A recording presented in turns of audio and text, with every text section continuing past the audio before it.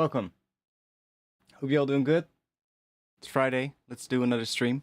Welcome. I know that I said in the previous streams that I was gonna do feedback on the first Friday of the month, but I know it's the it would have been the second feedback stream in a really long time that I'm gonna do. But honestly, I feel like producing today.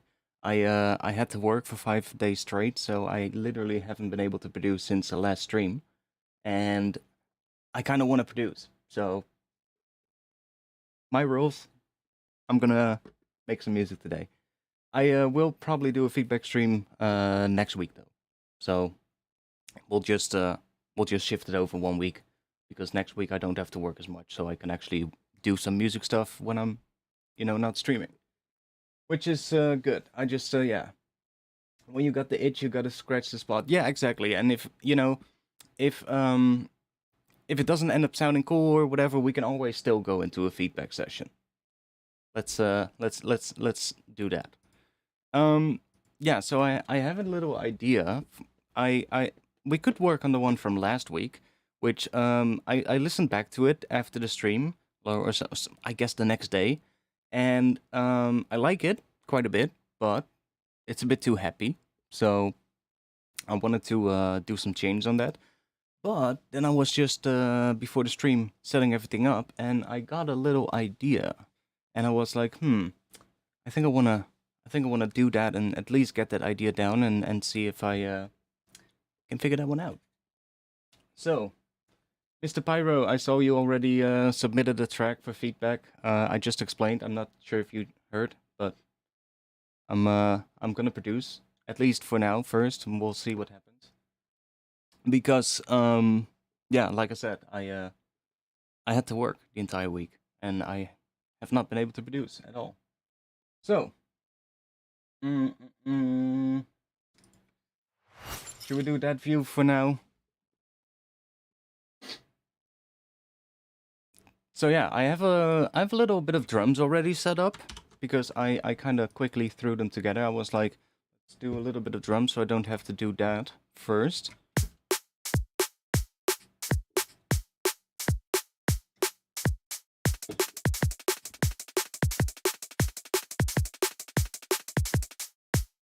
So a little could be sort of like an A and a B section, I guess.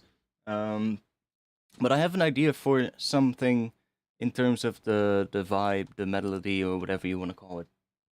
And I'm not entirely sure what we're gonna make it with, but let's just open up a synth. Or should we open up a piano first? That might be good.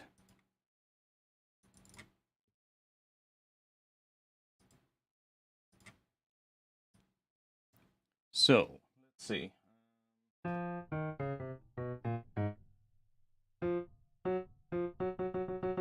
F sharp. So, what I was thinking of, I guess it's an F sharp major, or no, F sharp harmonic minor then, is basically a descending pattern that goes like.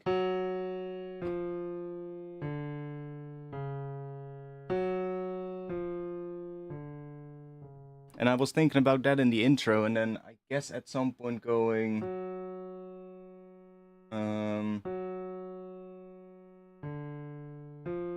And then ending on that on the end of the build or something, and then going into a drop that obviously, I guess, does something with those patterns as well. I was thinking in the drop maybe do that descending pattern here with like a Reese maybe, and then here we could just do some rhythmic F sharp bits or something, which I think is the root note of that whatever I played. Should we just put those notes in?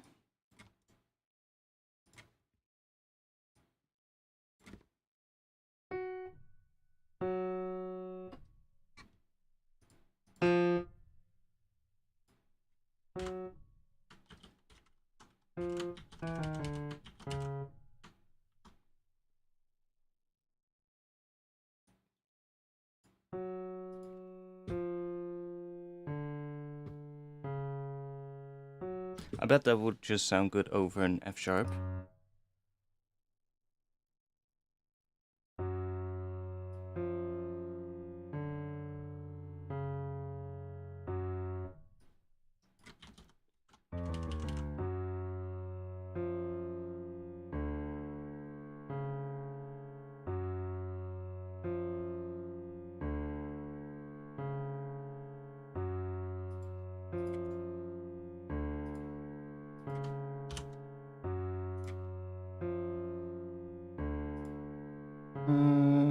Oh yeah, I have a whole folder of yeah, I think I'm gonna drop them on Patreon. I made a folder of like, yeah, what is it? A bunch of pad samples and stuff. I all made them with Omnisphere, most of them at least. But there's some pretty cool ones. And what if we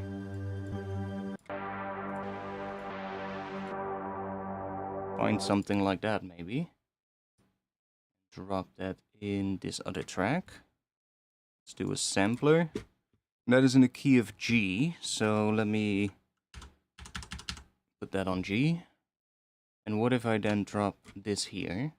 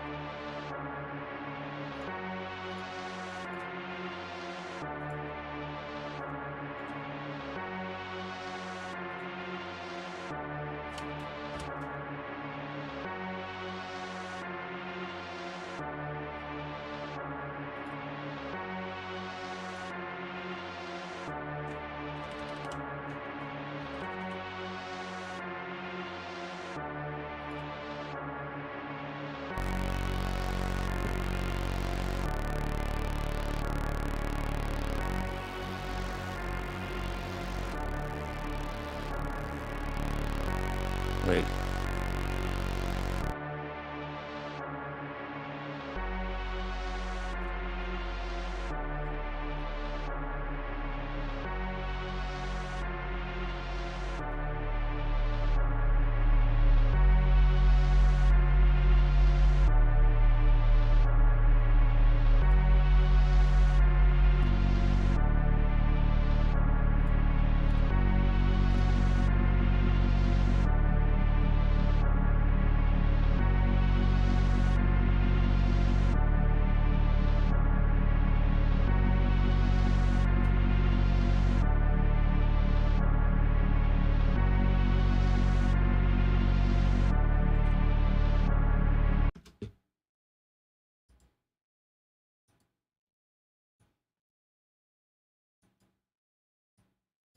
Let's quickly check with some drums.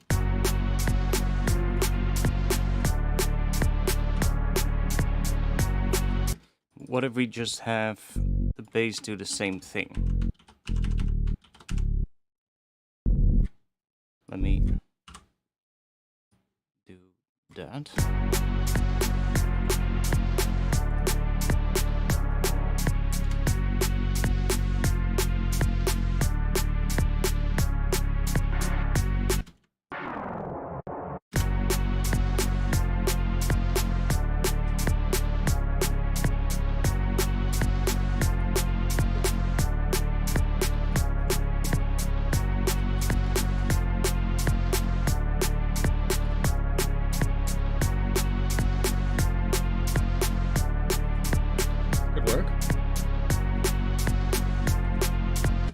I'm thinking about what kind of an intro we're gonna do. Okay,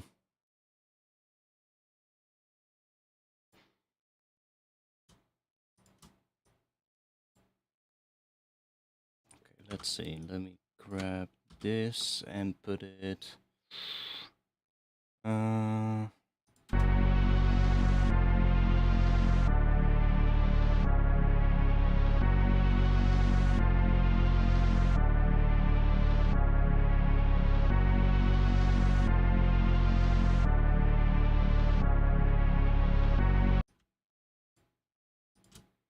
So what if I make these come in? Come on. Yo. What? Why can I not drag these to another place? What? Guys, my Ableton is broken. Okay, wait a moment. One moment. Let me paste the drums back before anything happens. What the hell? Ableton is drunk. Okay, let's save. Let me quickly do this. I'll just quickly reboot Ableton because that's weird.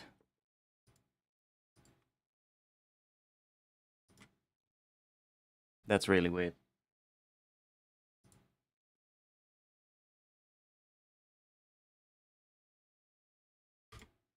There we go.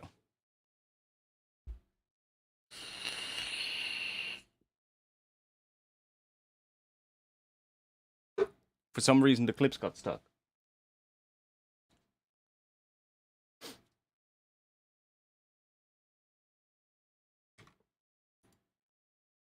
Okay, come on. Open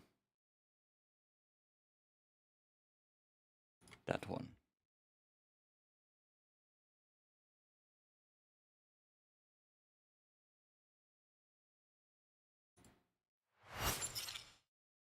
There we go.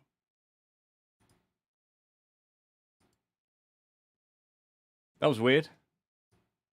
Yeah, now it works again. Okay, so what if we make the the heavier bits come in here? And then in front of it we're gonna have something, I guess, less big with the same kind of pattern. We can introduce that pattern right here. And then we're gonna have, I don't know, some drums here maybe. Some like very more like percussive kind of things to kind of introduce everything. And then I guess here at the end, we're going to have the end of the build go into a drop or something. Let's just say drop will be somewhere there.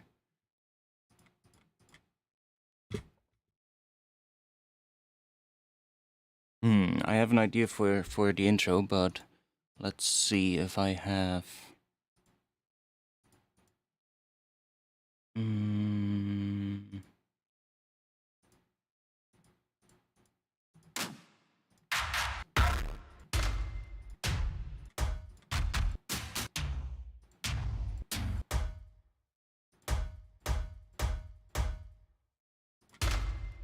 Do we have loops? Something that I can chop up? I need something with like some subtle cinematic percussion. That's what I need. Textural loops? Maybe. That's all. See, that's too heavy already. Needs to be... I mean, I can make it. If I...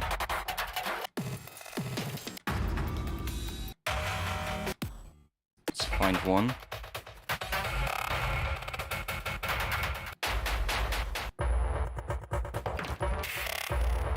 It has a lot of fucking shit in it, so let's just drop this in here and do beat warping mode. Let's try transients and let's do one shot. Bring this down. Let's see what we get.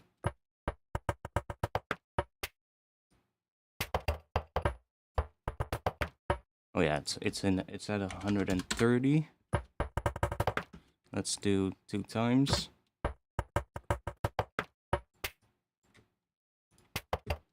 What can we throw on it? Vocoder?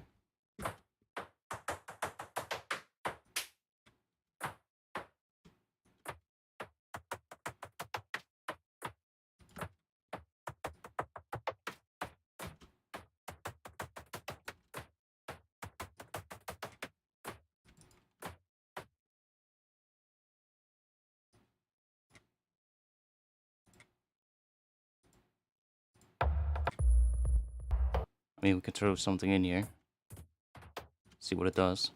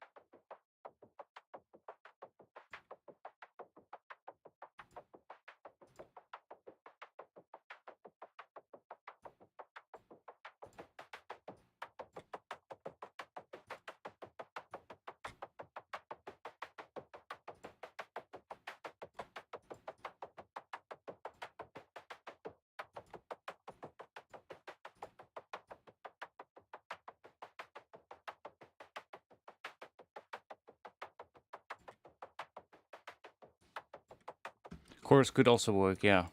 Maybe.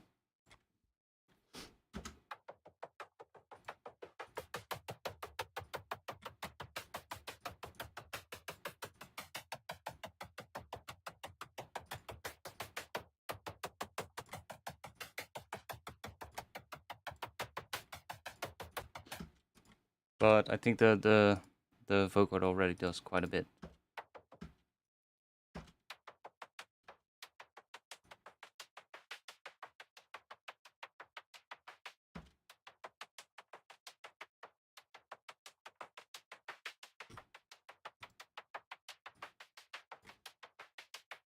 I'm just seeing if I can make some interesting sounds out of this.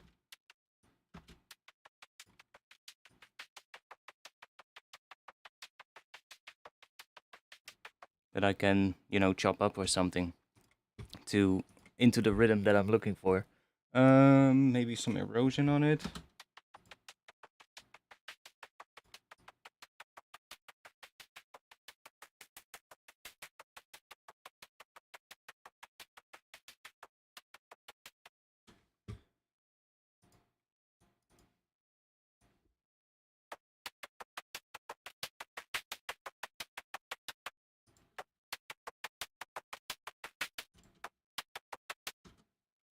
Okay, that works quite well. Let's do a little side EQ, just so that we have only low end in this in the mids.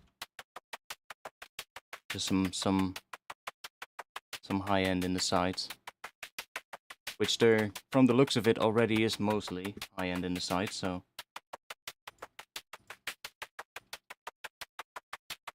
because I'm not really seeing.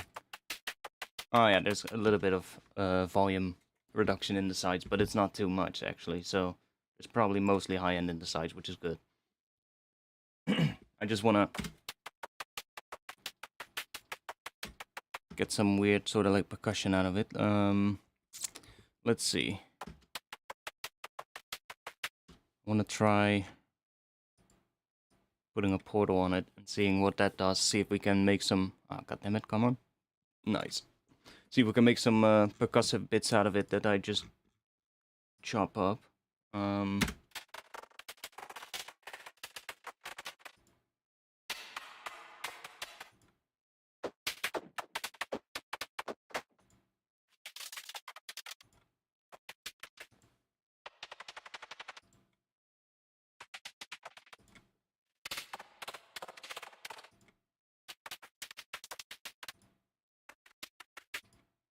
I mean, we could already chop it up, I guess.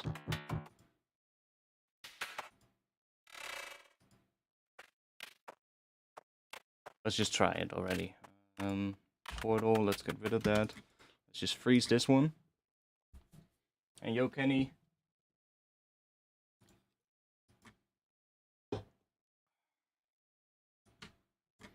Just chuck that on there.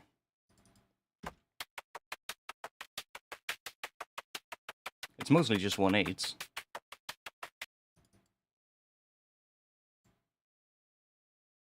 I guess that's fine.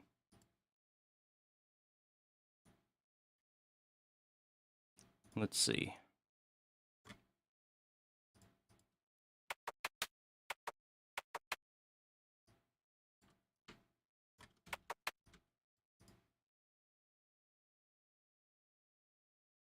I also need some kind of a low sound. Let me find that first, because I know roughly what rhythm I want to do with that. Probably I can find one in here. These are some really old drums, but toms.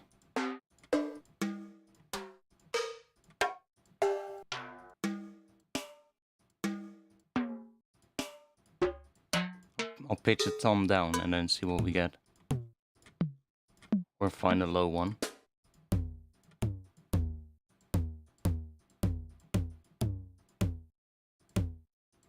That one's kind of cool.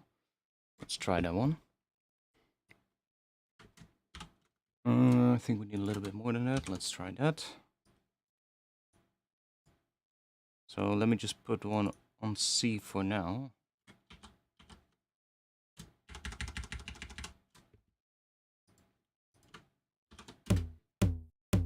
so we can tune it roughly.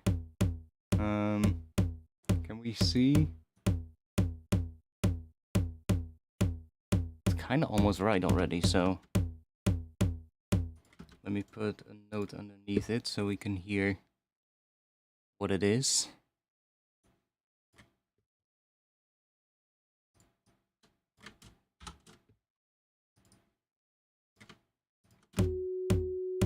Ah.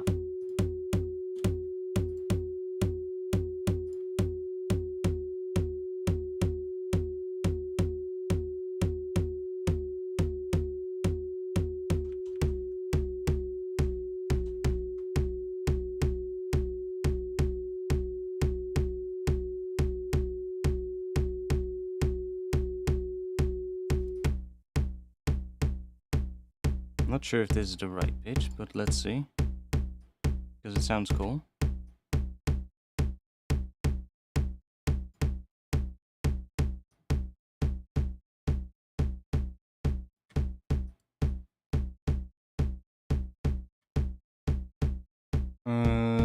Low pass. I mean, we have a low pass here as well, but whatever.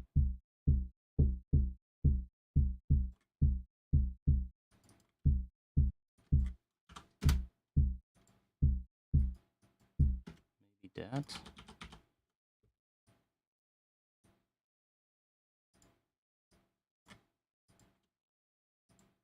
Okay, let's see. We can.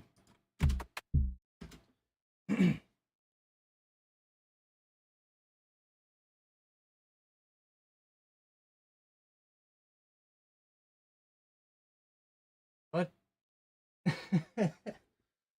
Maybe a chat would help? What? With who?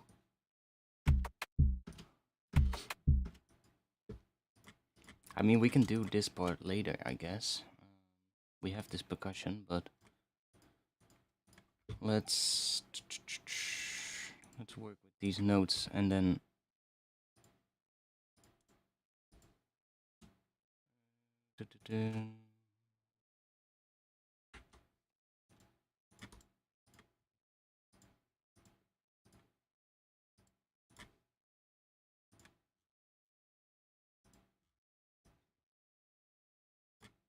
so right here in this area I want this pattern to come in.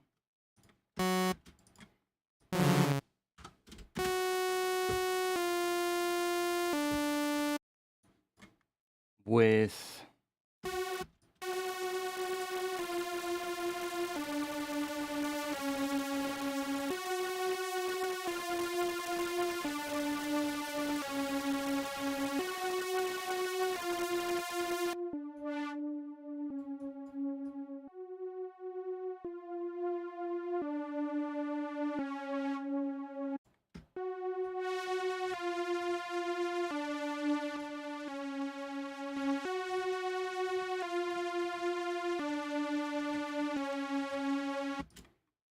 and then underneath it we already had a bass, so let me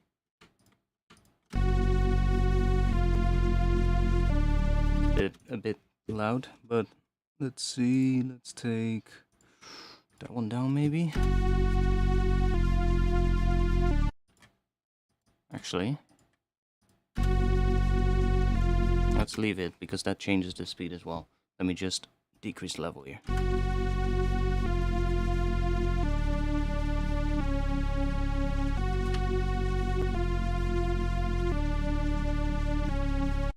That serum is doing some phasing every now and then as well. Maybe if I switch it to 7, we don't get that.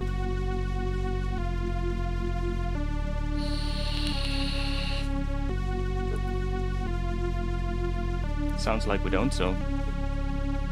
Well, still we get, but it doesn't matter. And let's put this here. Wait, maybe we can use it to layer it.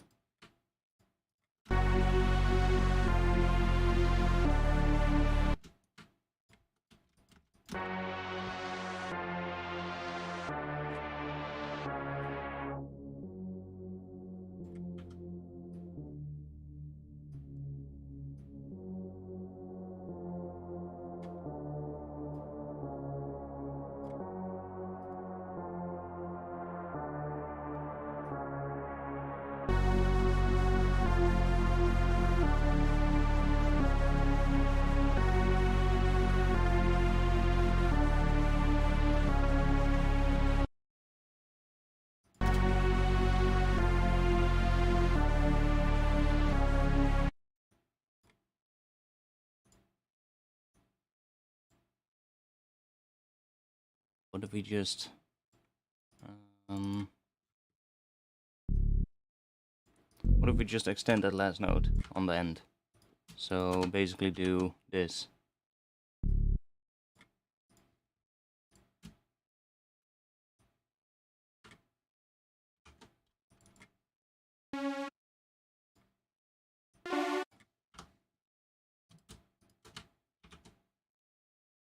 Oh, let me do that.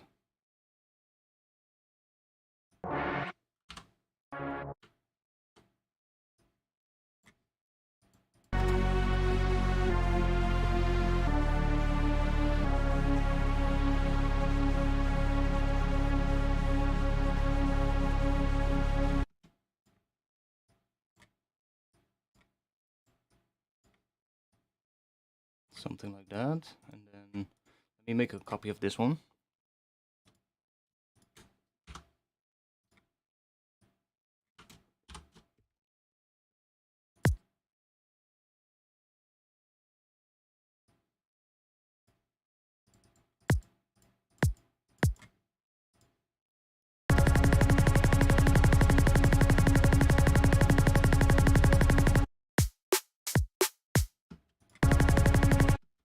And let's group this one, and let's set the fade in to macro 1.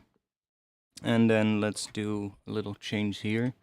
Set this to 0.1, which is the value it is currently set to, so that's the lowest it will go to, and then the highest. We only need a little bit, so 0. maybe 1 millisecond, something like that. Maybe a little more, but yeah, more. 10. That's better. Let's do 20. Maybe even more. Let's try 40. Yeah, nice. So we have like... and we can basically bring the transient in. Okay, probably a stupid question. I'll try again. I have no clue what you're talking about. Why I'm...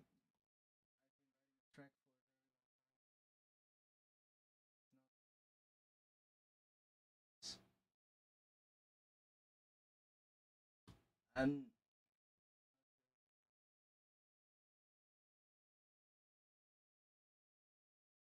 get it, but why would that be a thing right now to say? Literally just getting started with this thing that I said I have an idea for.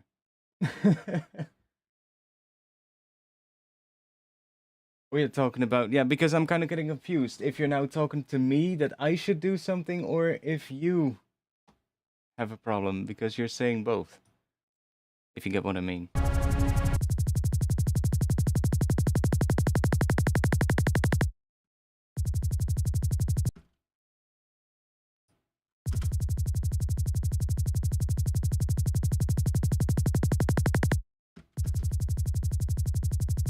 Okay, that could work like that, and then we can do a little auto filter on it as well.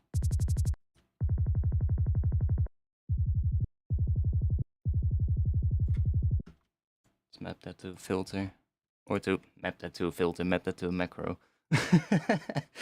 We can do a bit like that maybe, so it just goes up a little.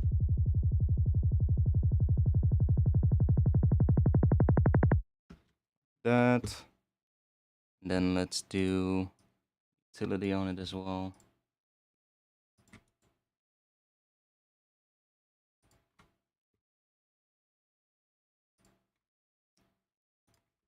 It's gonna go from nothing to 0.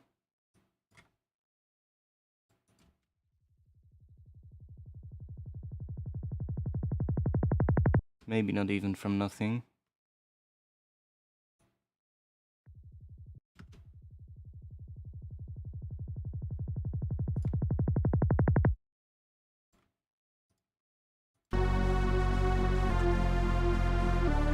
Obviously this whole synth has to change. It's just a freaking detuned sol, but it's just to get the idea.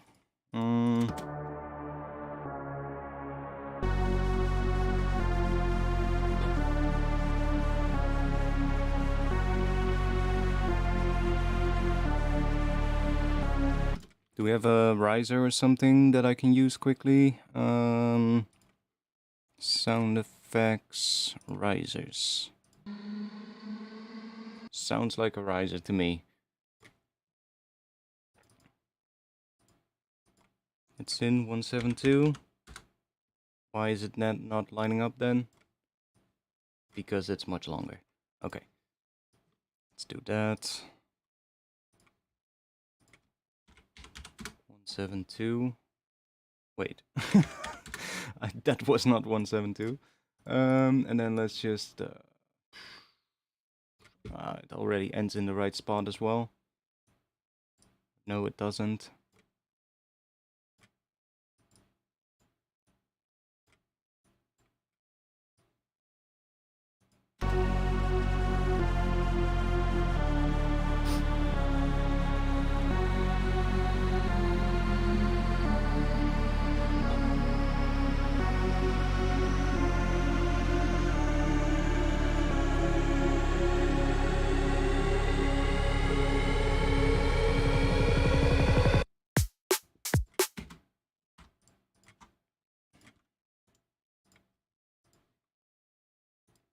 So, for the drop, I think the first section we need a Reese. And we're gonna work on everything later, but like right here. And that could do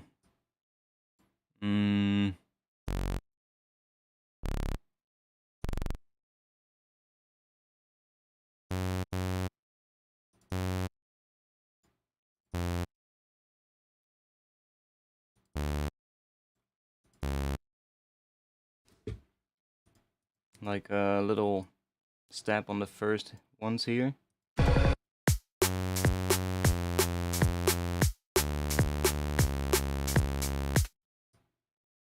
And here, we want to have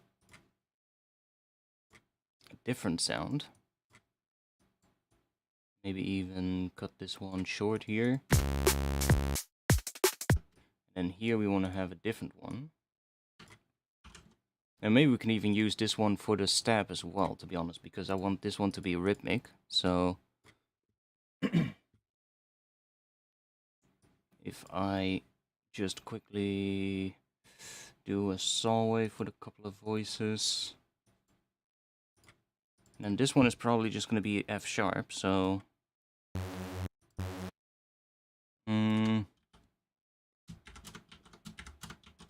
that pattern, I think.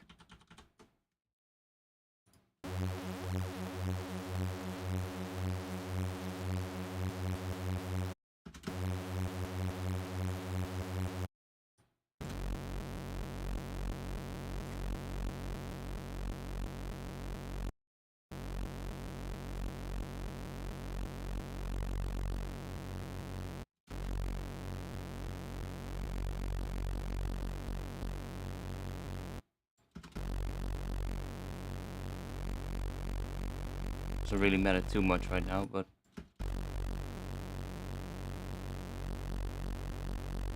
should do. Then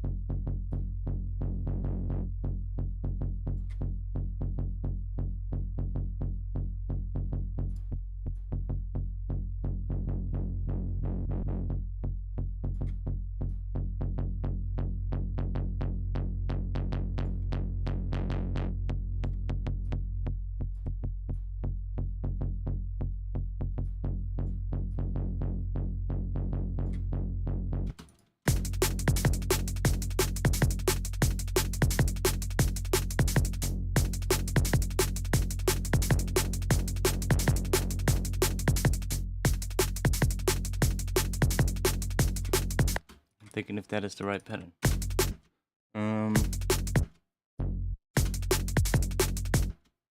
That might also be cool.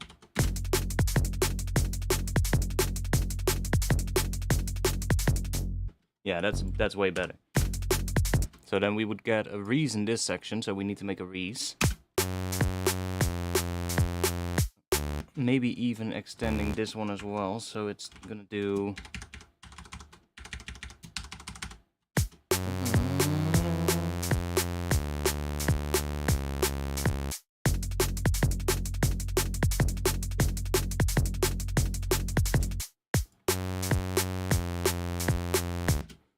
Okay, let's see. Reese.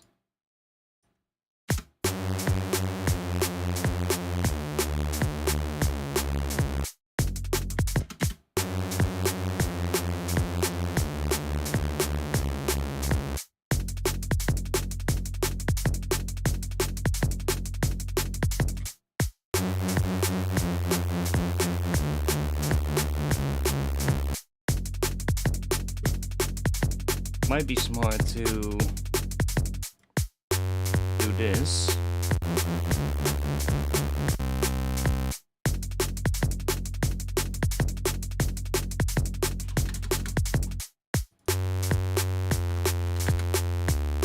So that we can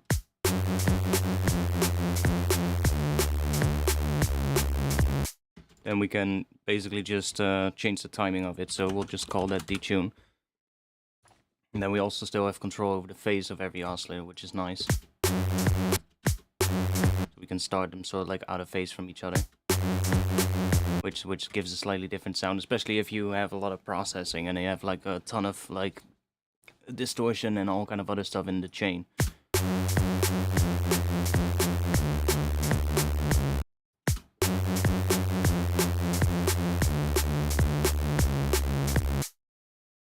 Yeah, I'm kind of feeling like it needs to go down during that section, so like...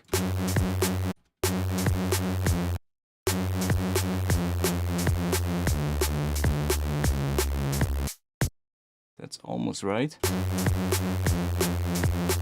That first one is good, and then...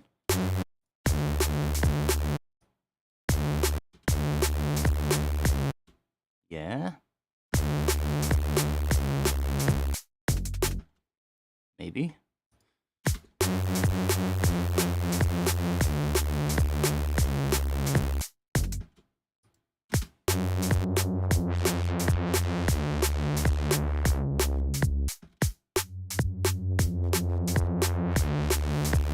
Might be better to do filter afterwards, after the distortion, I mean. So that it doesn't interact with that distortion itself.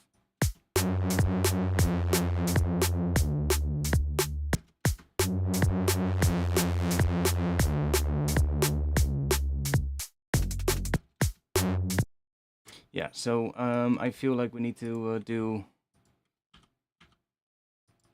like a pitch bend in it as well, so... Ooh, what if we... I'm gonna try something.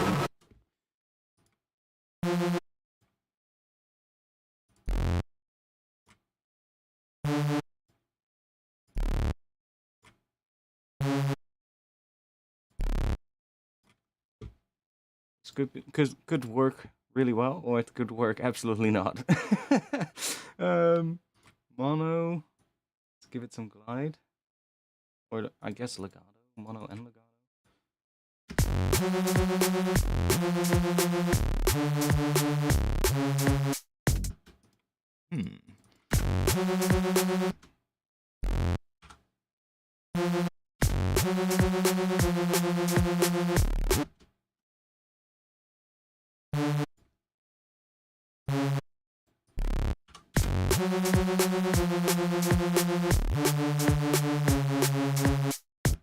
That could work.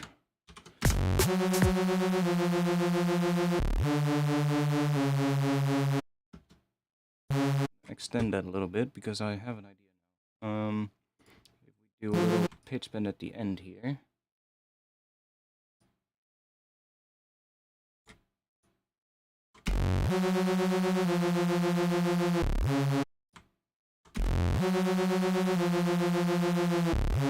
Oh, it's not working. Let's go into Serum. Nope, not that. Have that.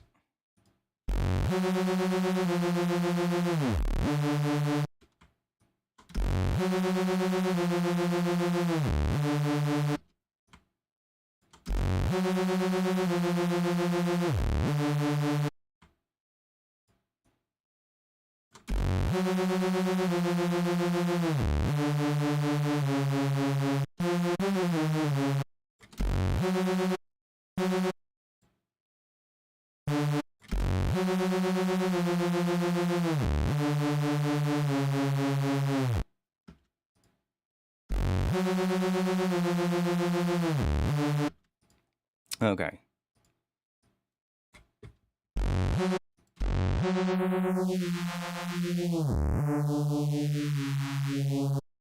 We're gonna have to do a lot of processing to this Reese to make it sound interesting, though.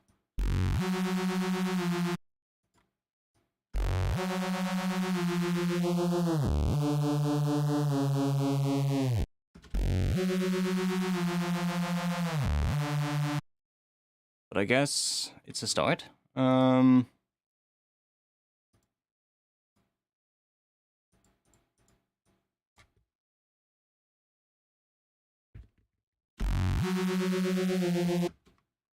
guess we can maybe throw some effects on it here. Like...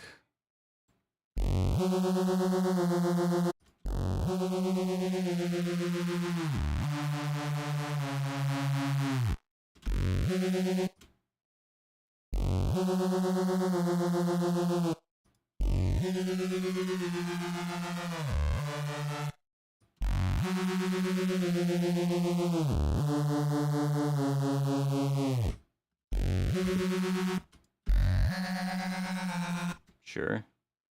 Just to give it some movement, let's do it at a bit of a different rate. Let's sync it.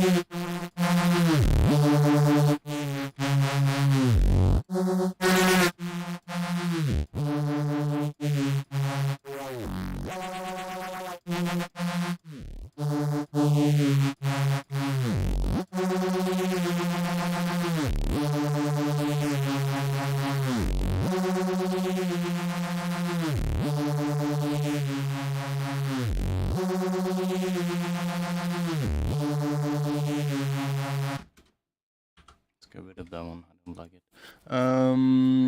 What can we put on it? Oh yeah, of course.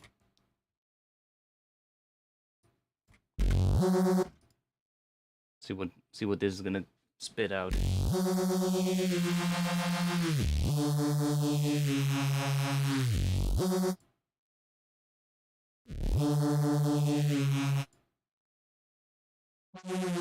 Not sure why switching presets is so slow for just thermal. In Portal it's less. In thermal it's just slow for some reason.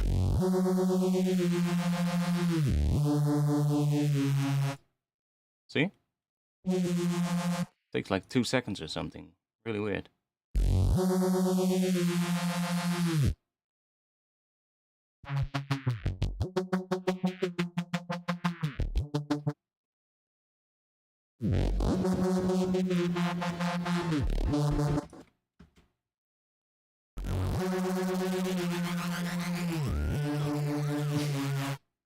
That's weird.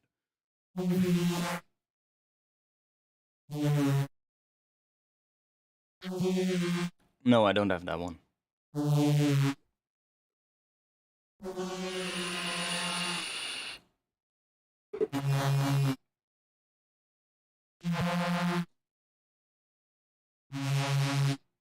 Come on, we want some nice distortion.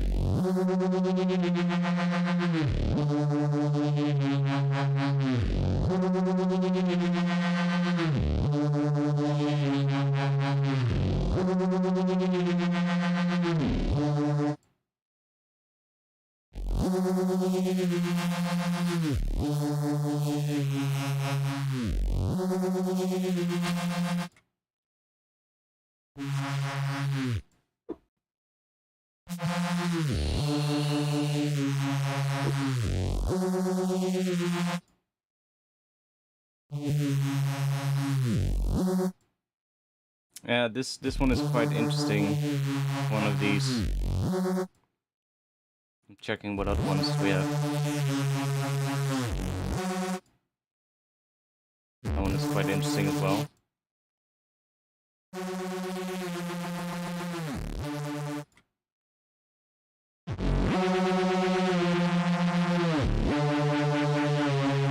Damn, maybe a bit much.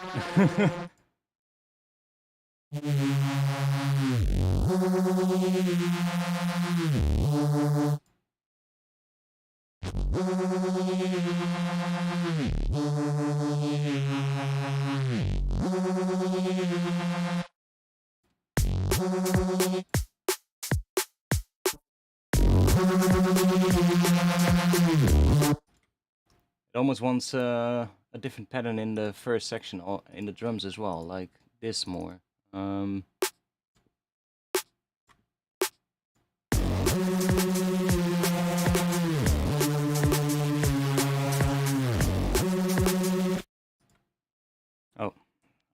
favorites section. What was the other one? It's called. Is it Shaker? No. Was it Sub Control?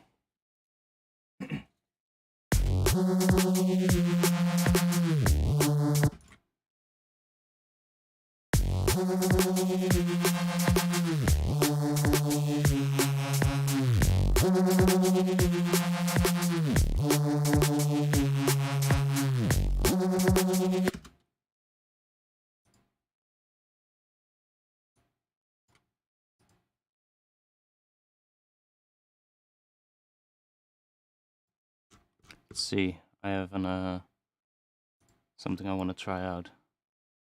Where is it? What was it called again? Yo. Which company was it?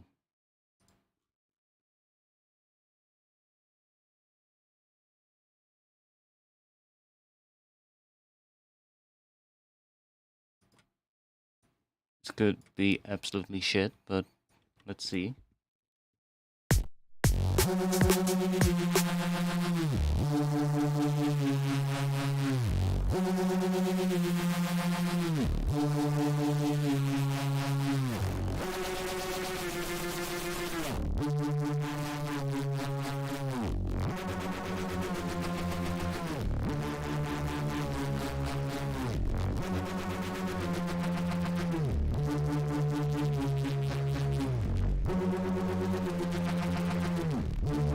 Ooh.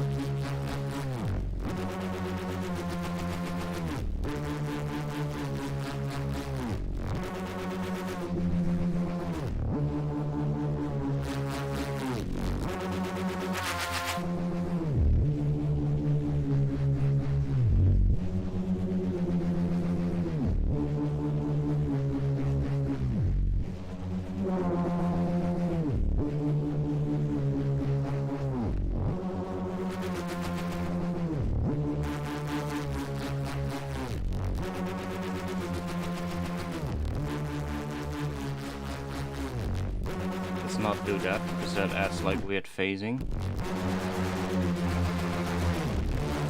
It becomes so dirty when we do this. I want to see what that sounds like without any of that. Let's turn some of these off. So let's try without these. Let's so that we just get, because isn't that like basically mono? Yeah, it should be. Unless thermal is doing some weird shit. So this adds yeah, it adds stereo width.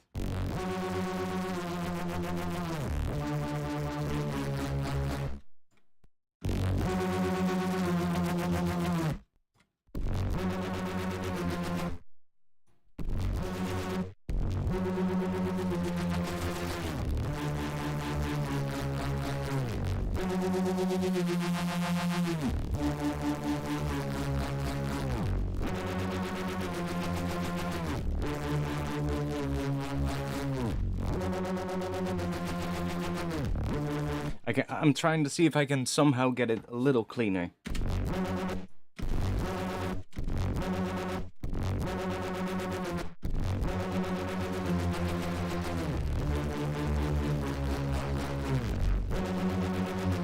Although it does sound fucking badass with like that. It's a bit, I don't know how to describe it.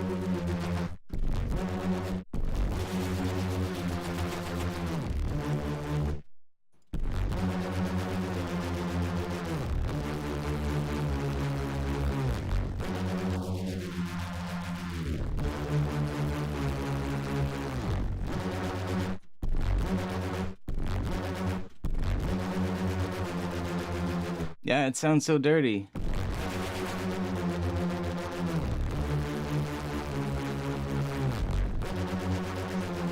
It's all over the place, but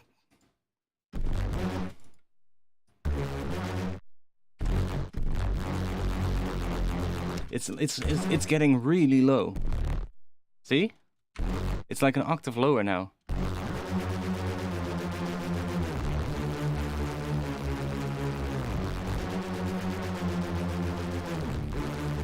It's like it gets just an octave lower when we do this.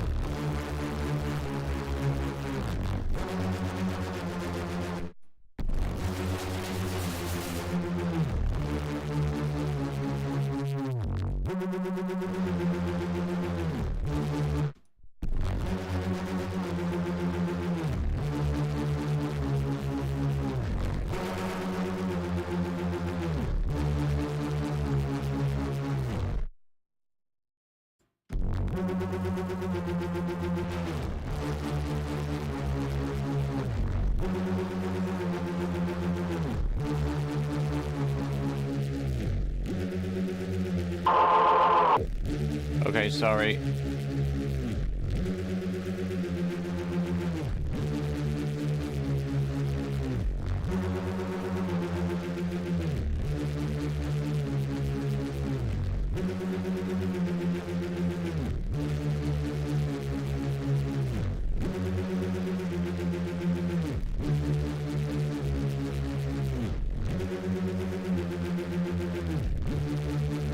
Ah, that sucks. A lot of that sound disappears in mono, though.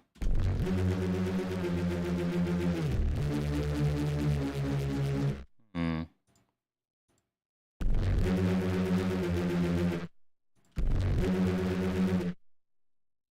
Good.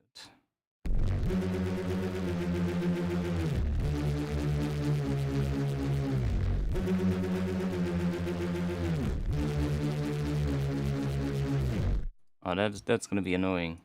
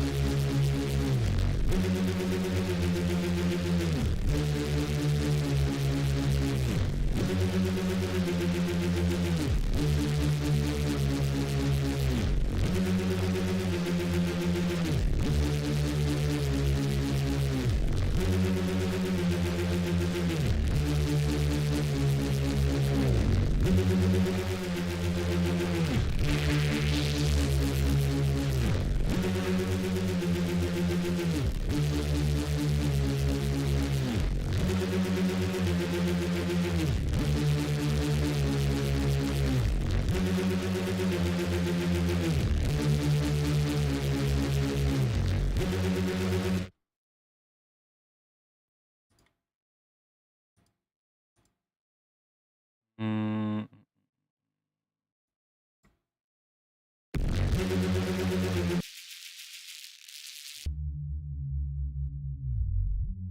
Yeah, I would definitely have to add a new sub, I think.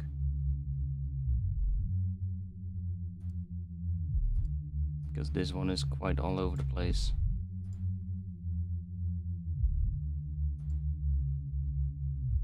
I mean, we can try.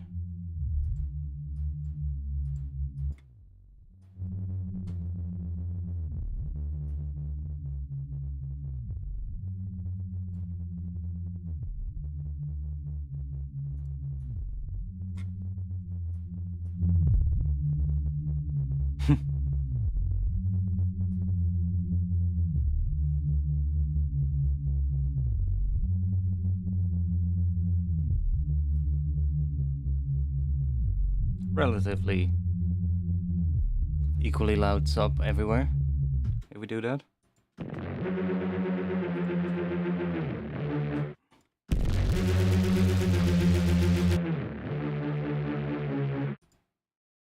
Mm.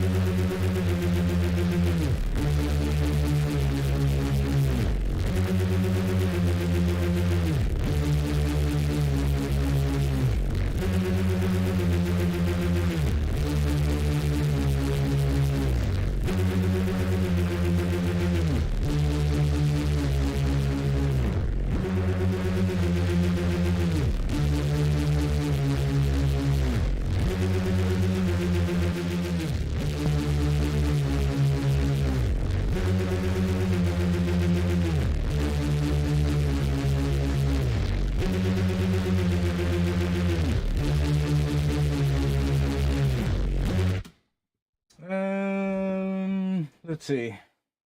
Oh, I forgot to look at the chat. Yeah, I know with thermal. I know.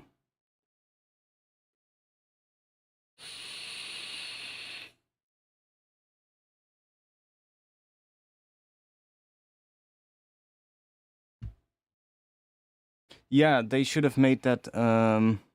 Yeah, I agree. Having this visible when you're in here would be pretty nice. I agree.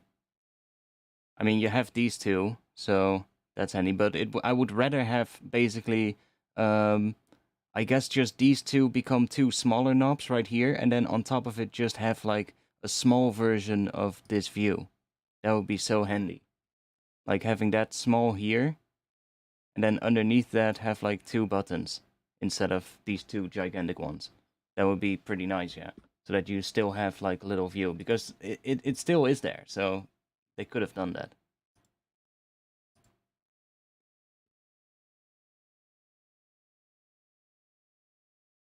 Small view if you expand the options. Yeah, exactly, like that. Like have this one right here when you're browsing the presets. That would be nice. Yeah, I agree. It's so fucking weird. At this, that first note is so goddamn low. What happens if I...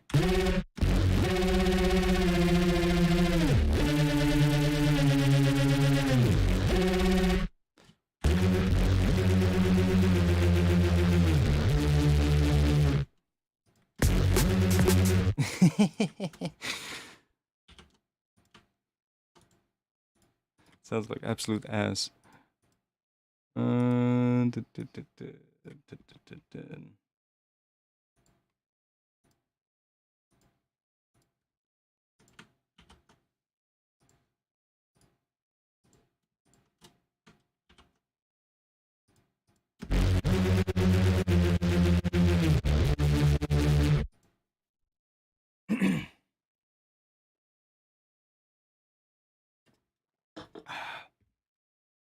Yeah, as much as I like the sound of that distortion, it's just so messy.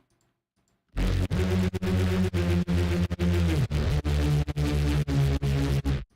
gonna be really hard to control. And really hard to get sounding right.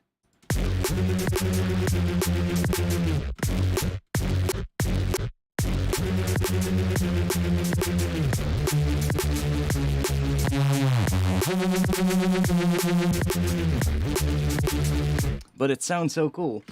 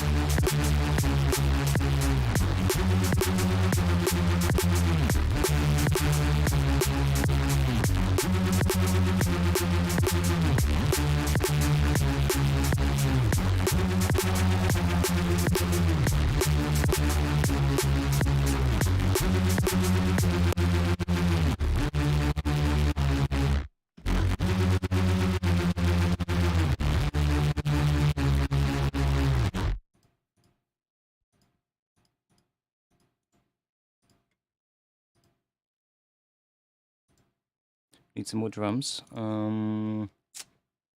Drums. Let's go for my trusty.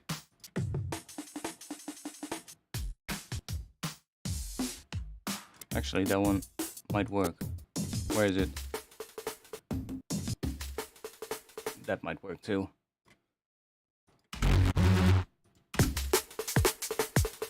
No, let's try the other one. Where is it?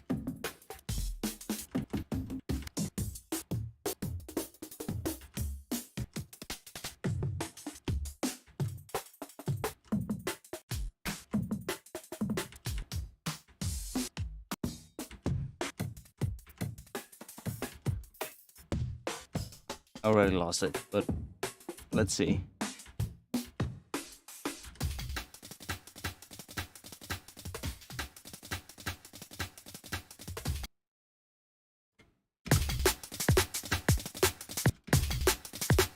We need something with like that kind of pattern so we can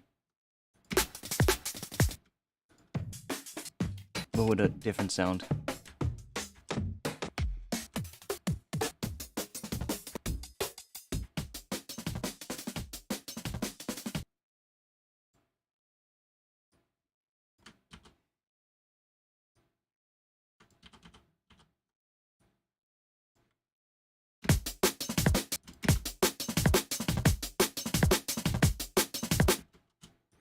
Yeah, we need a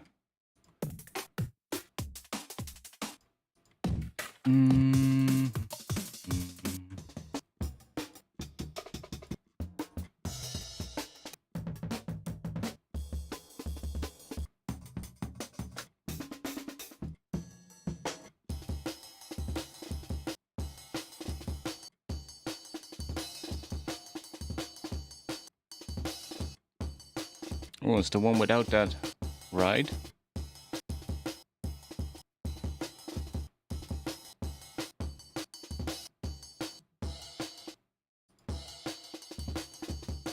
God damn it, why is there a ride in every single one of them? It's such a good break without that ride. Like, that ride is fine, but not during the entire tune. I would love to have this break without that ride. Like,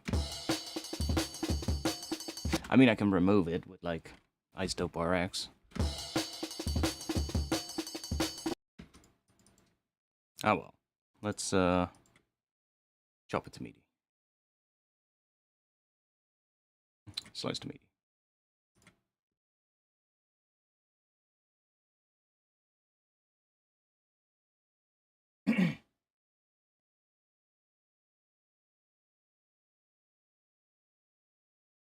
Yeah, I'm not sure yet if I'll use it with that distortion.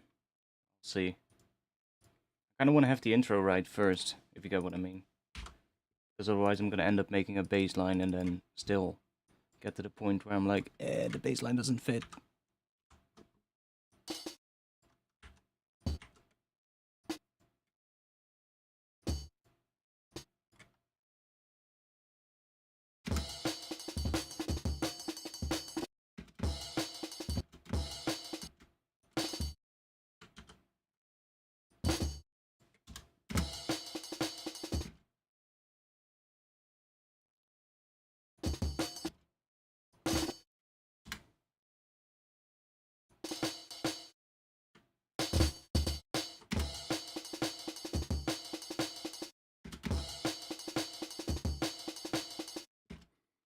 Let's see what Sooth can do on that.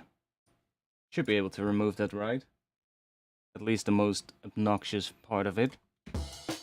Right there. It definitely already finds it.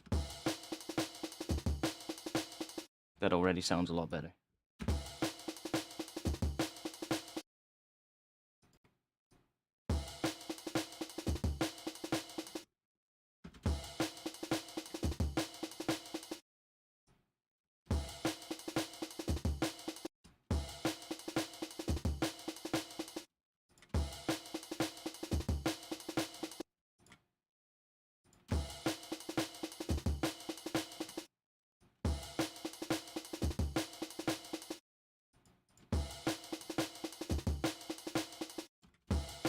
Like, yeah.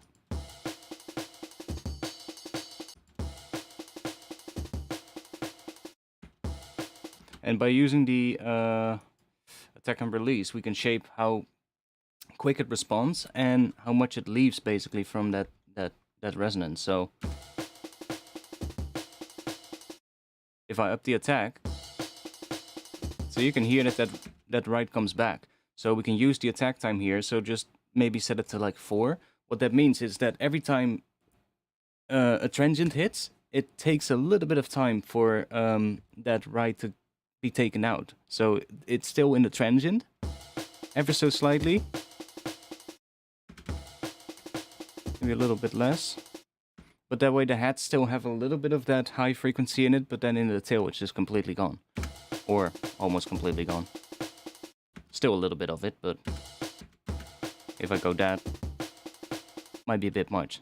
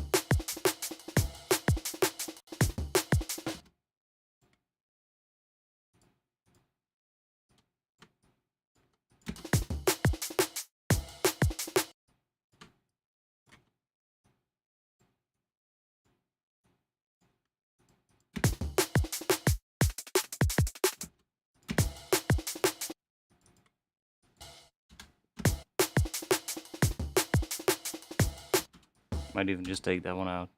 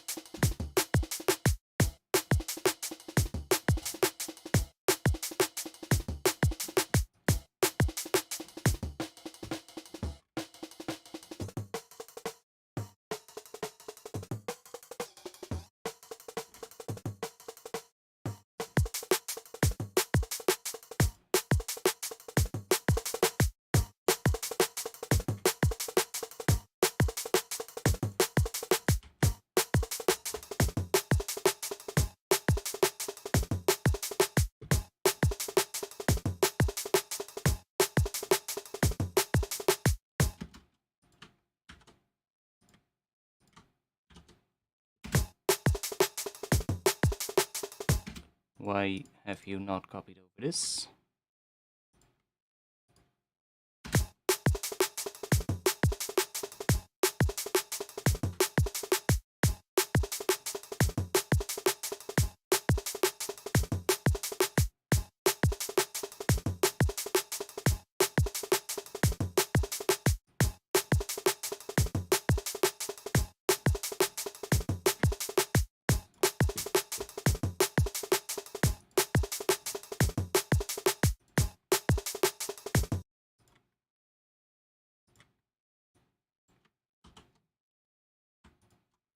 Okay, let's think. We have a bunch of parts now that we can use. Let's see. We want to build an intro. Let's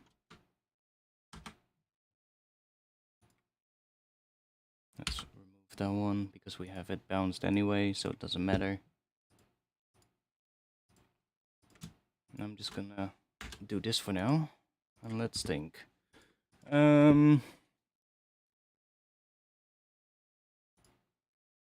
Pads.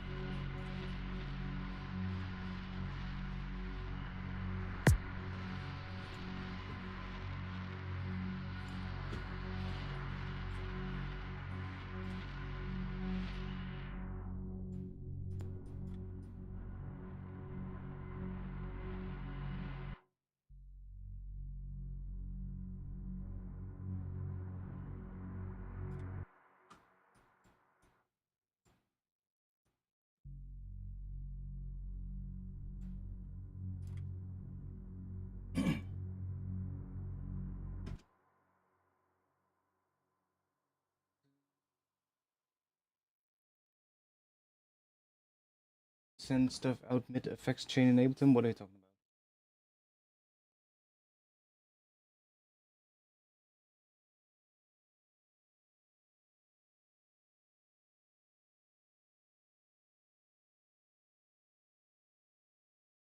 I mean, you can have racks, right? So I guess with a rack you could do that. If I catch what you mean correctly.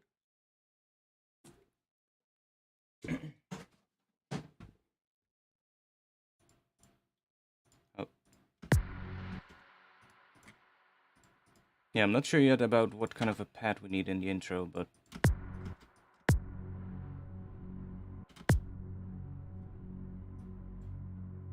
just gonna have something like that for now. Yeah, so that kind of thing needs to be introduced, this pattern.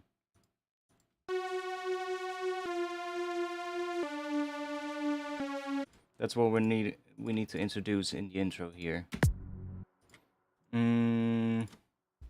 With what? That's the question.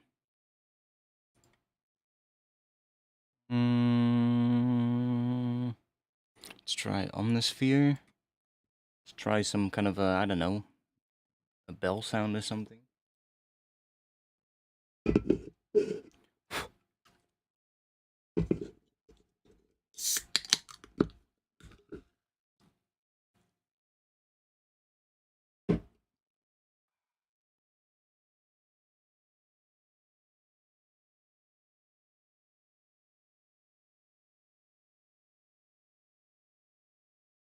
Come on, Omnisphere.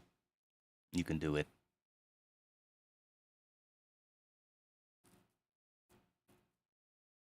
Always. Always it's so slow. But only the first time you load it. It's so weird.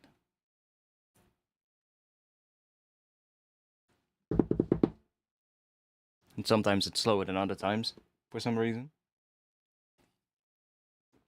There we go.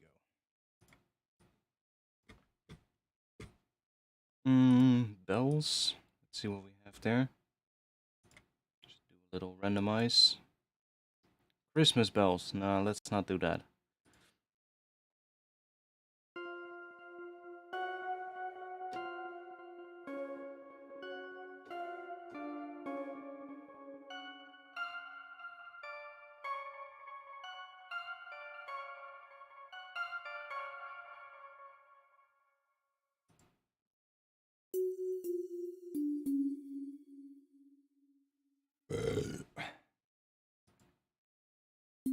Give me autoplay.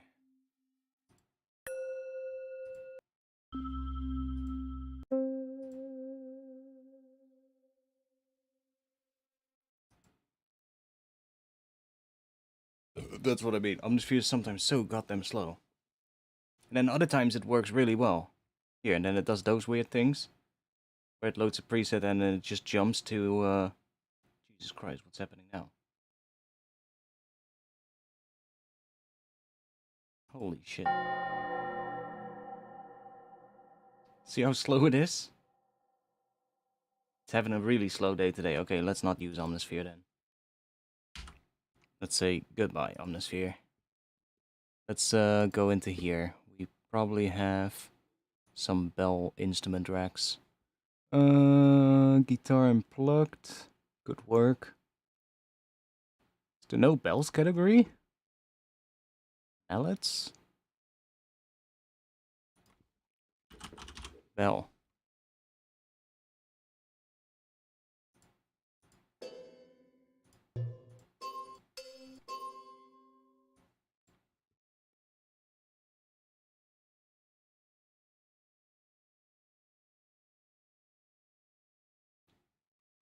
Oh yeah, of course. I don't know what's in that rack, so it's probably multi-sampled from the looks of it. That's why it took a little bit of time. Okay. Or my computer is just slow today, that's also an option. Kinda looks like it, because I clicked on this one and now it's loading that again. God damn it. Or is it not? Yeah, see? God damn it.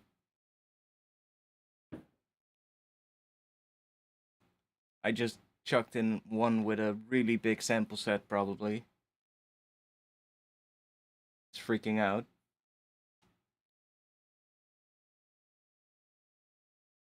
Oh, it was a corpus. Or no, is that a corpus? I think it is. Yeah, that's corpus. Ooh, is my... I don't think that'll work then, because this is set to 1024. I have to set 512 for corpus to work. I remember that.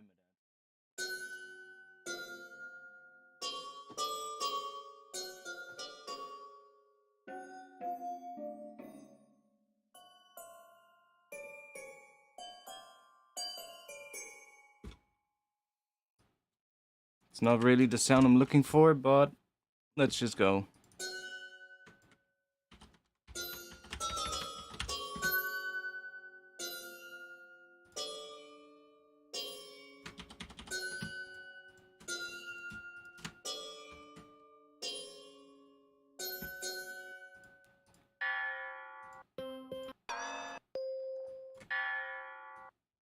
Let's try a different one. See, that one loaded a lot quicker. Probably just the sample set that was in that one patch.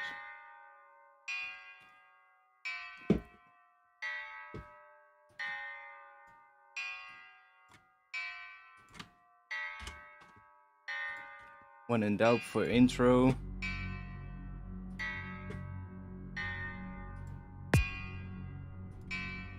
Let's add a Reese underneath it. Like a low pass one. That always works in an intro. Let's do it smart. Let's do this.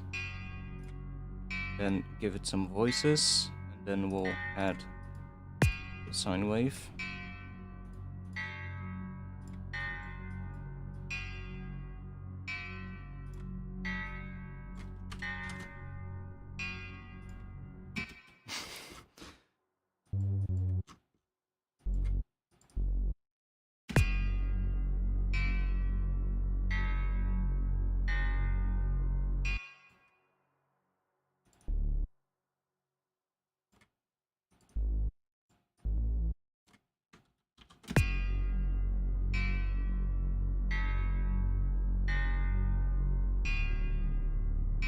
I mean, that doesn't work with that pad, so let's mute that pad for now.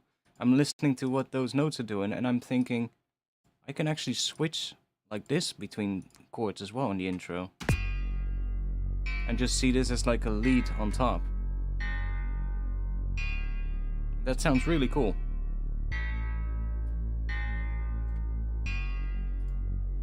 Just need some good sounds for this. Ooh, idea. Remember what we played around with last week? Or was it the week before? I think it was the week before. We're gonna have to do some cleaning up in this project at some point because we have so much shit that we're not gonna use probably. But let's do. Where are you? Playbox. Now I have an idea for this that could actually work. So we're gonna set up a little bit of a custom patch for this, but before we do that, let's put in...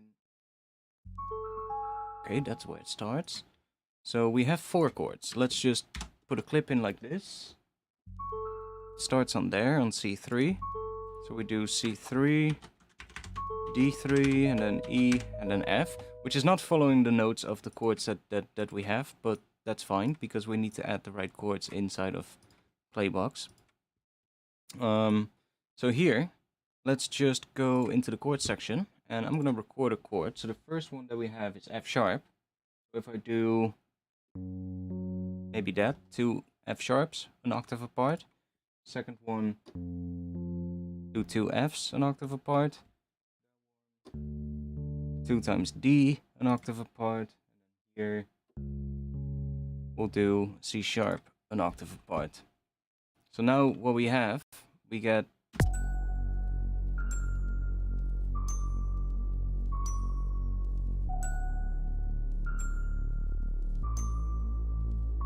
And already it starts sounding a lot more interesting. Let's go click random on the samples. Different one. Different one. And let's also do the effects different. See if we have one. Some weird shit like that. That could maybe work.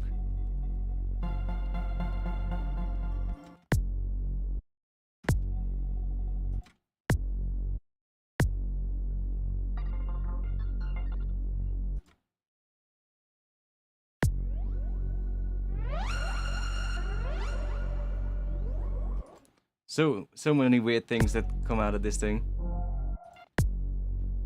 Let's look for some good samples first. That might be better.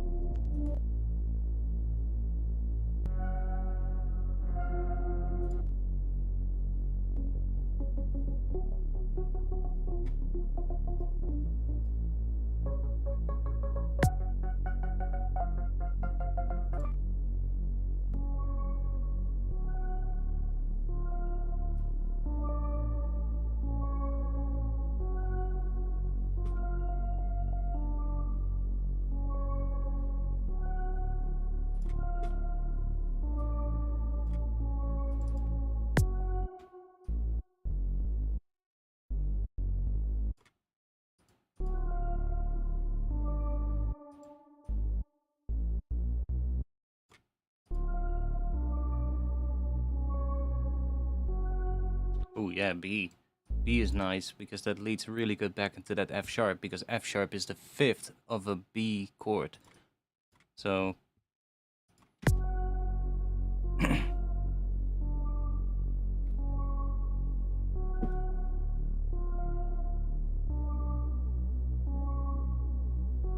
yeah, that's gonna work really well. Dun, dun, dun.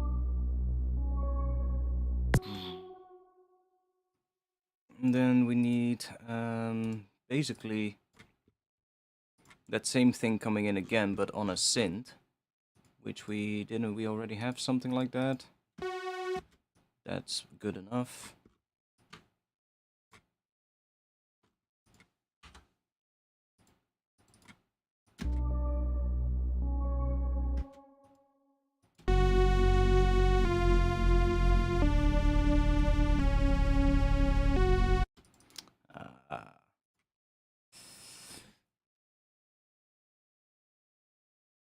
And then here we could maybe thinking how we're gonna do it with the synth. Like I could have the bass notes do this as well.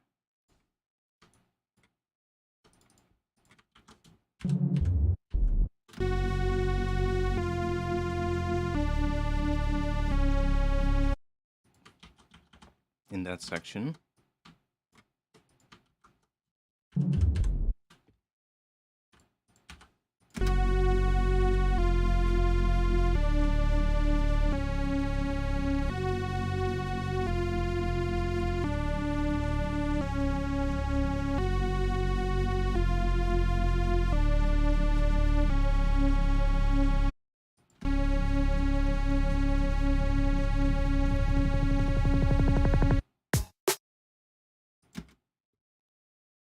Okay, some percussive stuff here.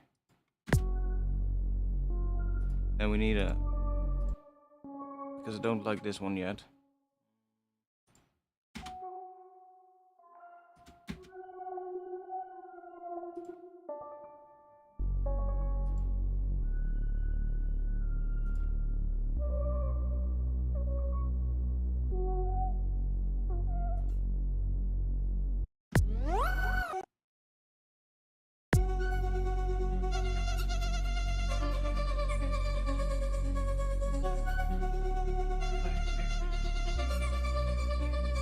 Kinda cool.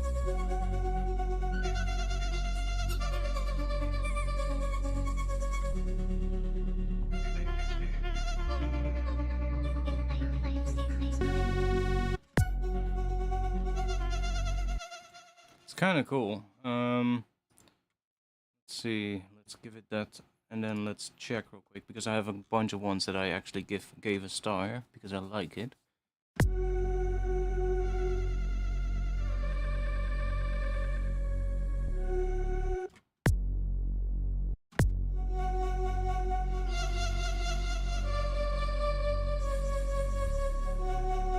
That one is also pretty cool.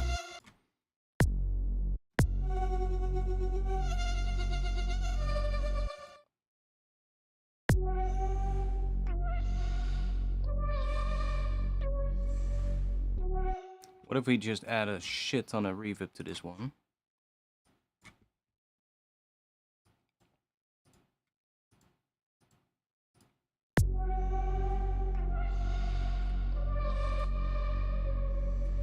Oh yeah, somebody told me about Vintage Verb and all the other Valhalla plugins that they have a lock function for the mix. I never knew, but if you click on mix, it locks it. And you can just go to another preset and it's locked. I never knew, but thanks to the person who told me it.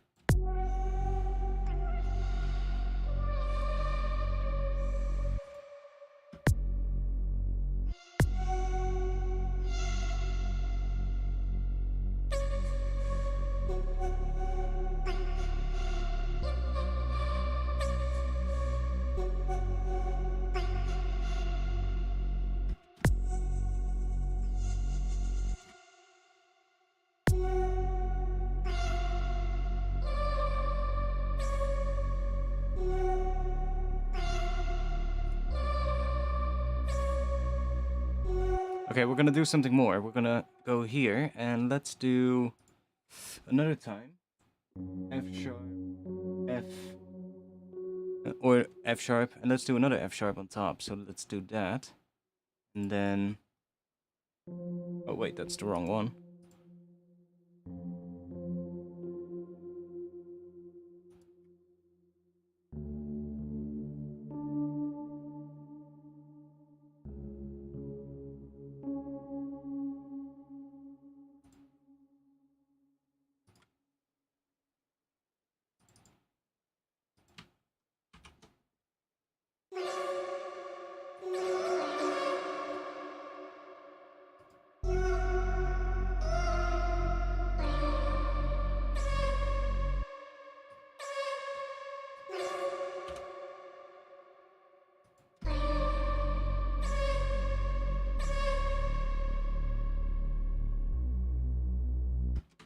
Oh wait, that is for at the end there. That could work there. But I want to see if we have the second half be different.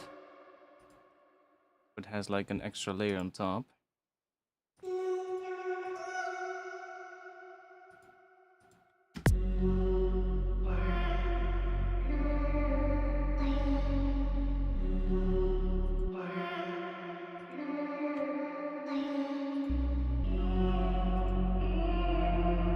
This one just sounds like ass. Let's go that.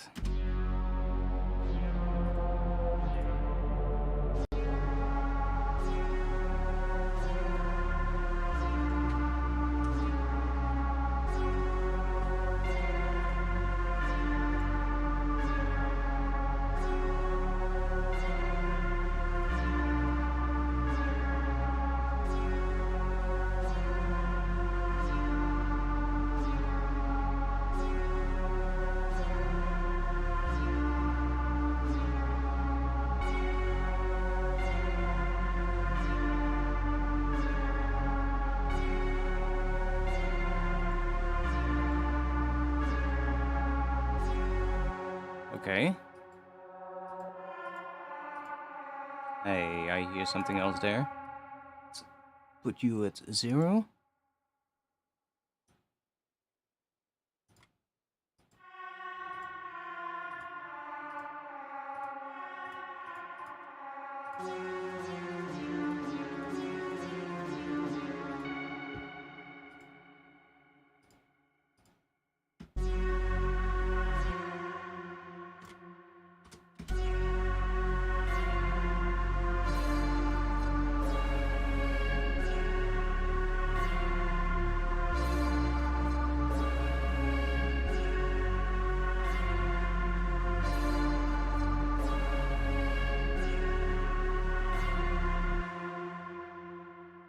Is there a way to do I really have to do it for all of them? That's annoying. Can I? Why didn't they just add a global volume control for the layers? That would be so good. Just so that I could hear it without this layer. I don't think there is. Is that? Oh, let's not do that. Oh, why is this one at the bottom? Weird. Yeah, so I could check it without that one layer. That would be so handy.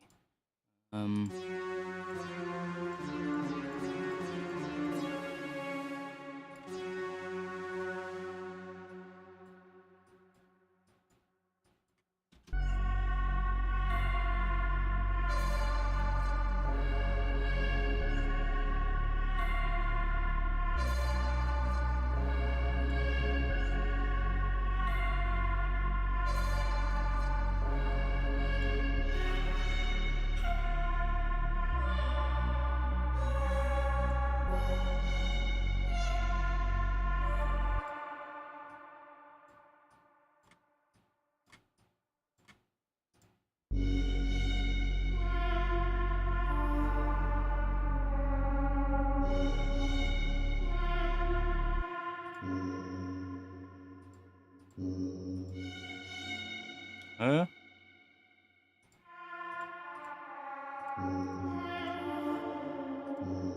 Why is it playing that one low? I think for some reason... Yeah, it's dropping that one down there. That's weird.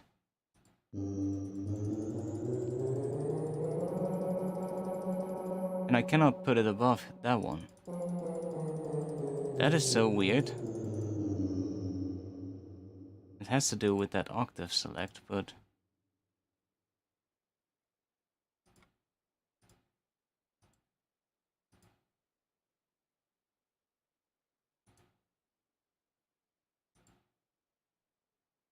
That's weird. Why are you doing that?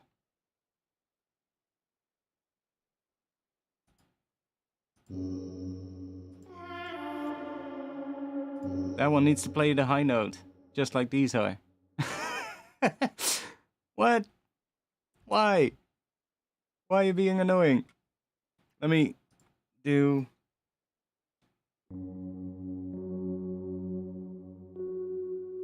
And again, see? It drops it down there.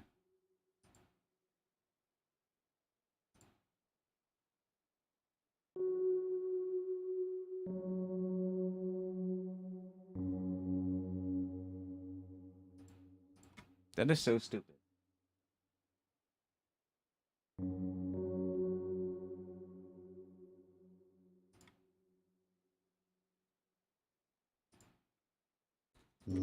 Why are you doing that? That makes no sense, because I've turned the auto octave off. I mean, I can do this.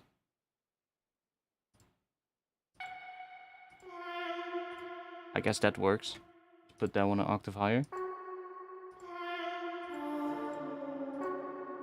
Still weird.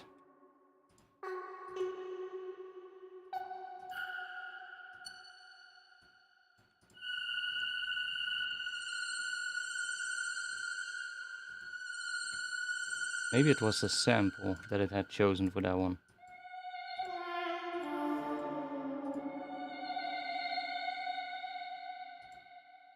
Hey, now it's fixed. See, it was probably the sample or something.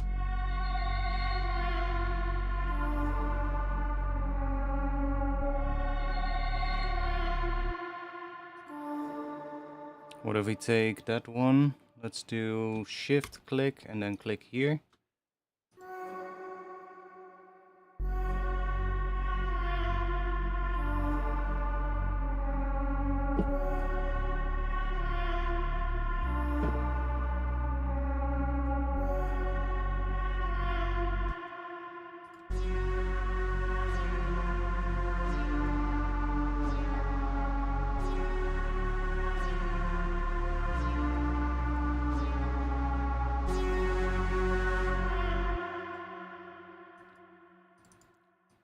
cannot do a double click to reset. That is annoying. That is annoying. Let's reset these. Let's see if we can find a bit less of an obnoxious sample for this layer.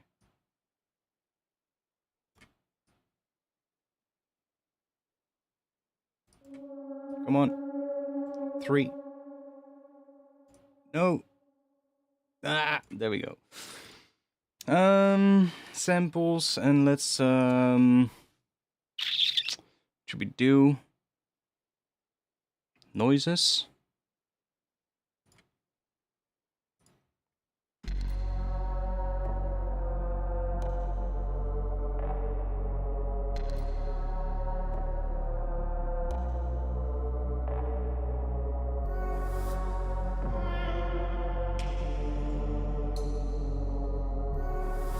Synths.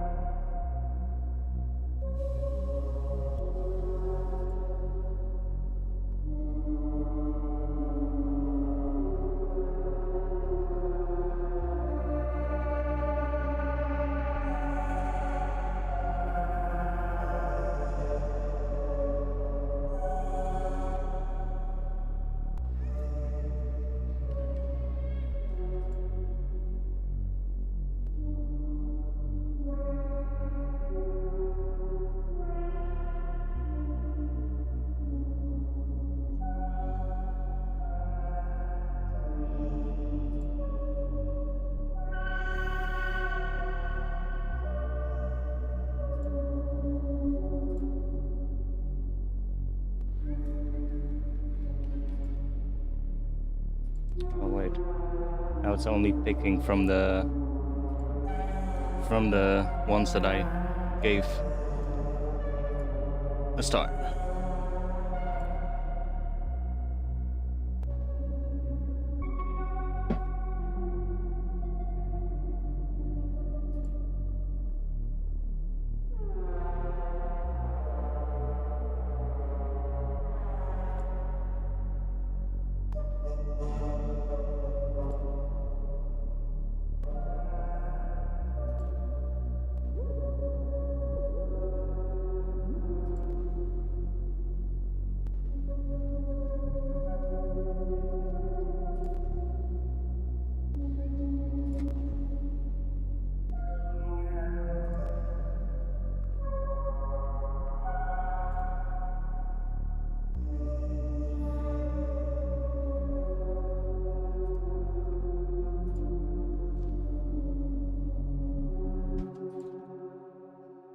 Yeah, make your own drums. That works.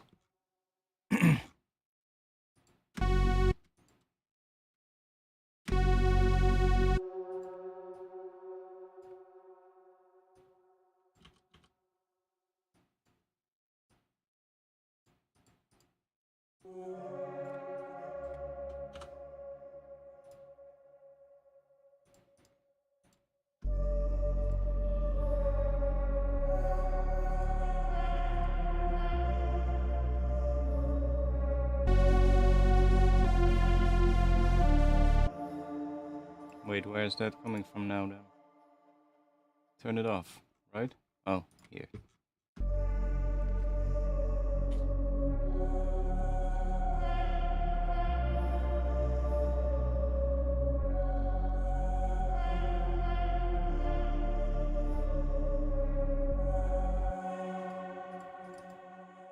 question is, what is the bass gonna do here?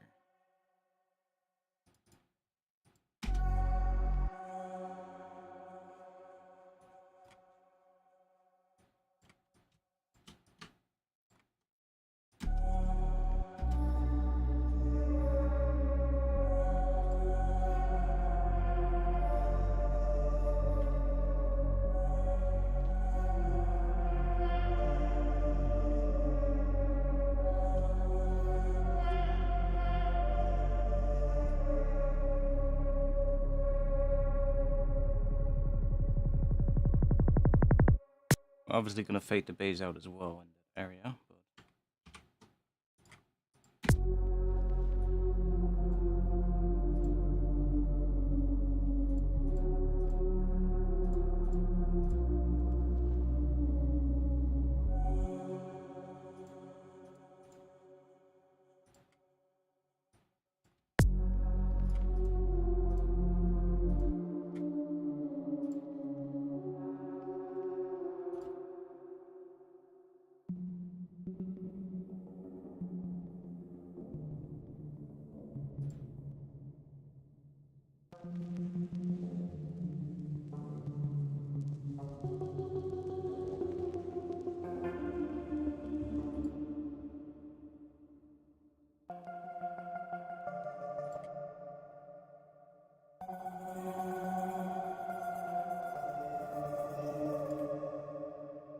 The grain ones are pretty cool.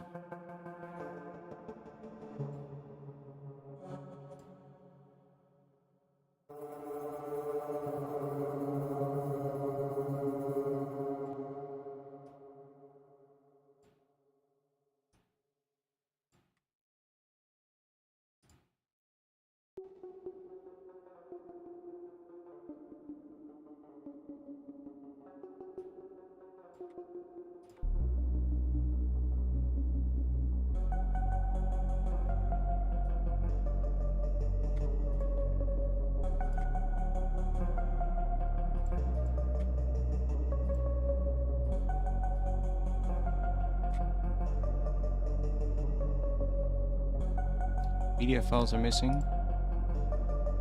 Oh. What? I think I saved my rack wrong. I made a rack for delays, but I think I saved it wrong. I should have... I bought this delay, which is a Max for Life device. And it's pretty cool, actually. It's called D-Delay, ASD Delay. It's actually pretty nice. Let me turn the reverb off so we can hear what it's doing. So it has like...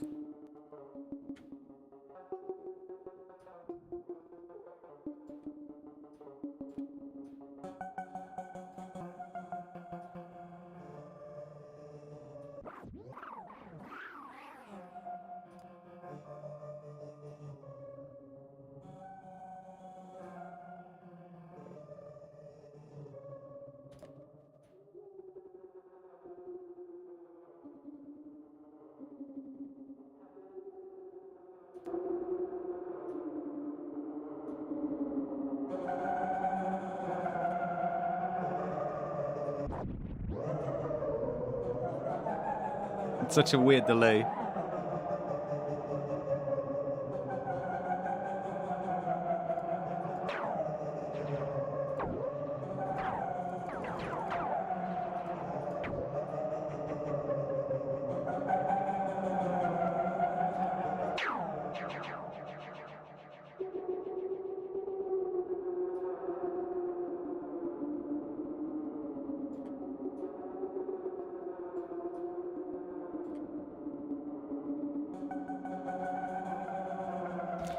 But not for this one. I need to piss. I'll be back in just a bit. Just let's grab something real quick for you guys.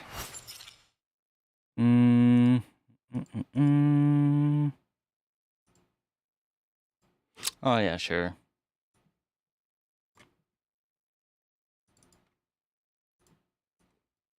I'll be back in just a little bit. and see if we can make something good out of it. So for now, I'll let you guys listen to this, and I'll be back in like a couple of minutes.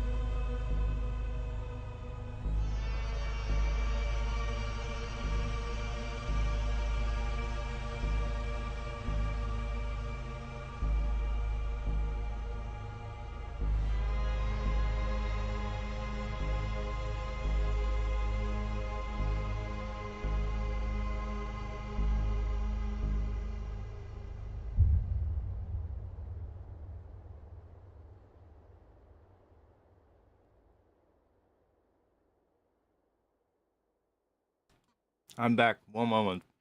I'm eating. Needed that right now.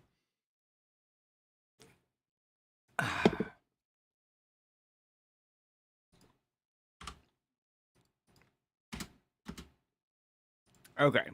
We'll do that view for now.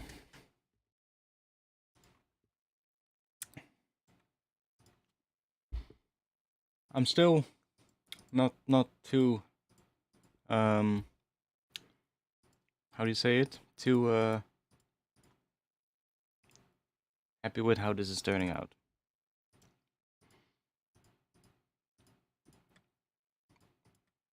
I need to find the one thing for that that pattern that works and that makes me go, ah yeah, and then from there I can basically get the tune going. We need something.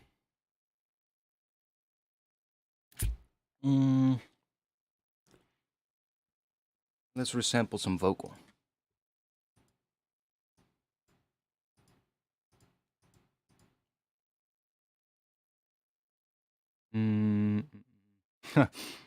Somebody's tune is still there that I checked earlier that he asked me to check. Where is it? Contact. I think I saved a bunch here.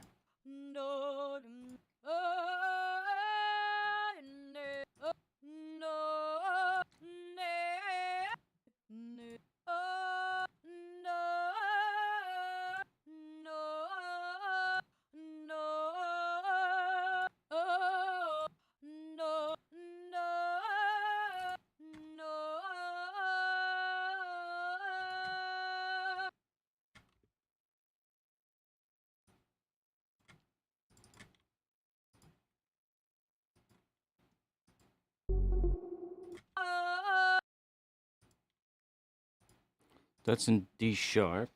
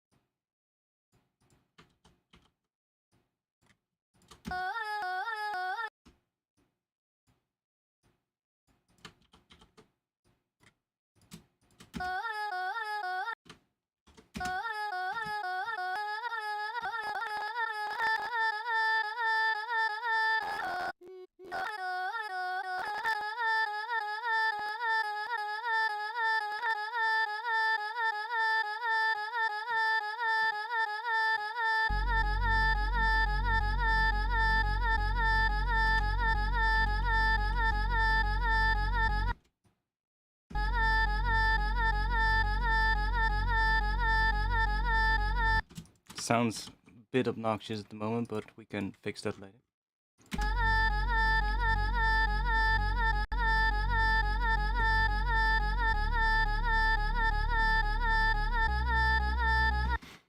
So what happens if we do a little change here?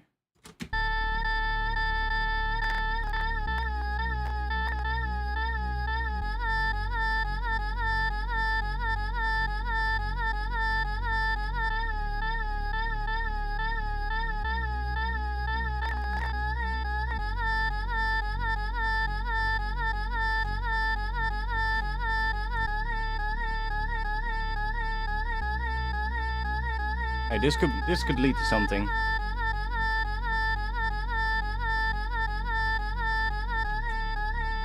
I like that one, but let's see what else we have in this sample. We have all the other samples as well, so...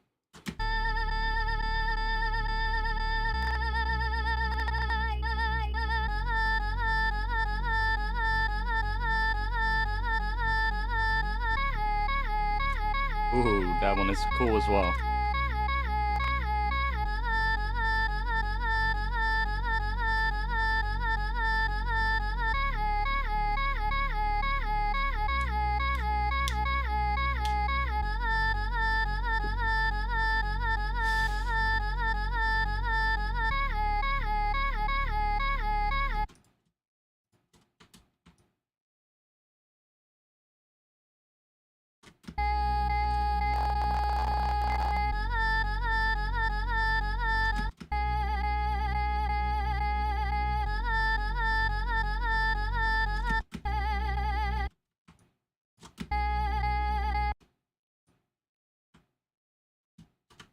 Yo, couldn't you replace that like that?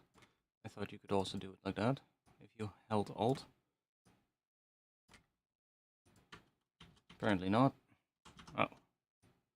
It's doing something weird. There we go. Just taking a different sample real quick to see if we can find something else in here.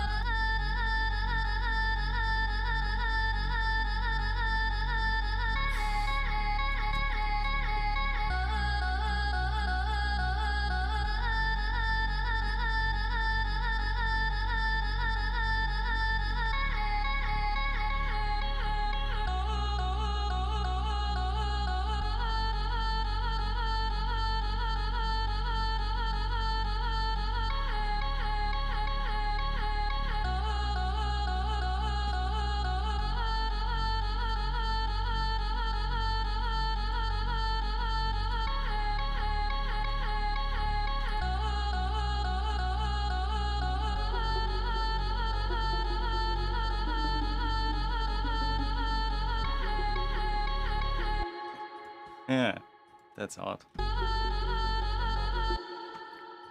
need to have something else to hear. I don't think it works with that other pattern. Which is interesting. Could be because of the pitches in that vocal.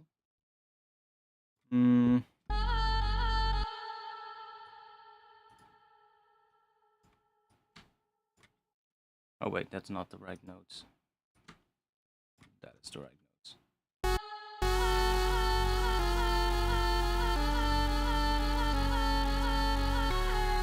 Oh no, it does work.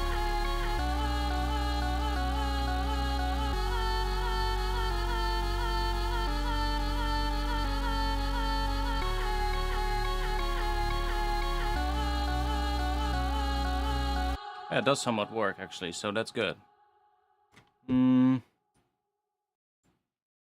Where is that gonna come in? Where are we gonna start with that?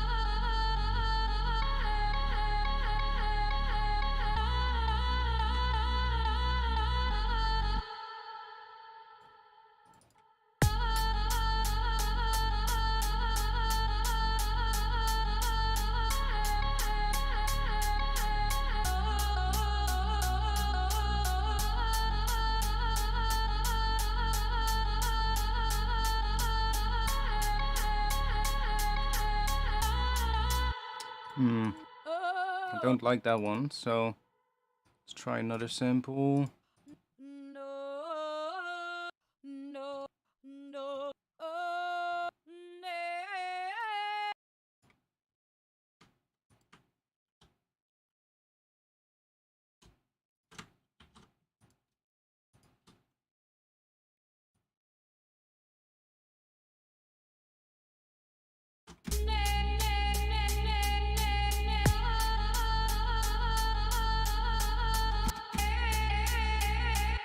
That one is shit.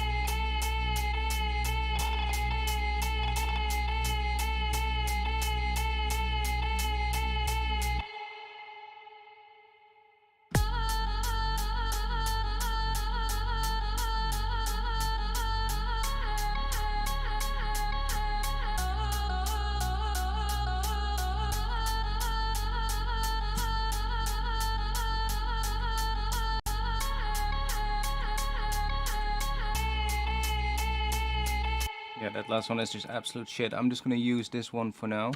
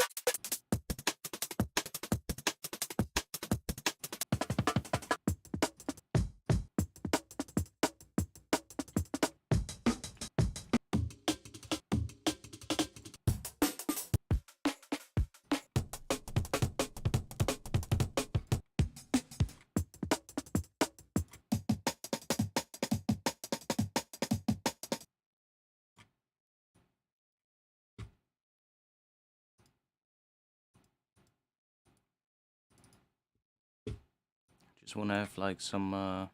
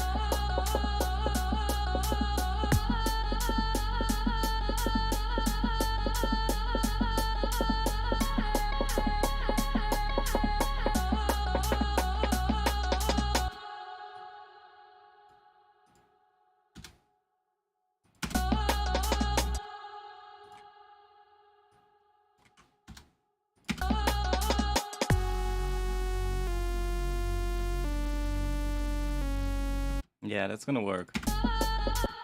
Is it an analyze on top? No, it's a third-party app. It's called Minimeters, and I'll drop the link in the chat. By the way, why is the chat suddenly so goddamn quiet?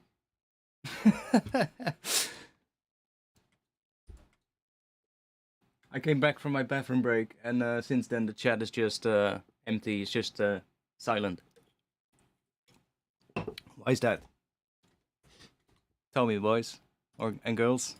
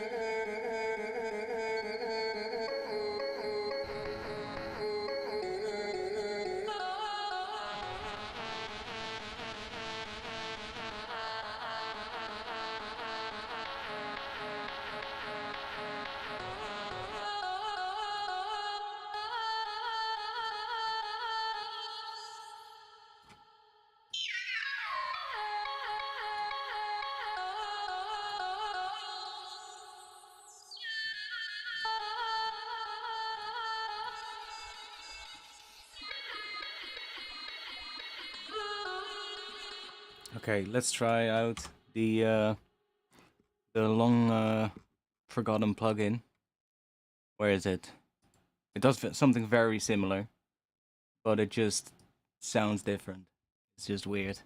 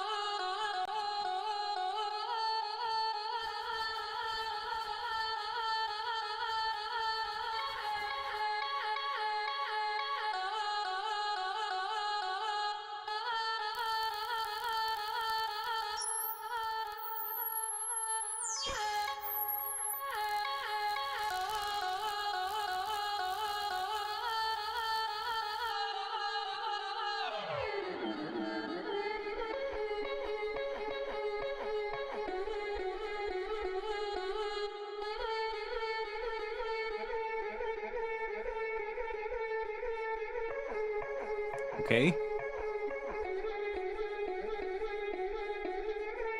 Okay.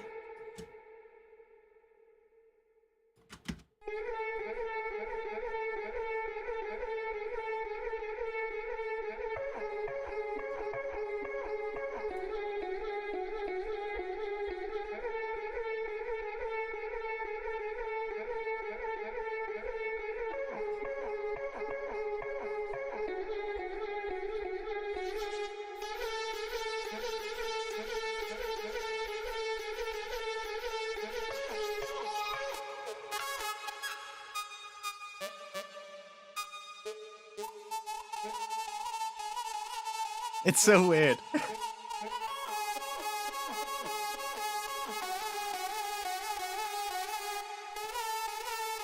Turn your vocal into a lead.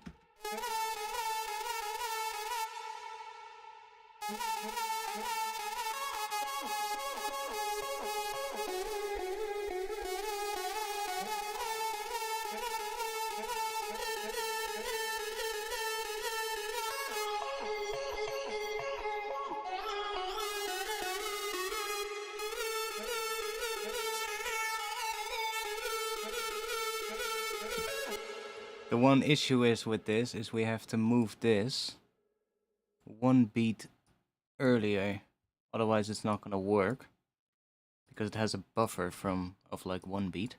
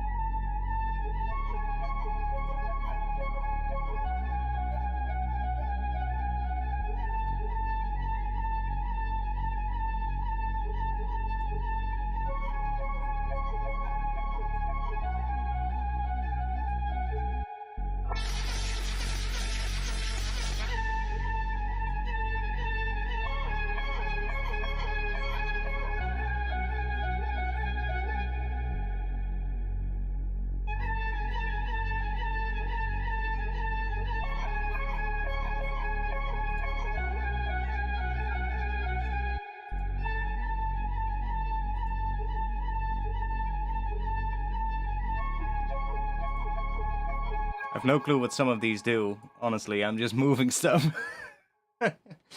That's the weird shit with this plugin. It's the same with that Spec Ops plugin. That one is a little bit easier to understand. This one is just weird. Like, what is this even doing? This last one.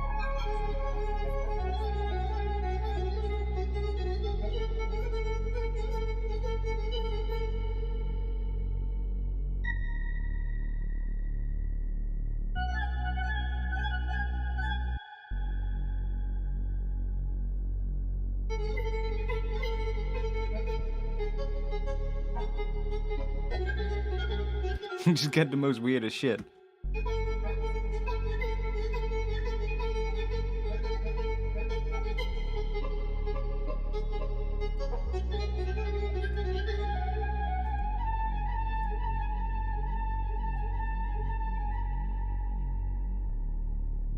Strange.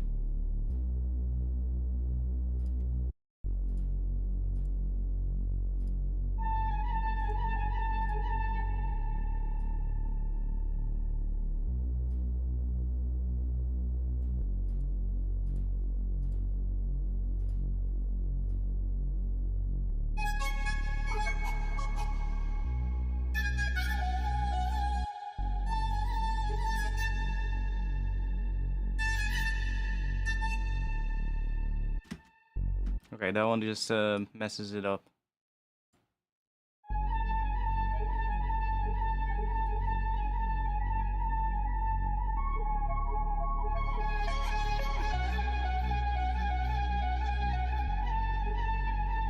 Like, that's a cool one to automate. Can we automate?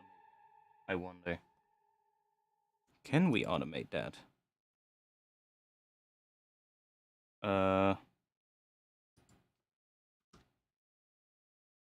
I guess? Yeah. Nice.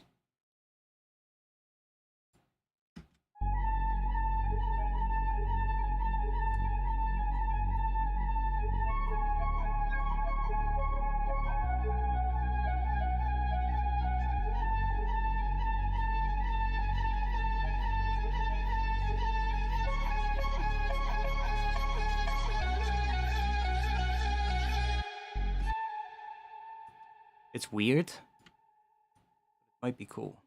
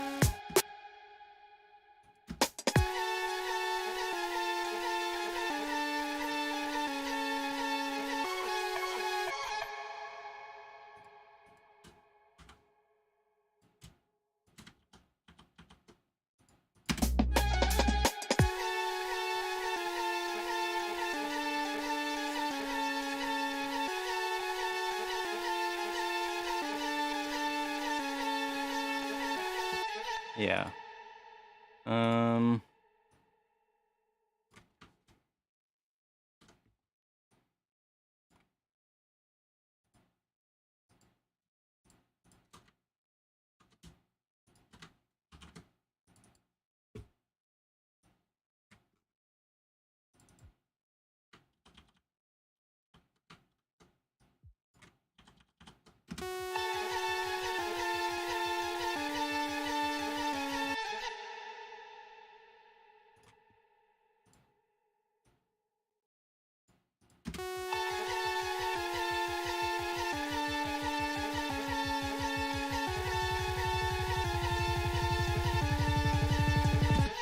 Oh yeah, and then the last one, we wanted to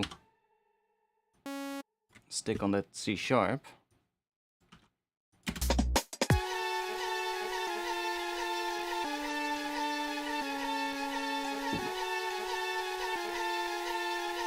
Where's the riser?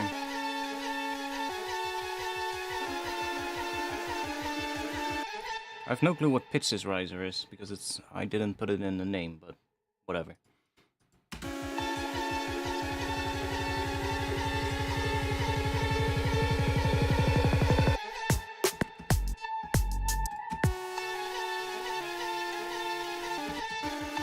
Now this is obviously gonna have to be an interesting sound, which it is not right now.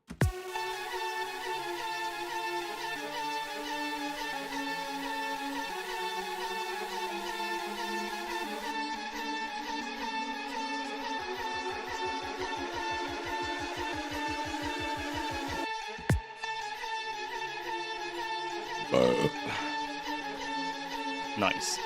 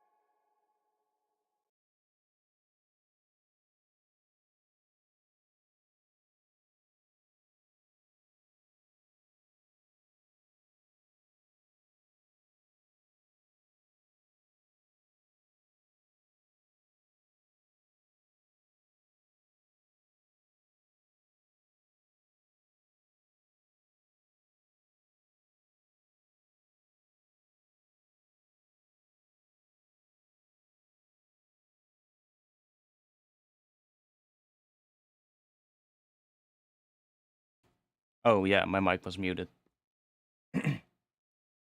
Sorry. I was saying that you don't need the VST because the standalone right here has like basically access to all the Windows audio drivers. So the WDM drivers, the Wasabi drivers, the MME drivers, whichever ones you use. It cannot grab audio directly from an ASIO driver, at least not at the moment. The creator is thinking about or looking into if he can add that in the future, but for now you can only grab from these. So if your audio interface doesn't have a feature like that, that's when you need the plugin. That's when you need the plugin. You need to then put it on your master track and send it to the software using the plugin. But if your interface has a feature to just send the audio that goes to your speakers back into a Windows audio driver, then you can just use that. So I just have the loopback from my interface.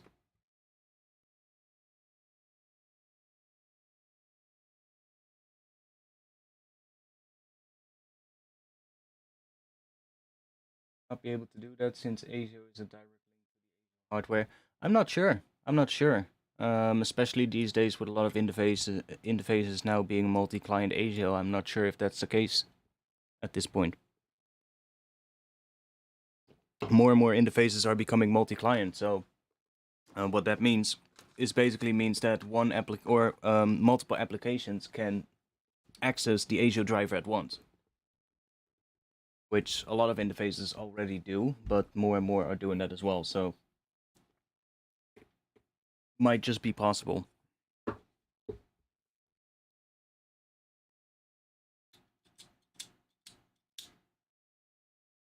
But you know the plugin literally does nothing other than send the audio. It's not, if you load the plugin, it doesn't bring up that interface, for instance. It's literally just a tool that just sends the audio to the software.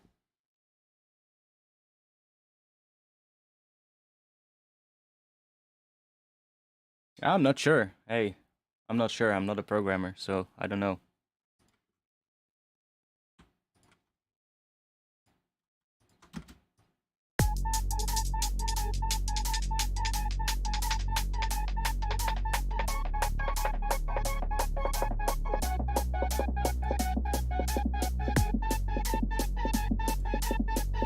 That break is, by the way, really temporary.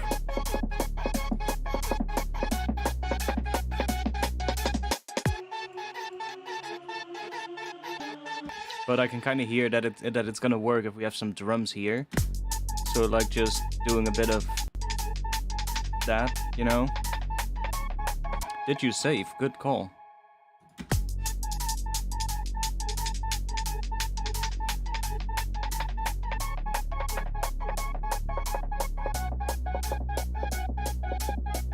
And then it works when they cut out here.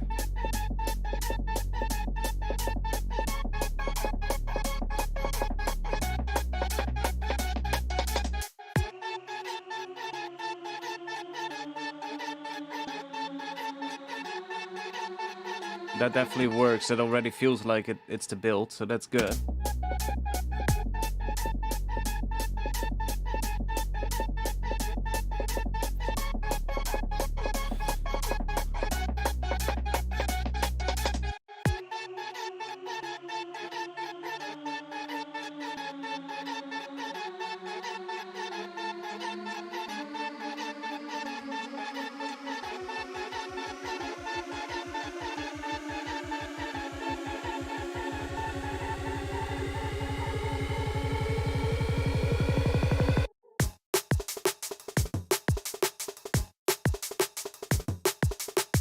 Shitty break.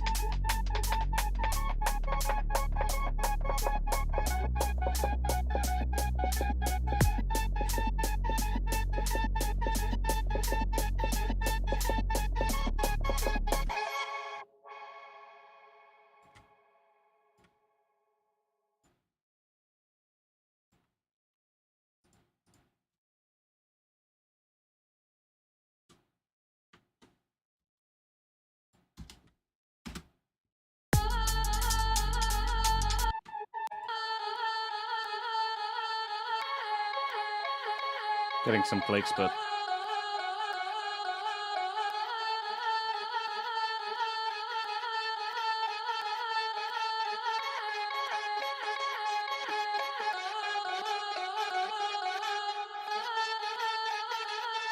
it's so weird that this is now in time with the other one, because that other one has a delay of like 1 beat, so see, it comes in a beat later.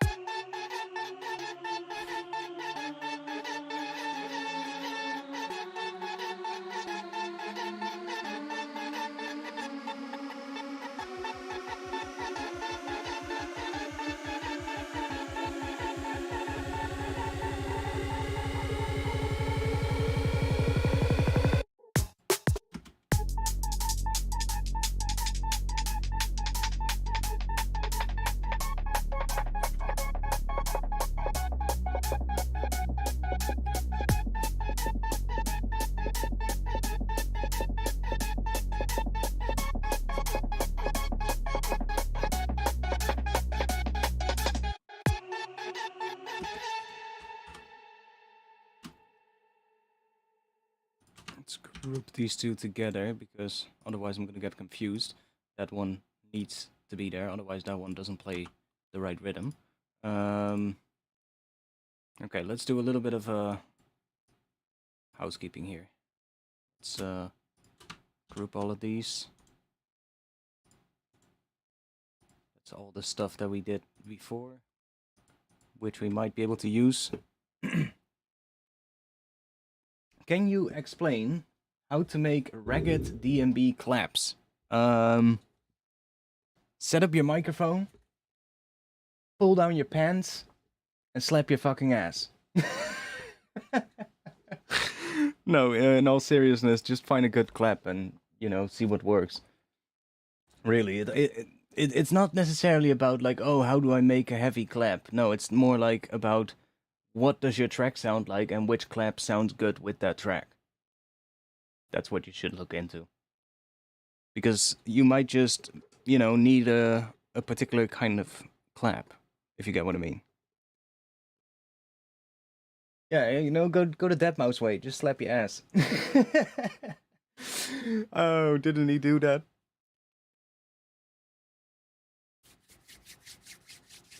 I mean, no, you just wanna, like, when it comes to drum sounds, it's really just all about the tune, you know?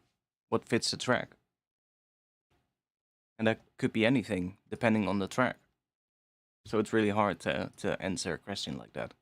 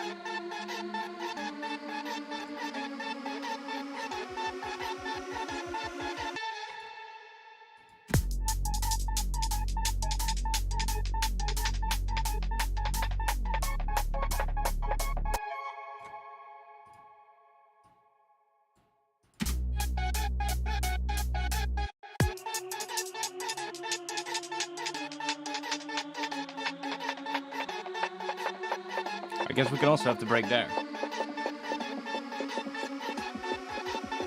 to help with the pace. in this section.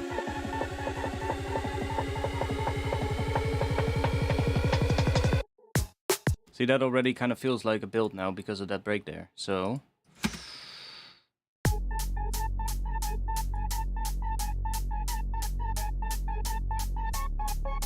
I guess we can do without the break here.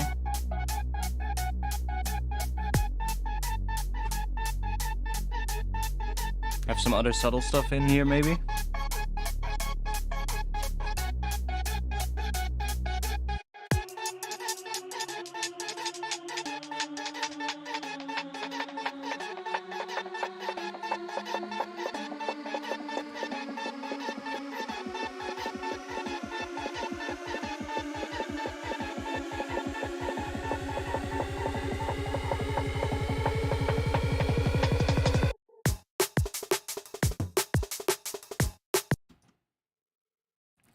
Damn.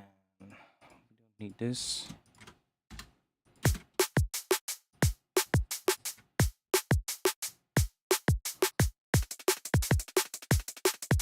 Might actually change the drums completely in this section in terms of the pattern, but it all depends on what kind of drop we're gonna do. I want to introduce this thing earlier though. So we need... Oh man, we need a good sound for that. What kind of a sound can we introduce that with?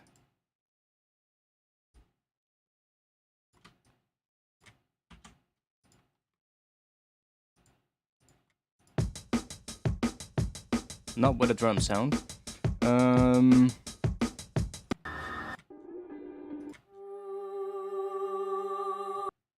Maybe.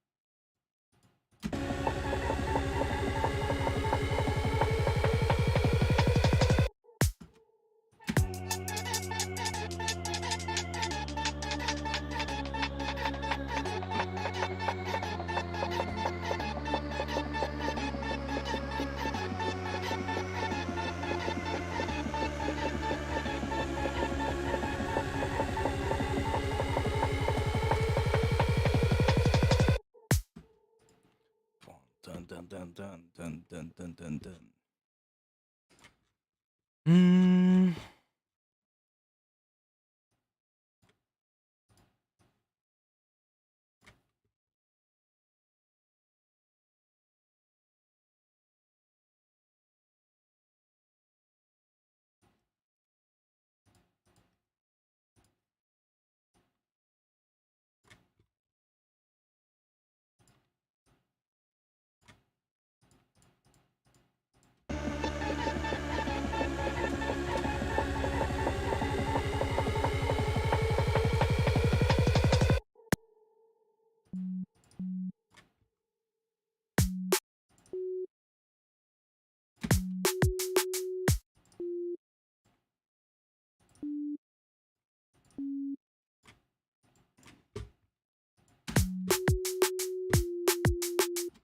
Let's mute the drums for now, so that we can focus on just the bass.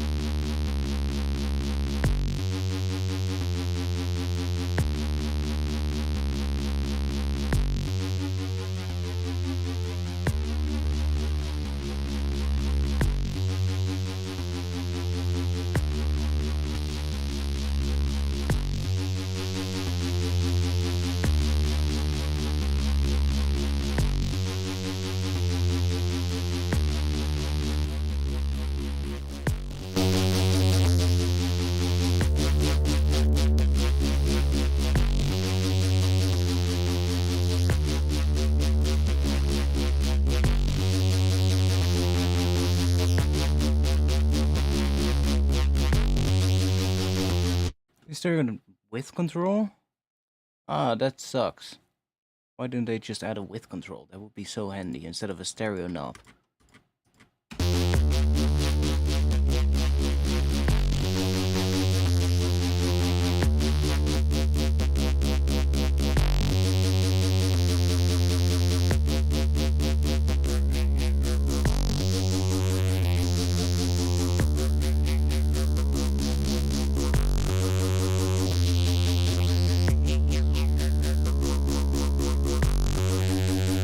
Yeah, just like this one.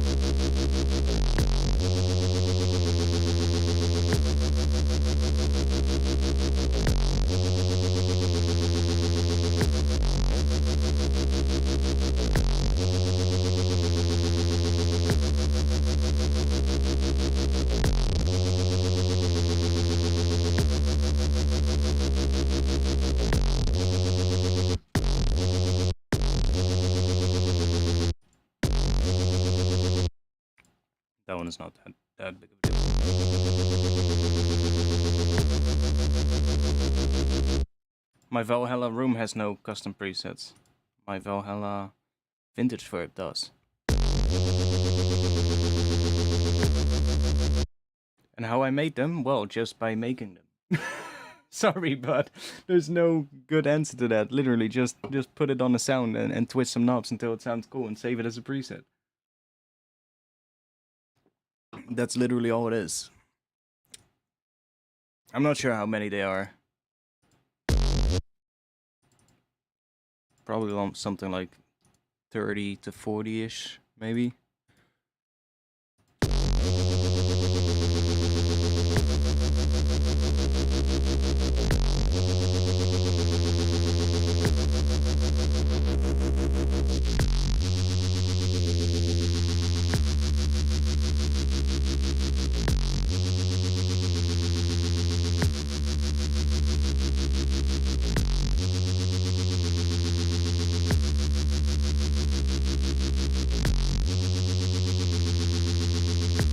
All that distortion is creating those weird harmonics at the bottom there.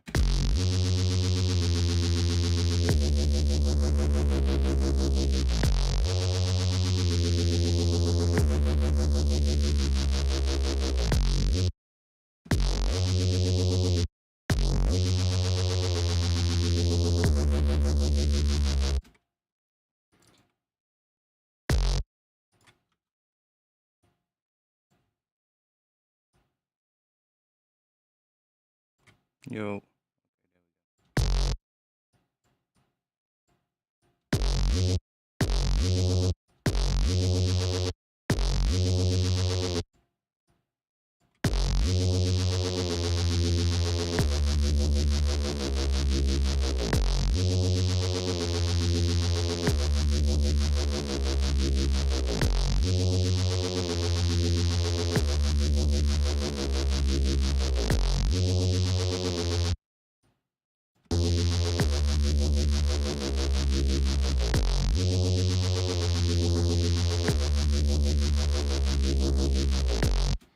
Yeah, what are we gonna do with the bass line? It needs that pattern in the first part of the drop. And I need to piss again.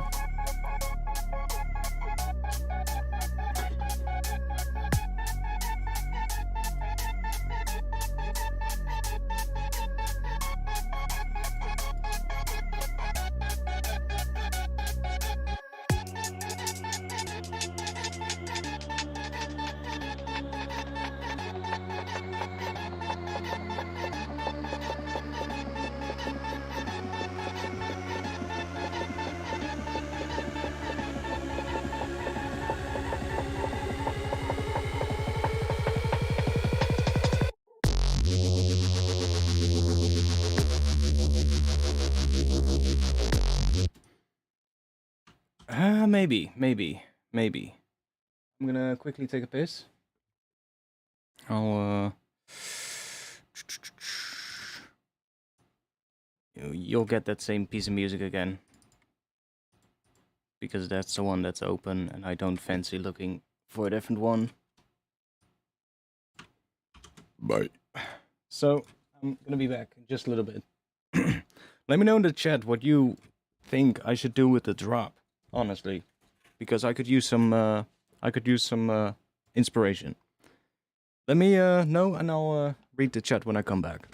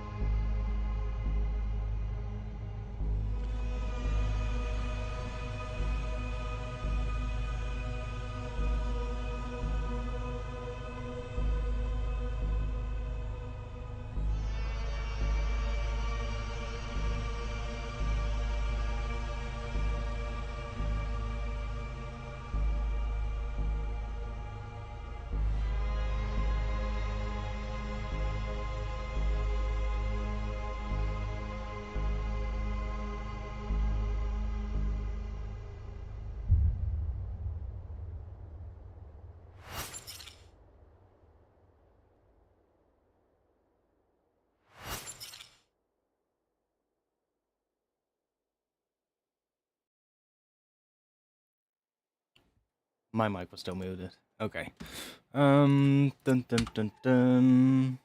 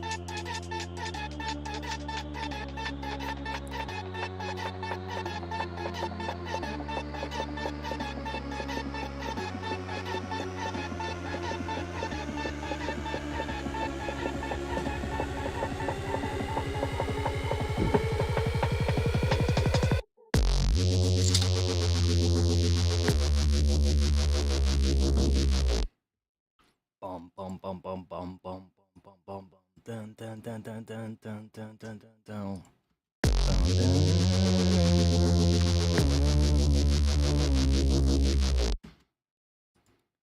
Bum bum bum bum bum. Yeah, I'm still hearing that, but I want to get the intro right because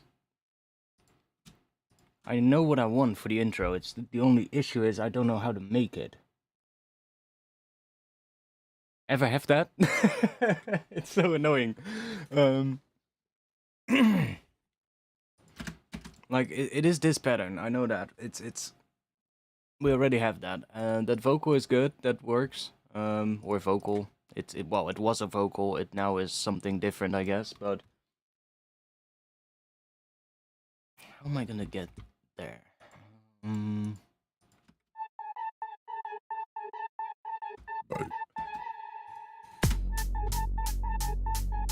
Always, yeah. It's so annoying.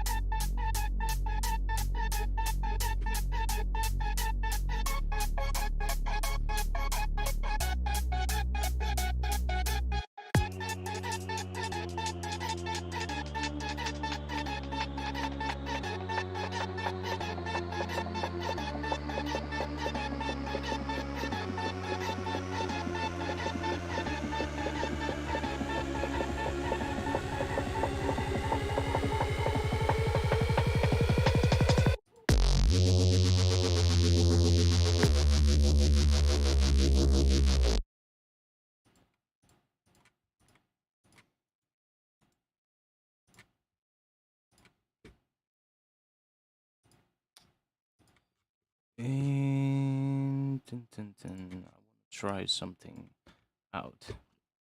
I want to see if I can. So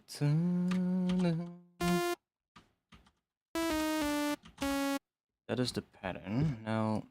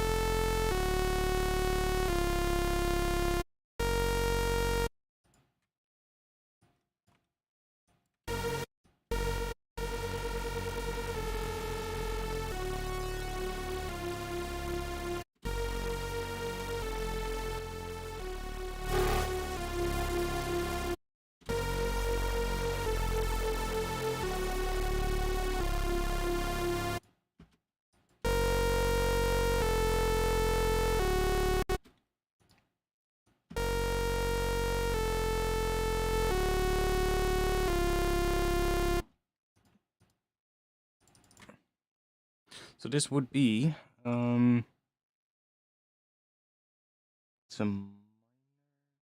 no major. Is that a major chord? Yeah, it's a major chord.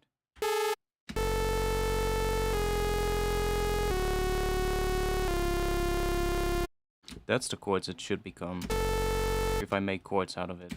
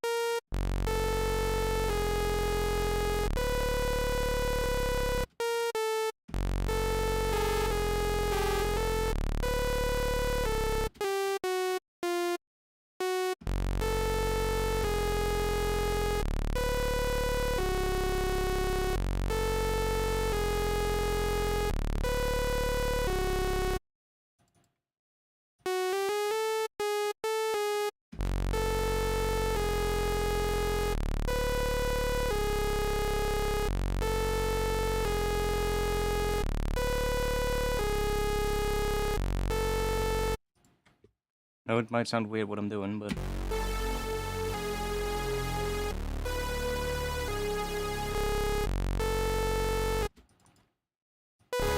I kind of like how these two layer with the bottom note, so I'm thinking about what we could do at the end there. How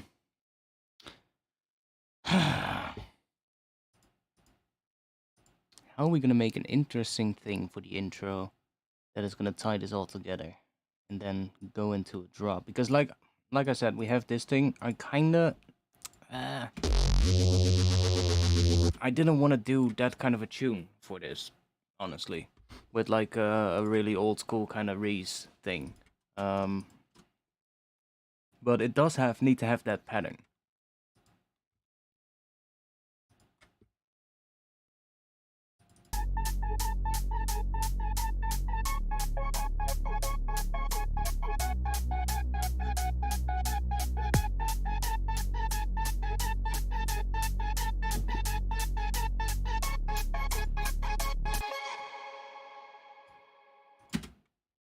I want to bring the break back here.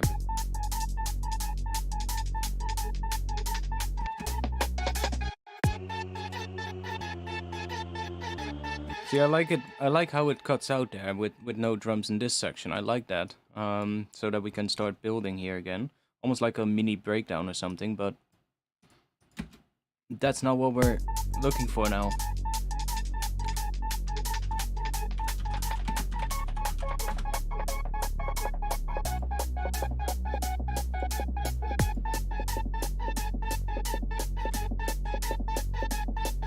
I don't have Infiltrator, no. But that's also not gonna help me at the moment. Well, it could, but not for what I'm looking for. Like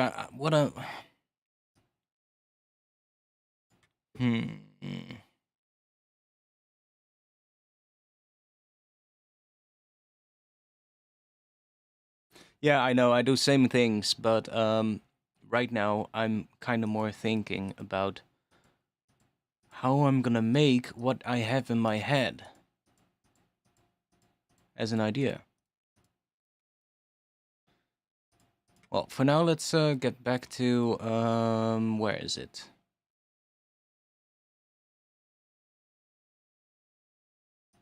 That one? Yeah. That was our weird little percussion thing. Let's take a bit of that. Can you describe it? Yeah, that's gonna be even harder. If I could describe it, I could probably make it. That's the point.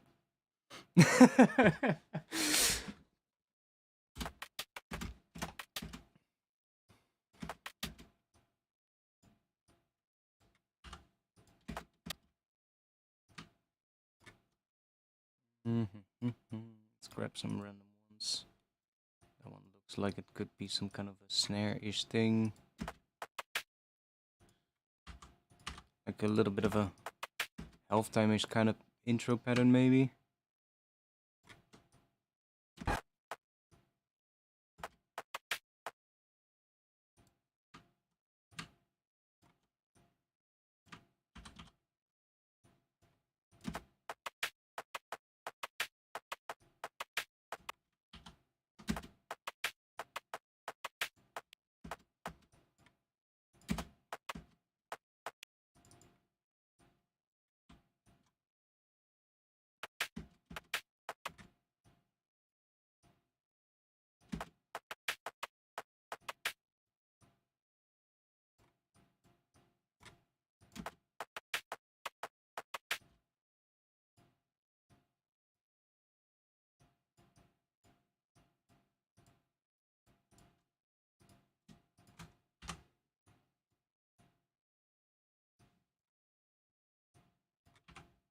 Oops. What did I do? I just clicked the wrong thing. There we go.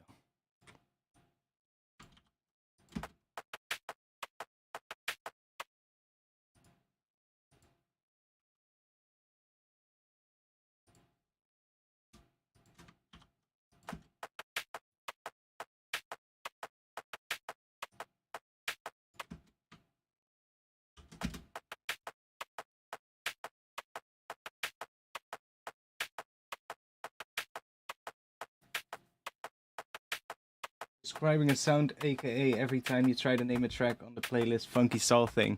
Yeah, I have so many of those names in my project file folder.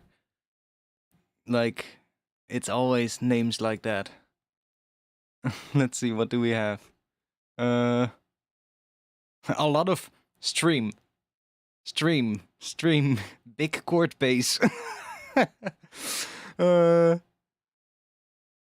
From scratch, a lot of those as well, of course. Intro with guitar. It's also just, what does it sound like? Like that. Just some intro shit. I'm exactly the same.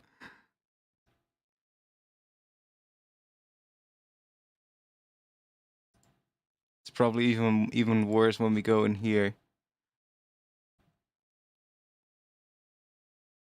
It's not even that bad. But yeah, same thing. Don't forget sick bass. Yeah, same. Always. I have so many of those. In this one, there's probably weird titles because this is all my old projects. So here there's like all... Do we have...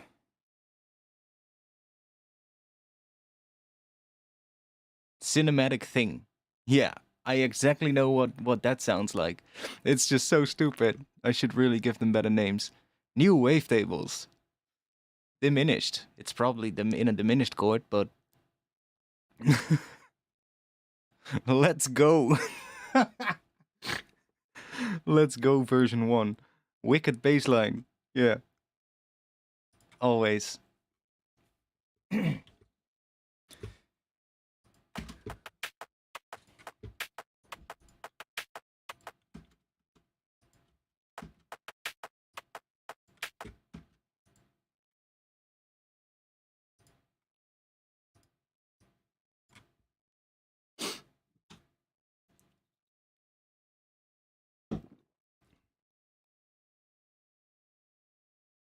No, it's really the one thing that is always, for me, getting a track started properly is the hardest. Like when I have a good thing that I like, or when I have the idea that I had down. From there, it kind of gets a bit easier. But it's always when, well, the easiest streams are usually when I just get started with something and just see where the hell I end up, because then I'm just, listening to whatever happens and it's just like, oh, let's just do this. This could be cool. Oh, that could be cool. But when I have a specific idea, that's usually the hardest ones to make, if that makes any sense. Like when I get an idea for a tune, I'm like, oh, that could be sick. But then I'm like, I'm gonna make that.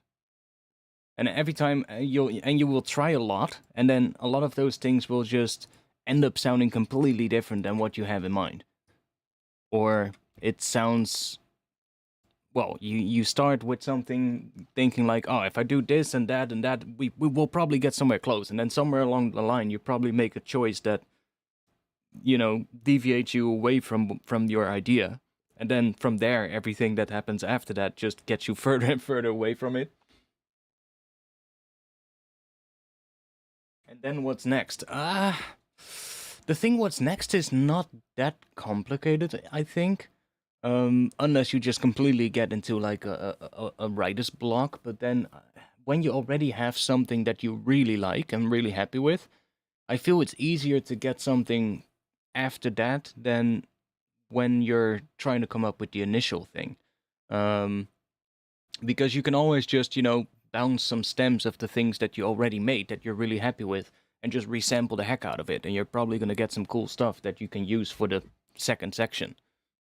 Right? That's how I usually do it when I get stuck in those kind of situations. I'm just gonna start numbering my sounds with Greek characters, same level of descriptiveness. I mean, yeah. Back in the day, what I did for my project names is I will just hammer my keyboard and just get all these. Like it's gotten better, because back in the day, all my titles would be D S A F F F G B, just a random string of letters. That was even worse.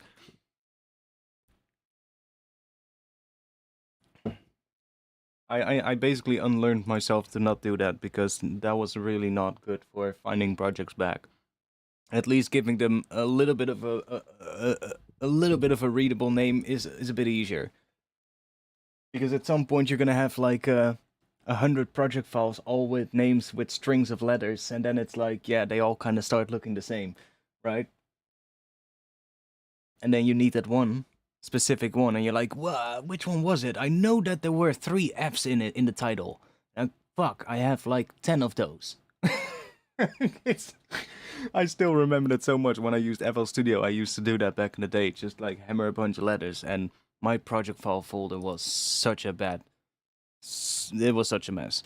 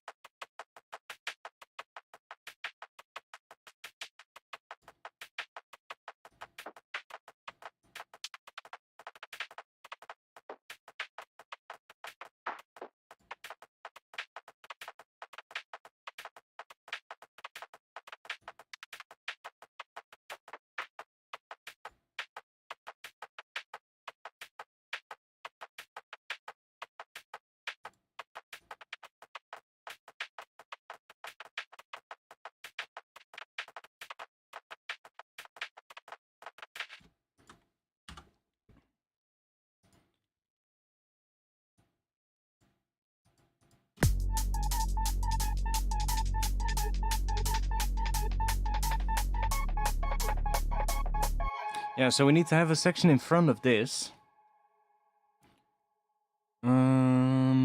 Where this thing gets introduced, but with a much lighter sound. It needs to be a very, yeah, kind of like a really resampled kind of thing. I'm thinking something vocal based, but I guess we can try that. So let's just take this. Then let's make a new track for that. I'm probably not starting from the start of the track. Like, what I'm thinking is have... I think I have... Let me check this real quick, because I think I have a recording of myself that I recorded earlier when I was walking home from the supermarket before the stream, and I got the idea. Which one was it? This one, because that one says today 16:049, so that's what we should have. It's probably not going to be in time, because I recorded it on my phone while I was walking home. But if I remember, it's going to sound like shit, but then we can at least sort of like remember what I had in my head. What you working on here? We're trying to figure out how to make the thing that I have in my head, which is really difficult.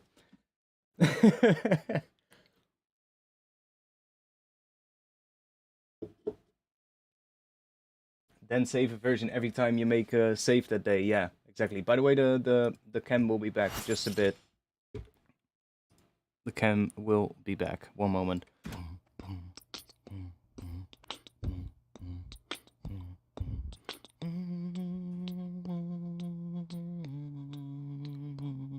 Did it restart here? I'm not sure. I think I fucked up one moment and then I... Oh no. Okay. Let's get this in time, because otherwise it's gonna fucking do my head in. So... prepare for a shitty beatbox for a little bit. It's not that long of a clip, so we should be good. I do hear something in it now that I completely forgot about. I wanted to have a sort of like a big synth coming in with that pattern that we all have during the entire stream. And then in the build, or the section before the build, where it's kind of like a break, so that's probably this section, it needs to get more rhythmic. So let's see. Let's just start getting this a bit in time. So that pattern starts here. Let me just put that right there. That's gonna be there. That's good. That looks fine. I'm actually still pretty on time there. So then we're gonna get here. That is a kick, so that's gonna go there. Then we need to adjust that so it sits on the beat.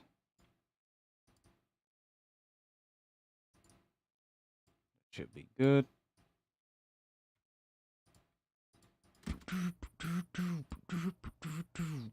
Yeah, I wanted it to become more rhythmic like that. So pitch bend at the end there, so like pitch bend down. The beatbox is so shit. But hey, if it works, right? To get your idea down, let me just get that in time. I'm actually pretty damn on time for not having a metronome in my ear when I'm doing that. I can just see where it lines up. So that is a kick, that needs to go there. You can just see it, right? When I just drag this, it just suddenly aligns with the grid a lot more. So that, I guess I'm a little bit faster when I beatbox than the tempo that it's actually at, but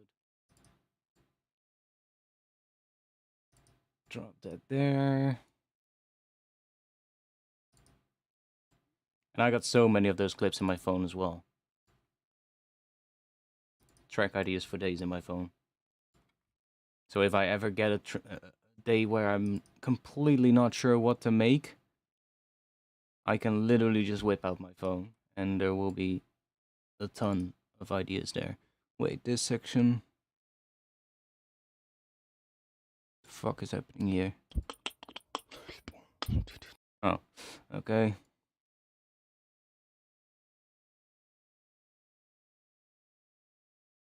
Yo, good evening. I'm quickly warping this thing here. I guess that's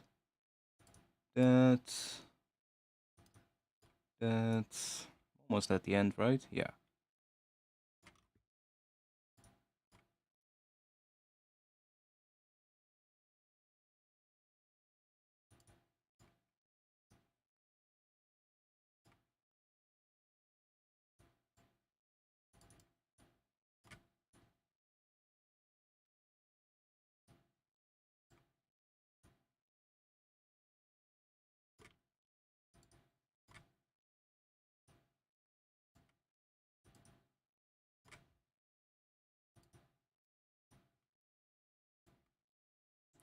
And I guess that's it. Yeah. We can drop you there. Okay. So, what do we have here? Yeah, so I start with that pattern that I also started with here. Did you remember we had that tom that I started adding? Right here. See, that is that same pattern that I had in mind here. With some percussion. And that's probably gonna last for this entire duration, so there's probably gonna be that. Right? So that we have this with drums, then some kind of a combination of drums with a light version of that sound, that pattern, that melody pattern. Here becomes a bigger synth, and the drums cut out. And then here, we're getting more rhythmic on that same sound. So just take that bigger synth sound and just make it more rhythmic with like LFO tool or something. And then this would be the build. I guess, yeah, build here. And go into a drop. So let's align that. I guess it's just gonna be that then. It's a weird.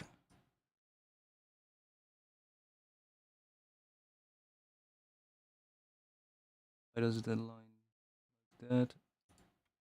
Oh wait, yeah. This needs to go there. And then the drop hits right there. Cool. I do this so much in my phone, like if I'm on my work, for instance, I have so many times when I'm at my work and I'm just, like it's boring as fuck. There's nothing to do, and I'm just, just humming a little or something like that. And then suddenly you're like, "Huh, that could be a really cool track idea." And then I just whip my phone out because hey, if I don't, then I come back home and I will not be able to remember what that idea was. Same thing I have this so many times. Not sure if I'm the only one, but when you go to bed, you literally just signed off, just shut off your computer or whatever, just turn all the lights off, lie down in your bed, and the first thing that happens the moment you hit your fucking pillow, you're like, huh, I suddenly get a track idea. I have that so many times. Under the shower as well. That's another good place. When I'm riding my bike, it's also when it happens.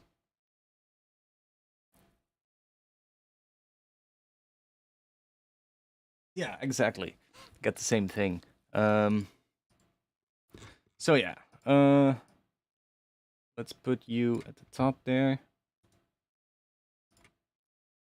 And let me just do a couple of little markers so we don't forget what the idea was. So, okay, so that's drop.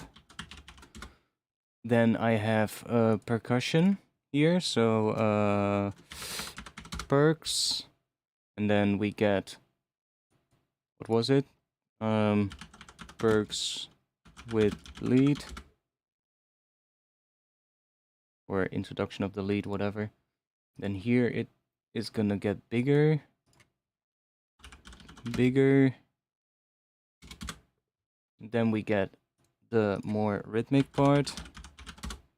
And that rhythmic part is kind of also the build, so I guess here halfway it's really gonna build.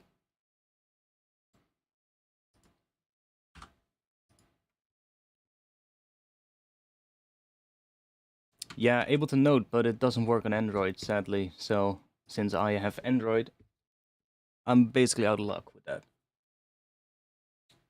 I wish it worked for Android as well, because it seems like a pretty cool thing to have. But yeah, sadly not on Android for some reason. Probably has to do with the audio drivers on Android, because the audio processing on Android is not the best compared to iPhone. Like iPhone has a lot better audio processors in it, so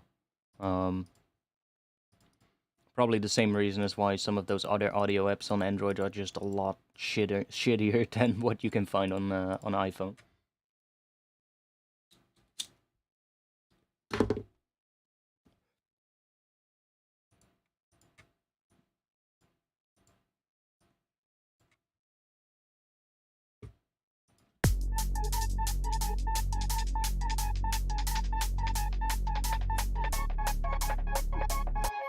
Yeah, we have a completely different thing here.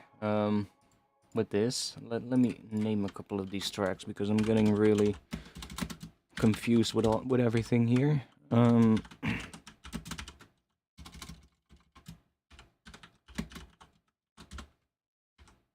What's that? So.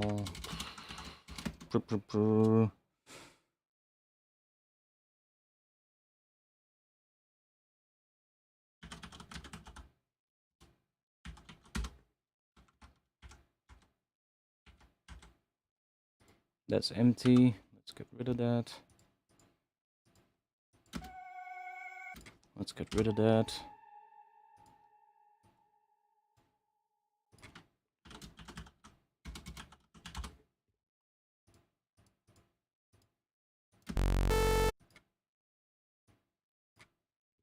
I'll leave that for now. You never know.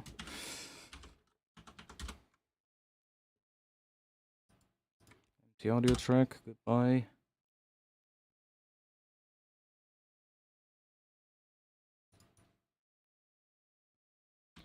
So the question is, how are we gonna make what I have in my mind, what I want to do there? So, can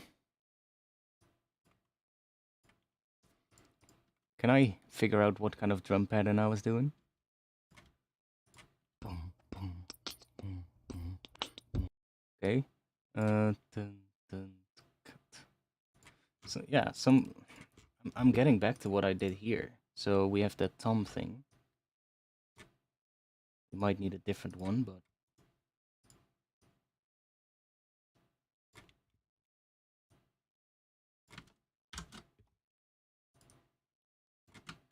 boom, boom. What was it? Yeah, we need a different one. Let me put a little bit of a reverb on it with the Ableton hybrid reverb, so that we can make it a bit more mono.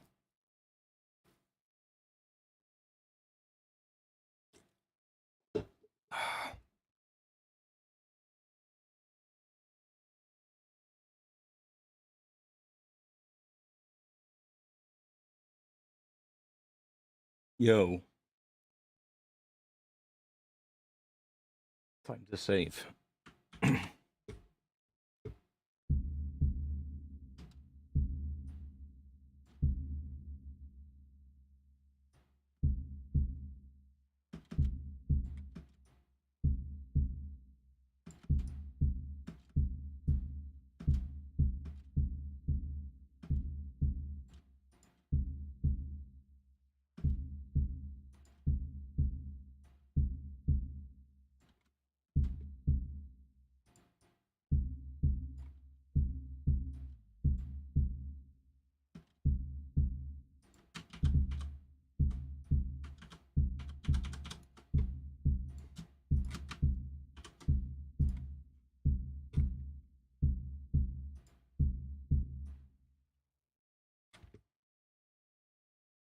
Can I use some of these?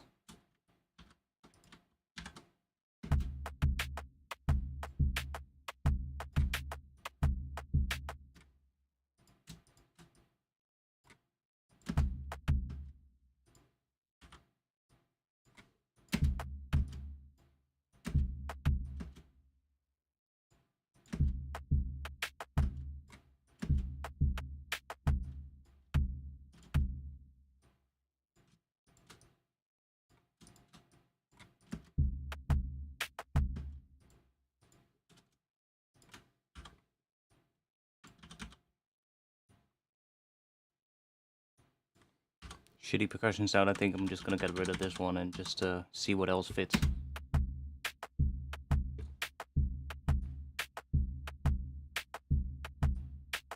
Although that might work.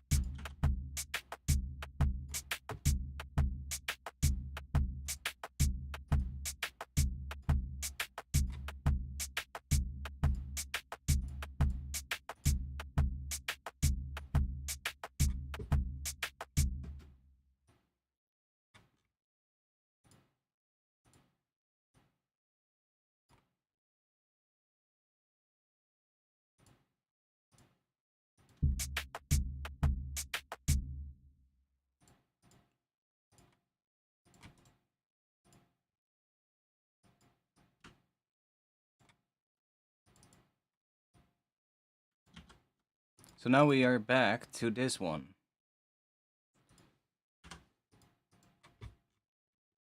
The slightly lighter sounding sound that is going to come in here that is going to introduce that pattern, which is the one that I've been stuck on for a while now. And I need to piss again. How late is it, by the way? 12:16. Okay. Should I see if I have some other piece of music for you guys? Well, let's see. Do we have something?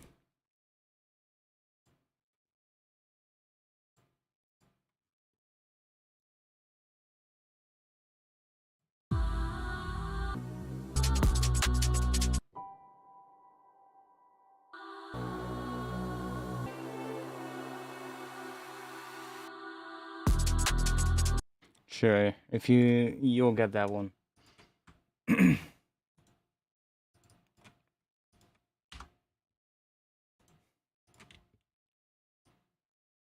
also need to grab myself something to eat real quick because my stomach is getting hungry.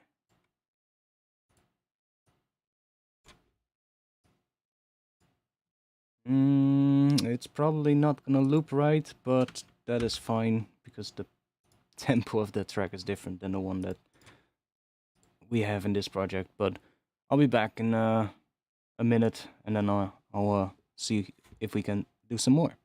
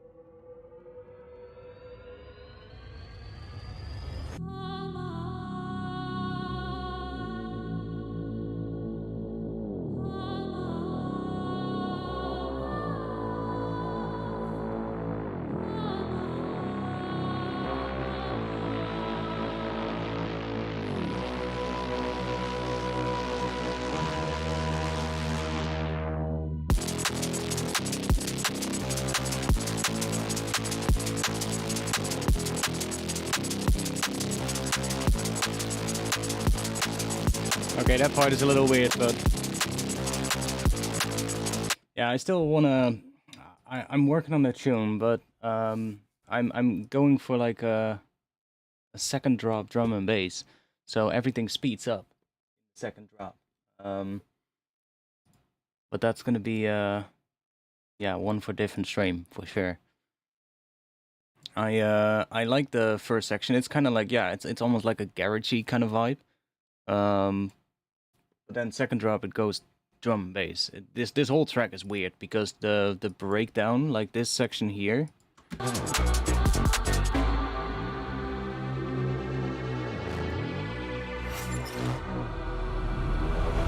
Like this section, the tempo is just changing. It starts at like, what was it again? Something like 136, and it drops down to like 100 beats per minute here, I believe.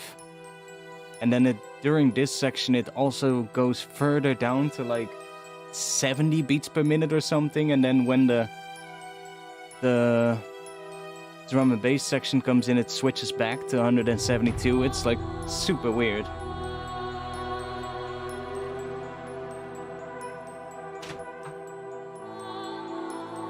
But it works. Like if you listen to those bell sounds, you can hear that it's slowing down. Like if you compare that to here, see how fast the bells are here? And then compare that with the bells here.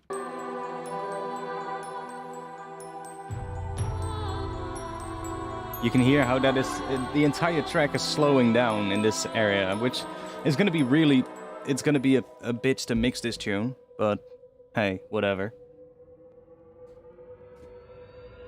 I need to do a resampling session for this one, so that I have like some stuff that I can use in the drum bass section. That's the only thing I think that one needs.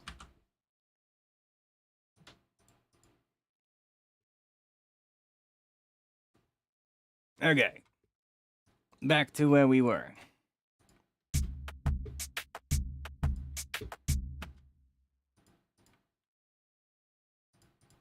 This one.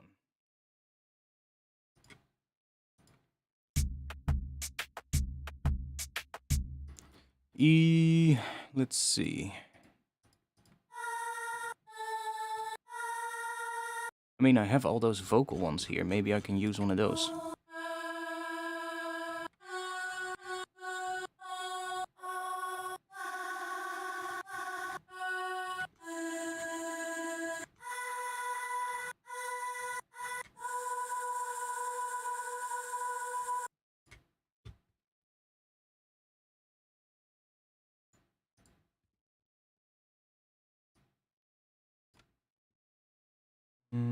That is in the key of B.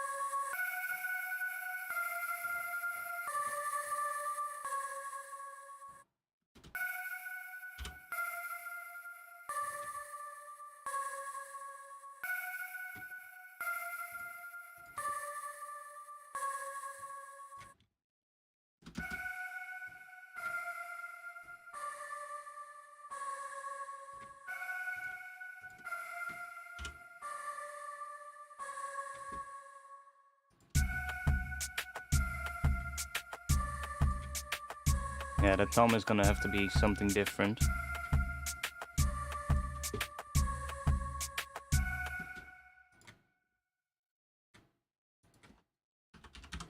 Tom.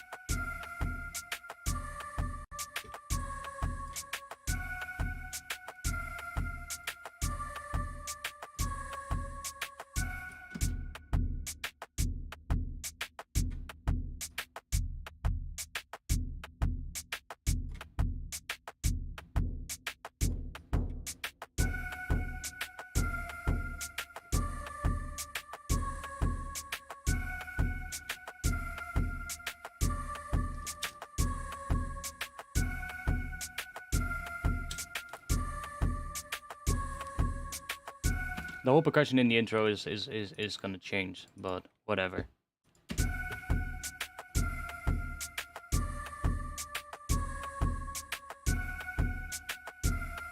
Okay, so then in that little clip that I had, I think I stopped doing drums here. Yeah, and then this one it kind of needs to stop for a little bit, so you kind of have a little gap here, and then it comes in again, but with a different sound, so with a kind of like a synth, a bigger synth.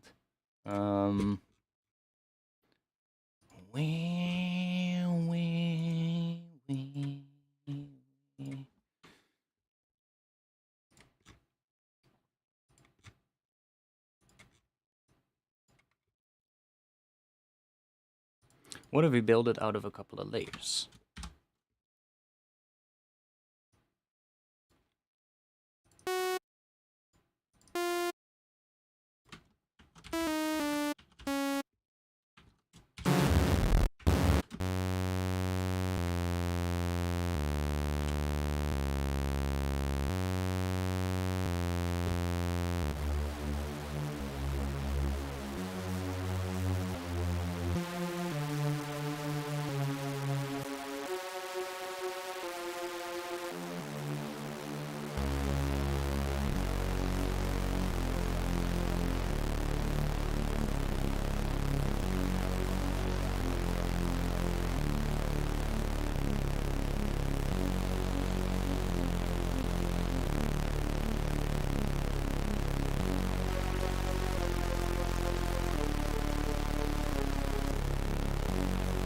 Just begin with this one for now.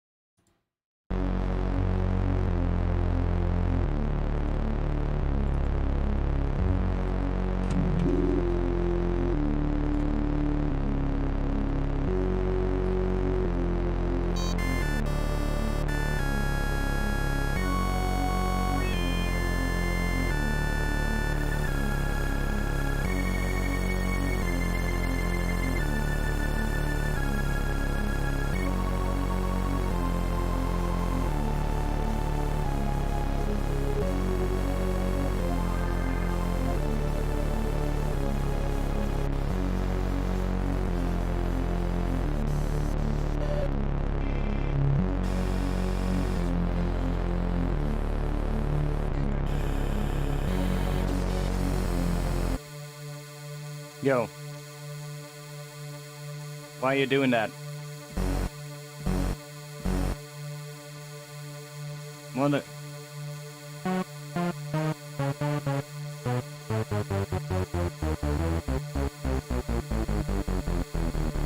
Which one is it?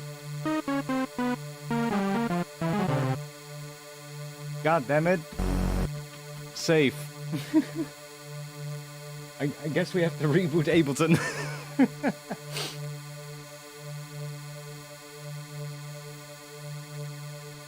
What if I do this? And paste it back. Ah, fixed it.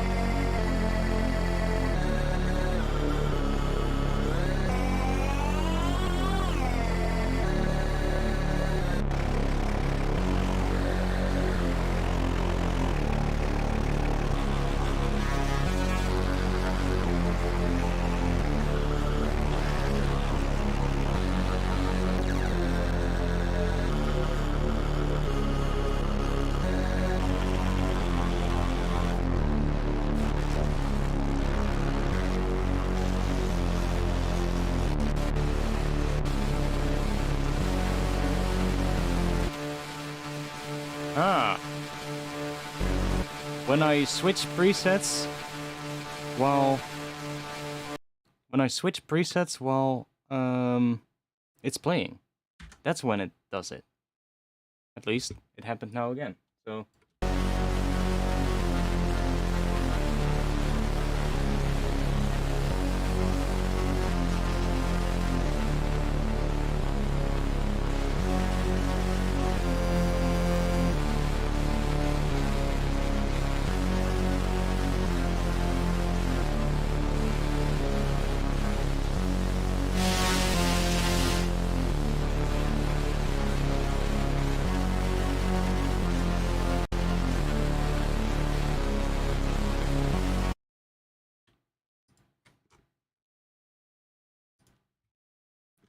when in doubt, add another layer of soul. Sauce. This is the track now, yeah.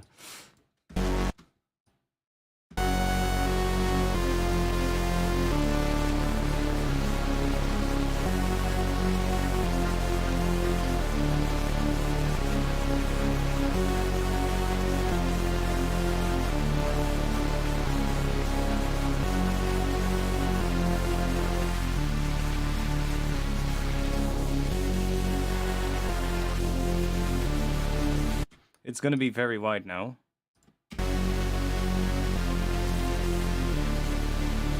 So that will be something to fix, but I want to see if we can get this thing going here, so...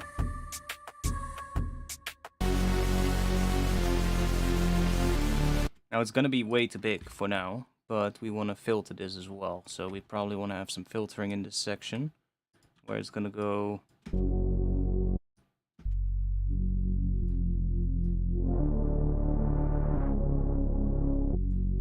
something like that. Maybe? Don't mind the fucking percussion here, whatever. I've given up on the percussion for now.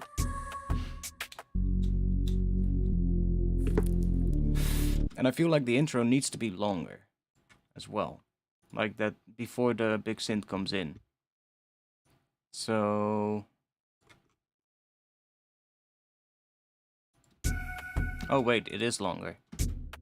Yeah, we're gonna have intro from here till here. And then the bigger synth coming in here, so yeah.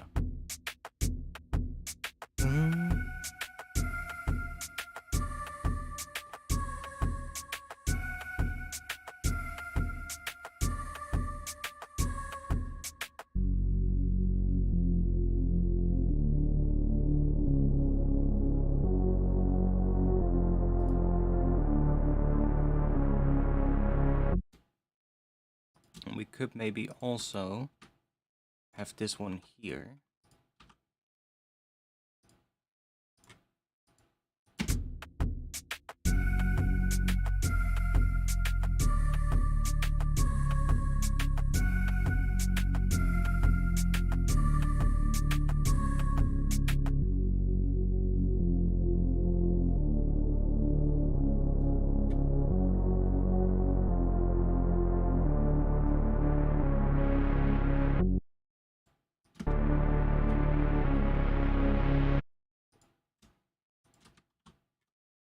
Now let's see what happens if we take an LFO tool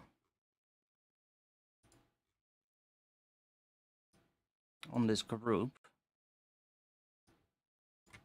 and let's do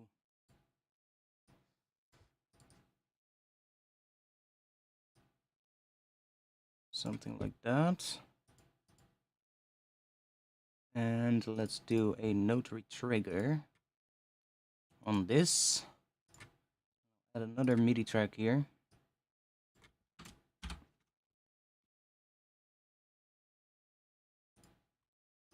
And that's gonna do...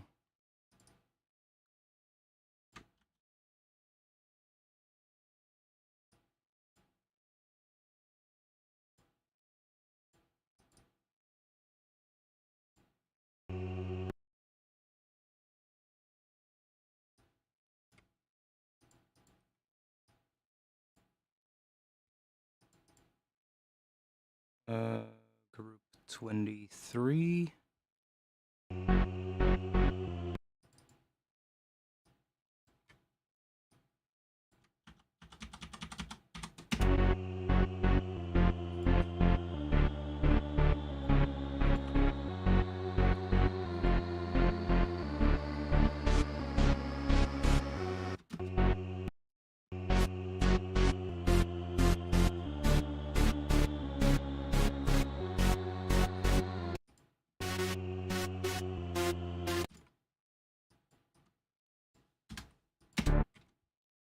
Oh yeah, and here it's obviously not gonna work.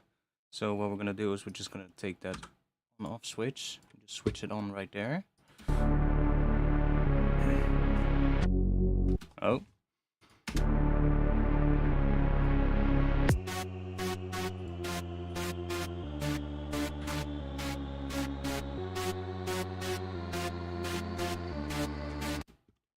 And there's some other stuff happening as well. That rise is happening still here. Let's just do that.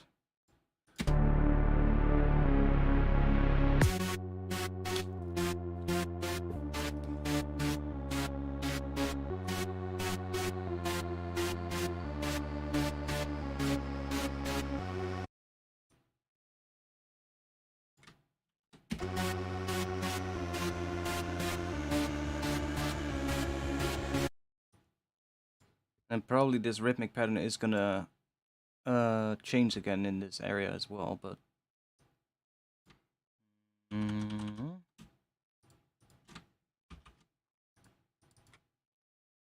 I guess we can just do that.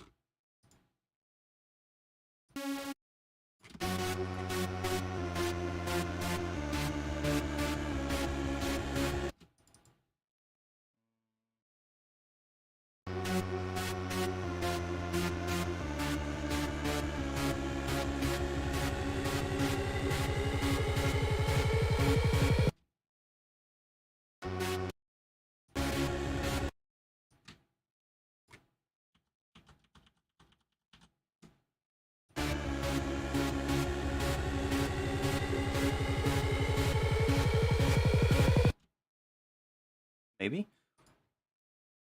Now, another thing that I'm hearing on that sound, when I was doing this, see if I can hear it again.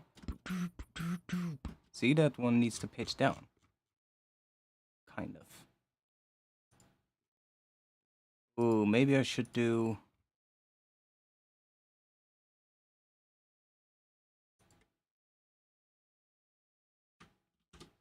Let's give this a try. What if I instead use Cable Guy's Shaper Box? Why do I have both 2 and 3 installed? Odd. Yo, Butney, welcome. The volume. So this is gonna do that pattern. So something like.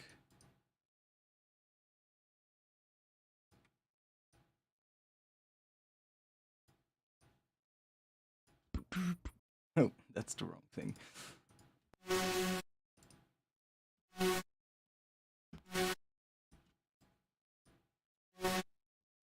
Let's just make it without having to use a trigger, because I can do it in one pattern. So I can literally just say, make another point right here, then do another point right here, another one right over here, one right there.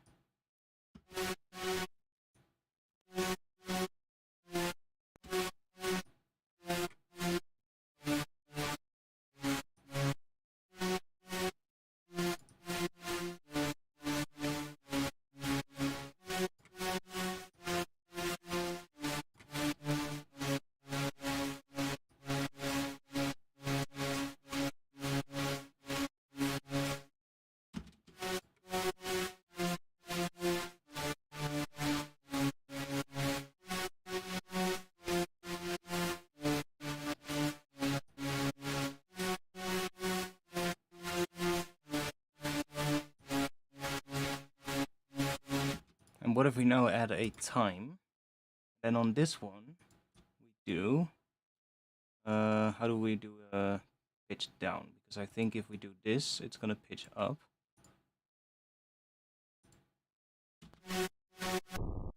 Oh no, it pitches down.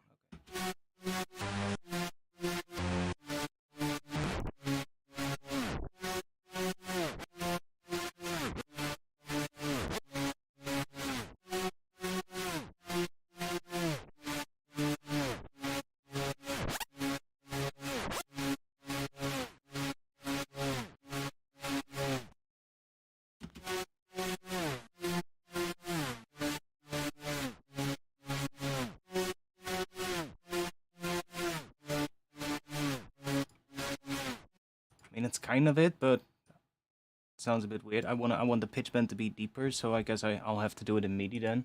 Do it in the MIDI clip itself. Then we can just go like 2 octaves or something. Like, I don't necessarily like the intro too much, but I like this sound. Is it... which one is it? Where is it? This one. It's a lighter version of that sound.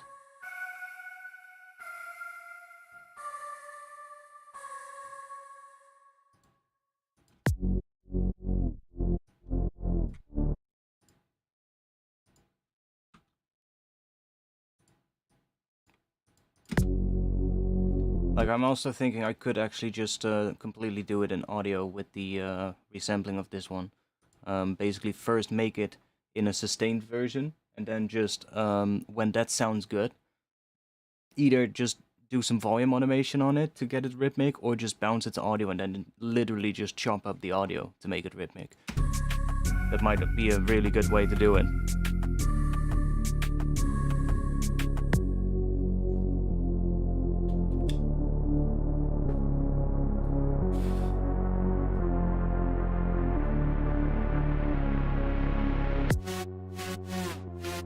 So how long is this actually? Oh, it's 40 bars. I thought that these were 16 bar sections, but these are 8. Yeah. Oh, nice. So I thought this was going to be a really long intro, but it's not that long actually. It's like 1 minute. Okay, that's good.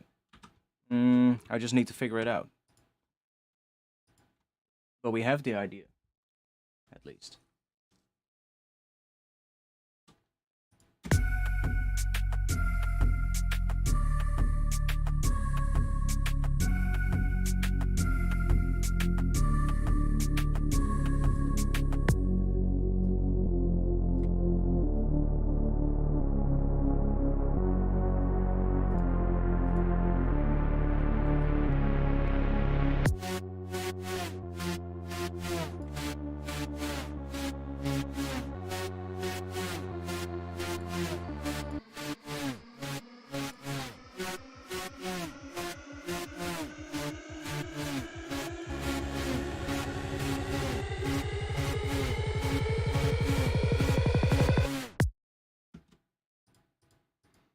But that thing is not doing what I wanted to do. So let's get rid of that. Let's get rid of this one. Let's get rid of that one. And let's get rid of that one. So I'm not gonna worry about percussion, so let's just leave that.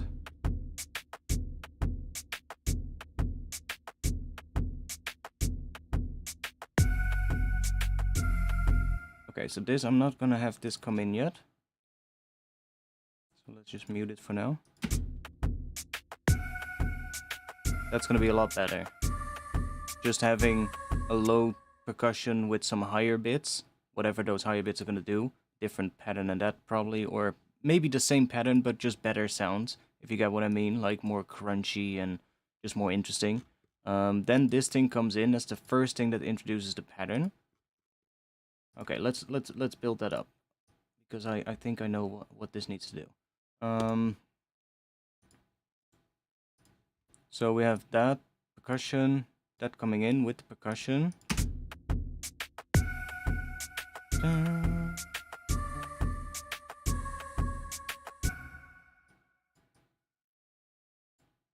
And I'm thinking go an octave down in the second half, maybe.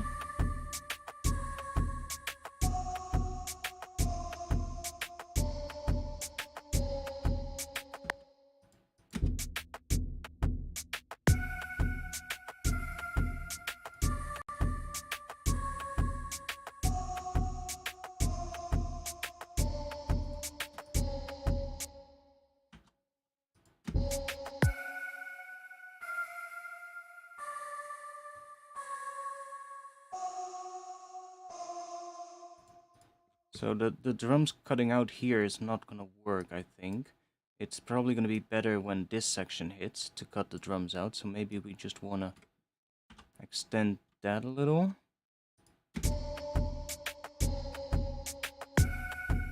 And then here we're gonna have some extra synth coming in, playing this same pattern, but not with the octave down.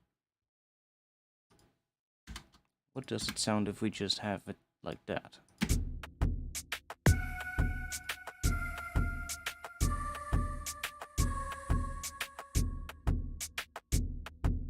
Something here. That could also work.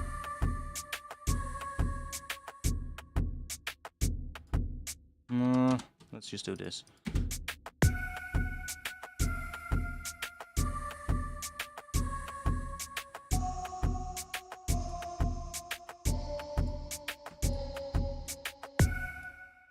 So then this one coming in here, but then maybe smaller. So let's see, let's do this.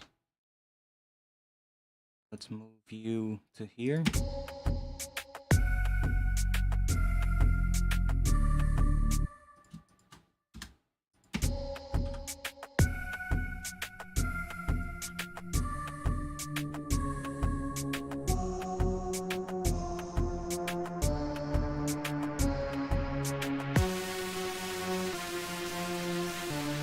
I might even just make a completely different pad for that, but let's bring that one in here.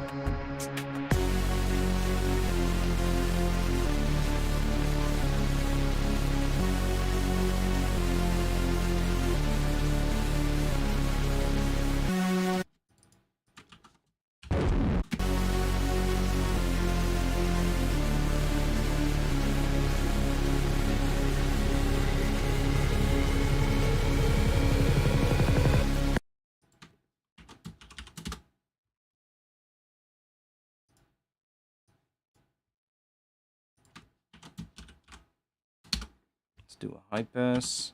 I'm gonna group the high pass so that I can do this, map this to macro 1, and let's map the on-off switch to macro 1 as well. And then we're gonna set this right here to 1, so that when this is all the way down, it turns off the high pass filter. Because if we have a high pass filter really low down here at, what is it, 26 Hertz, it's gonna mess with the low end of the bass.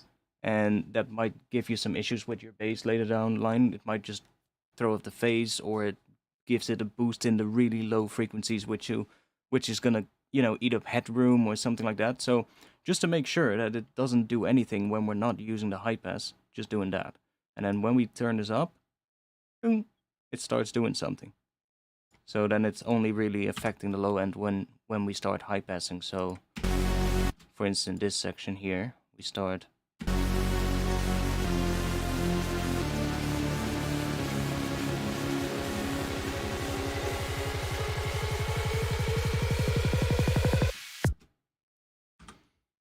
Okay.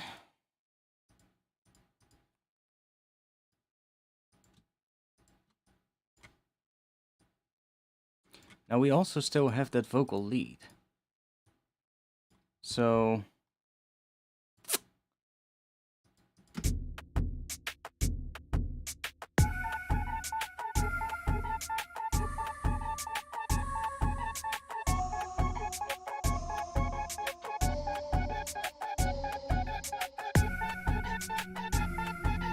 and it does fit.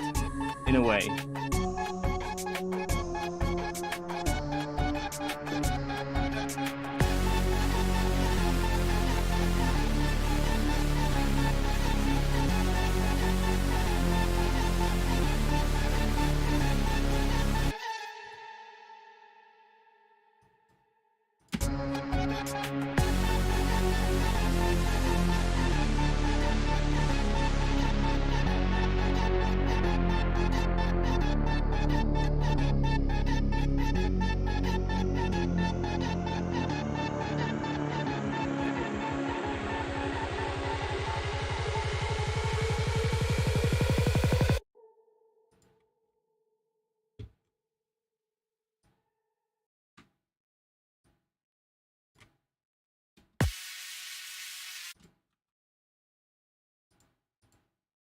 I'm just gonna do a really quick version of a drop that could work.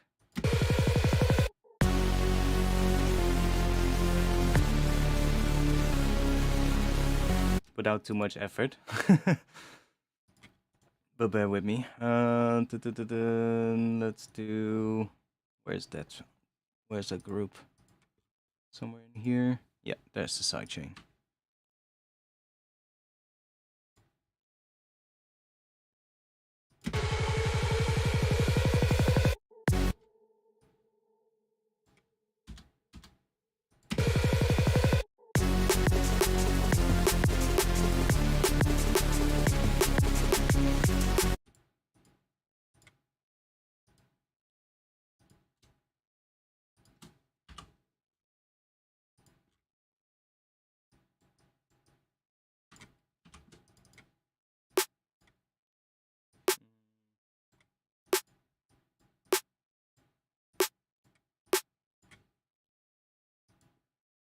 Actually,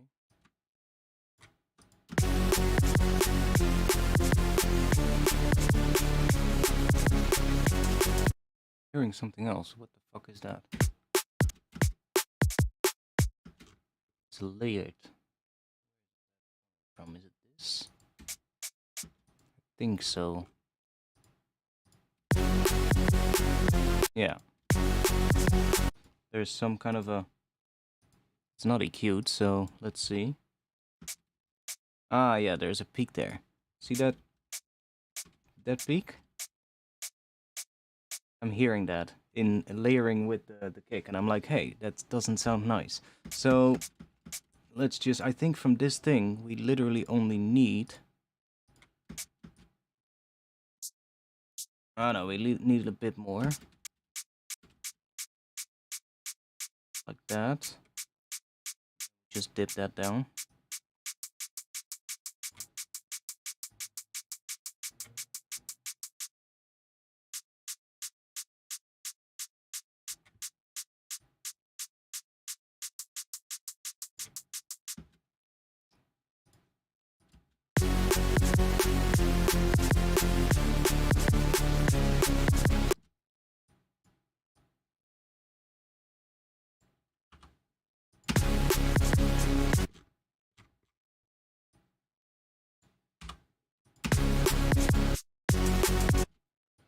And then here, I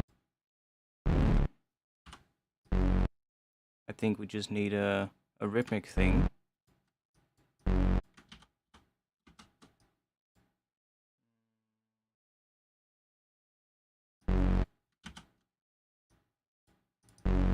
Something like that. Just repeating on F.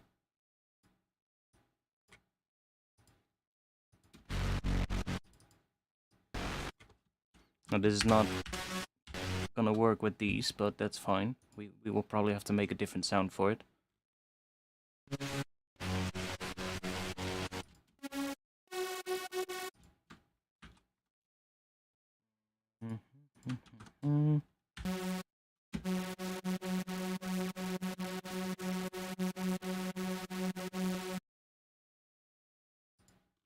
So we get...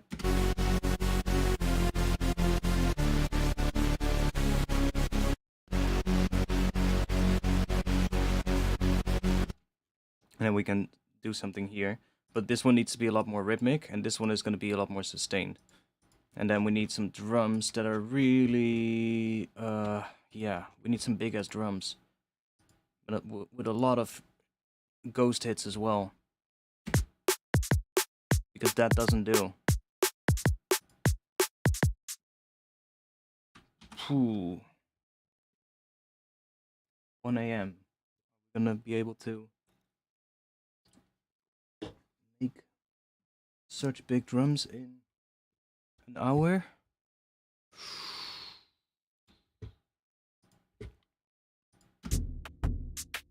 I don't think so. As much as I would love to, but I don't think we'll be able to in an hour. I can try. If we find a good break that just sounds good already, then we might. Packs. Drum sample packs. Let's just see.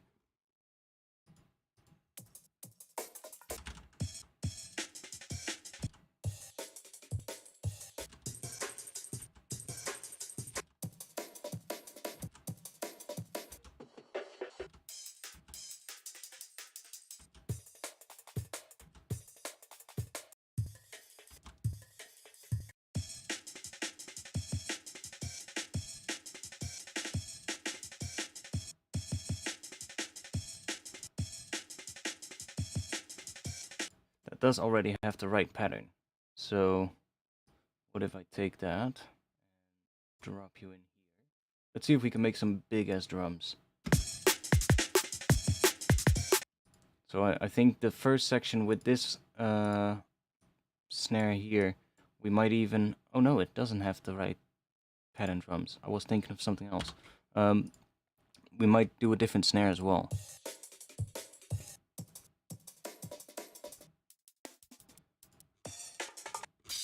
I need a break that's a bit...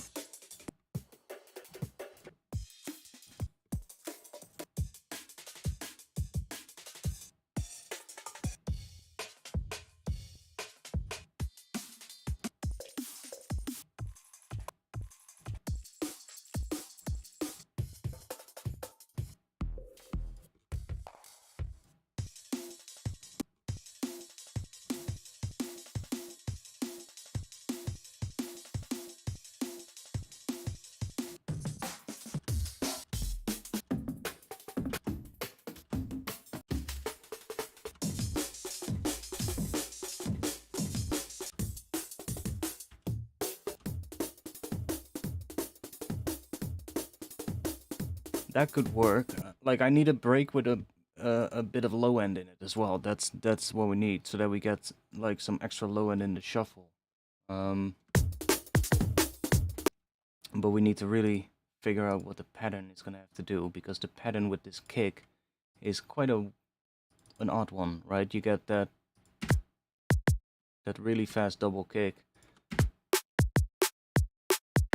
You get that pattern, and then with a hat.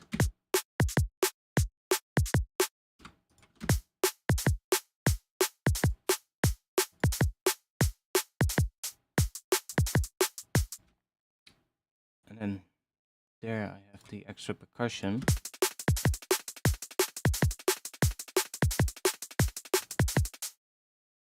And in the first part, I want that percussion not to be there. I want that to be there, right there, for instance. But then here we need some extra hits to kind of give the drums a really rolling kind of feeling. Let me take the snare and duplicate that for now, so that we have a copy of the old one. And let me go to my snares.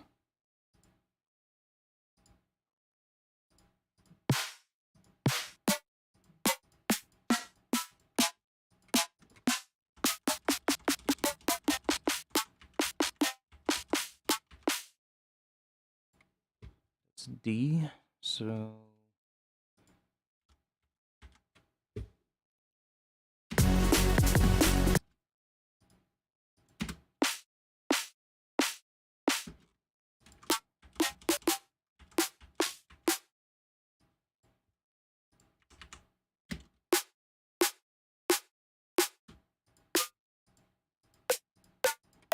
I'd have to make one because I'm not sure if I have one. That one is quite low.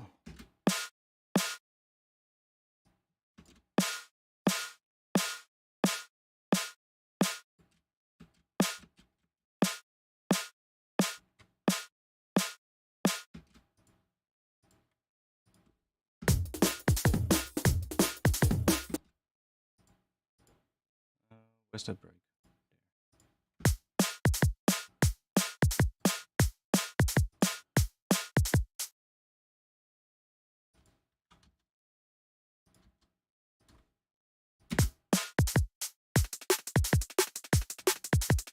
Yeah, we need...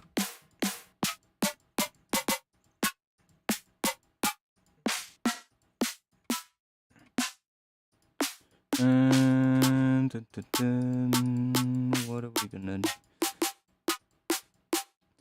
Take one of these and drop it in here. That is E.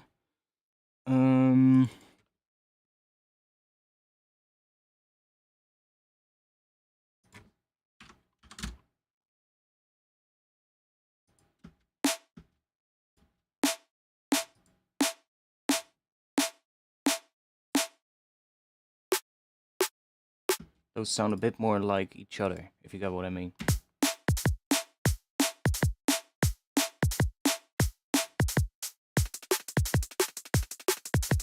Those do sound like they could work in a track together.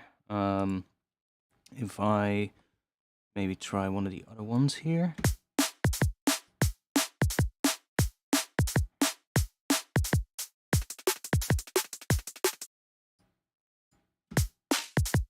That one is too different. That one is also quite different.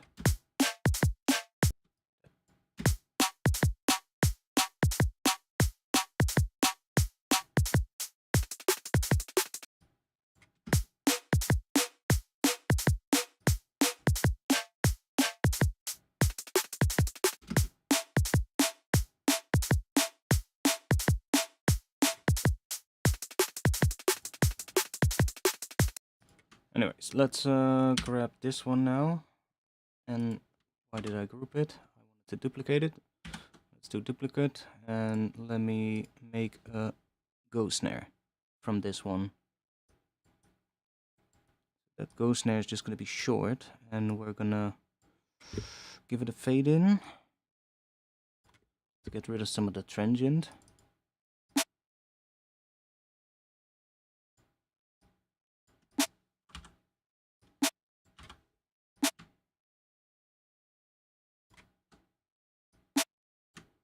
I'm not sure about the position, but there I know it will not align with any of the kicks, so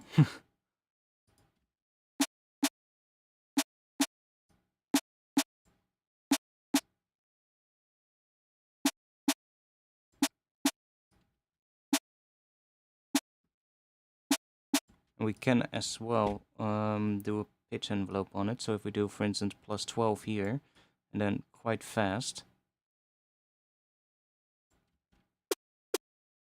even faster, just to see, shorten up the tail, and then we can play with the amount and with the decay time here. So the shorter we have this, the more of the tail we get back. It's very subtle.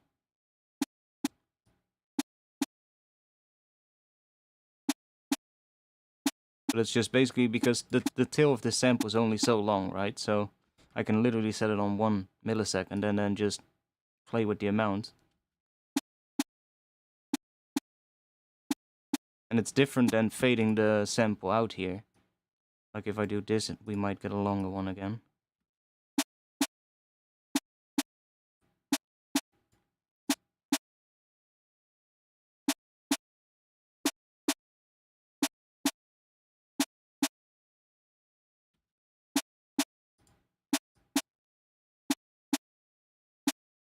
So like speeding this part up, it's adding a little bit of a transient back now, which is kind of nice.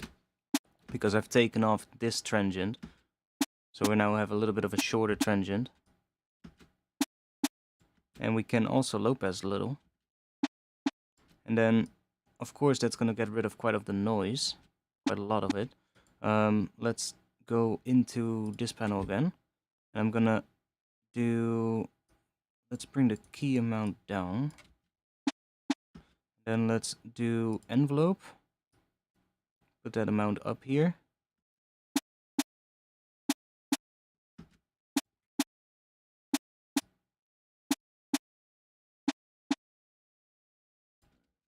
Can we change the curve? No, we cannot.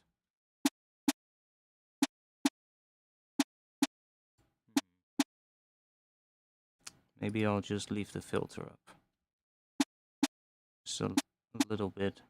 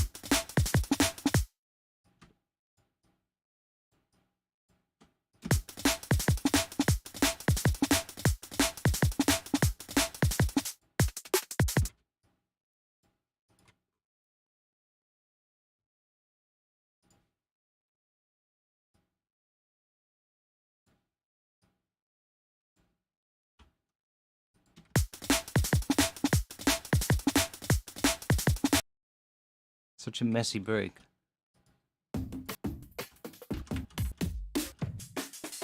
But we need something in that pattern.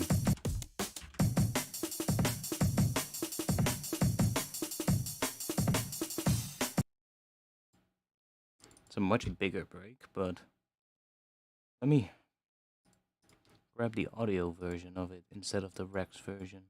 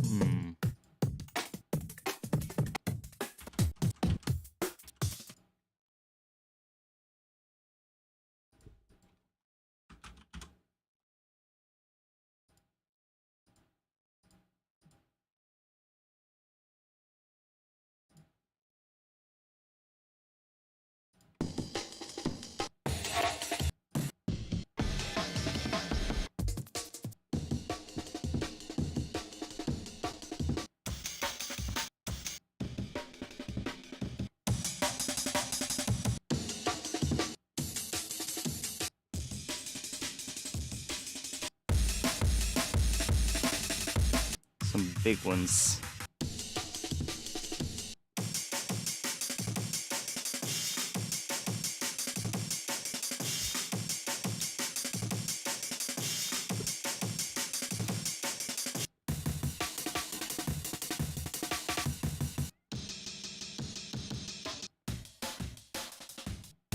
These are some old ones from TC on Docs and Acid. My man.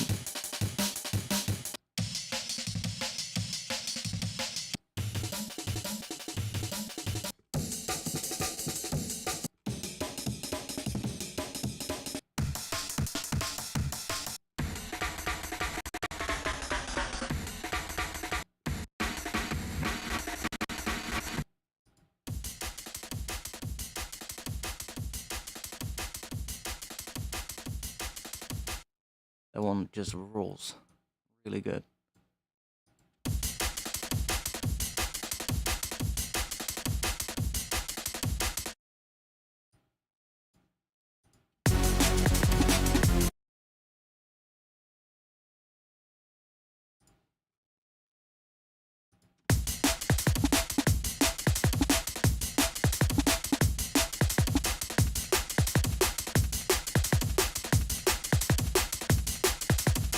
Like for that section, it actually works pretty well.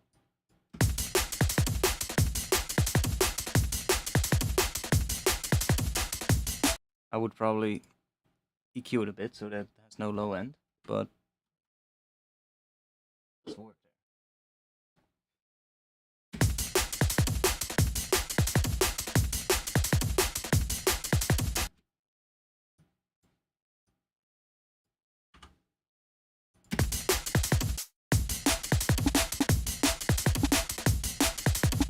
Here it almost sounds like there's a reverse in there, but there is no reverse. It's just because there's a... I think it's that double kick, layering with the break.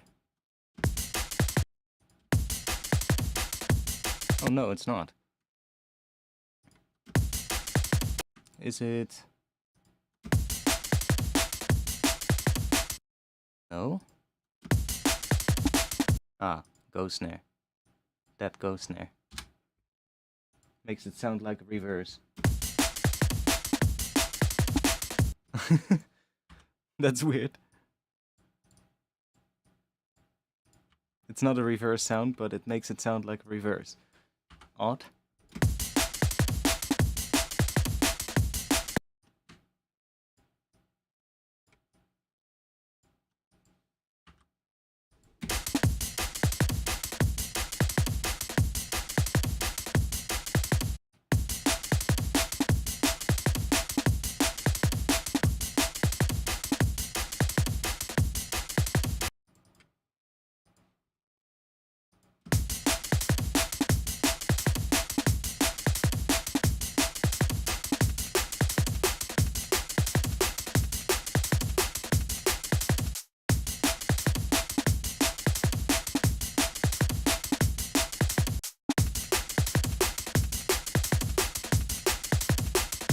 Now what I'm gonna do actually is I'm gonna take this and I'm going to slice that to a new MIDI track with my preset.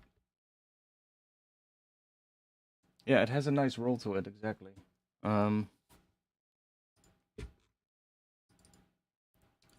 Wait, I should have checked before. I bet this one is actually sliced well, because this is actually from one of the uploads from back in the day on Docs and Acid. Yeah, they sliced it correctly. Okay, good. So then it has all the hits now.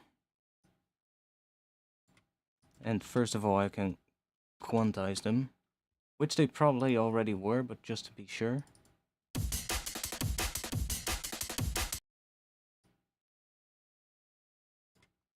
And then I can just use my my rack here, so let's reduce this slope a little, and then bring the sustain down.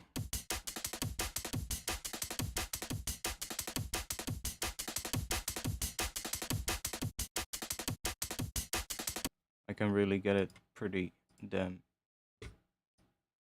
tight.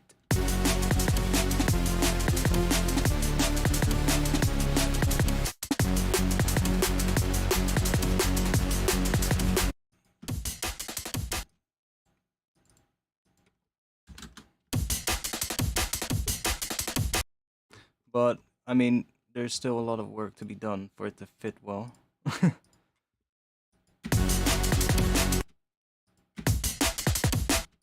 First of all, we have more snares now, so let's see. We have, this is a ghost snare. And then here we have 2 snares. So we have snare 2, snare 1.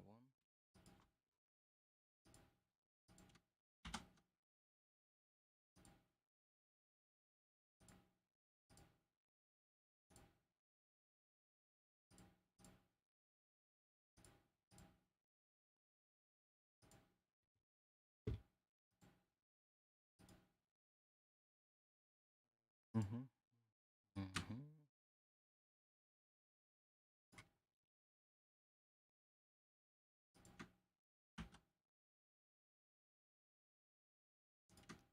Let's do that.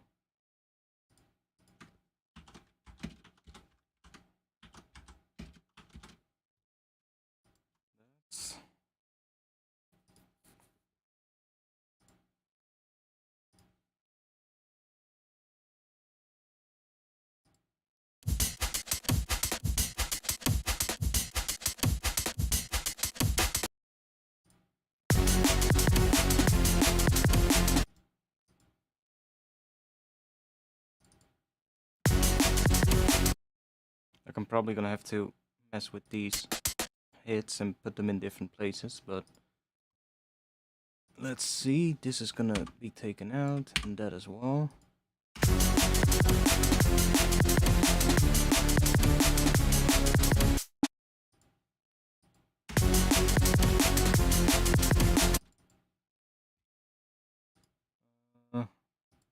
Did I pitch this one?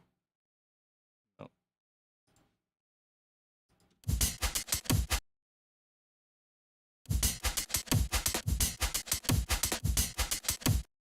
wait.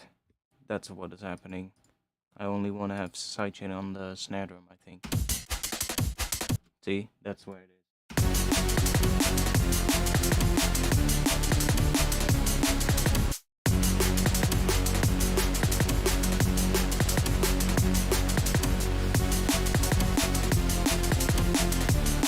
And that whole bass group is just temporary, but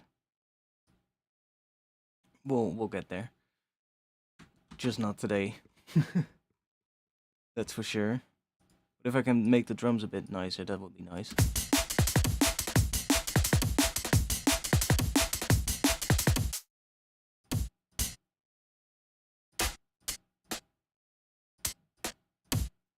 Yeah, so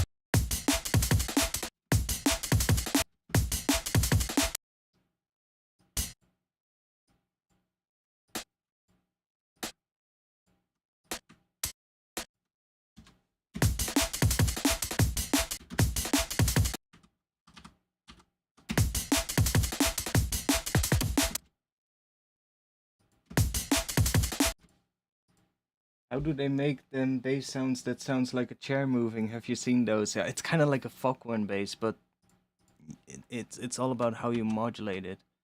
And Foghorn basses aren't that complicated. I mean, not that I made them a lot, but they're not that complicated. It's usually just a couple of sine waves running through distortion and just getting the pitches right. They're usually octaves of each other, but like there's one low one and then one higher one, and that makes it distort together. And then if you modulate the volume of that going into the distortion, you get like really interesting sound. And then applying afterwards, you probably want to have a filter or something, and it's also there's a ton of reverb on those sounds.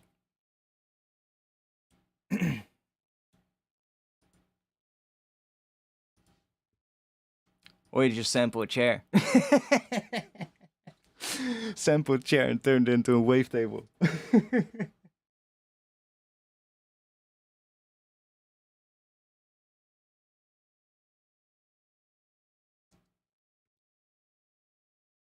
No, a good one is not that easy to make. Like it, I find you want to at least start with something that's pretty simple, right? You don't want to have like really crazy waveforms or something like that. You really want to just start with a couple of sine waves probably, and build it from there so that it stays as clean as possible.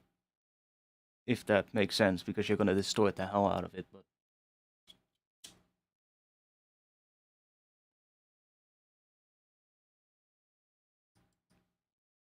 the idea of a Foghorn is not that complicated. I haven't really made them, honestly. But like if you take an operator and set it to this one, and set this one, I don't know, to 8 or something. Let's chuck on overdrive.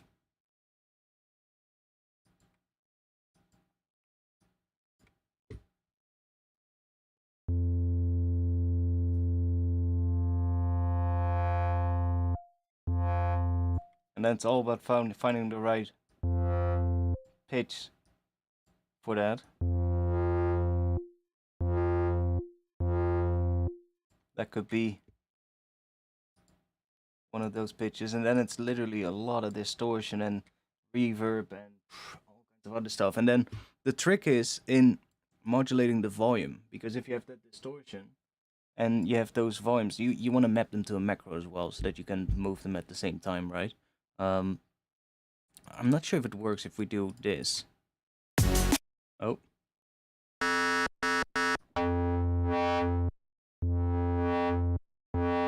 That would also work, but you get a different sound. Like taking weird harmonics, you get like...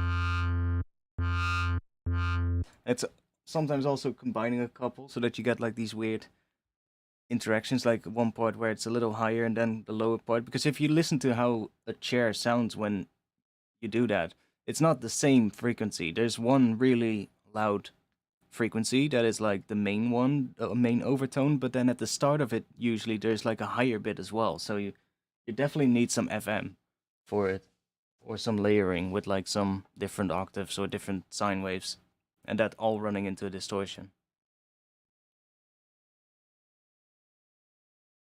No, I think you might even need like at least 3 oscillators or something to do it actually with the high end part, or you layer it with just a layer, of course. But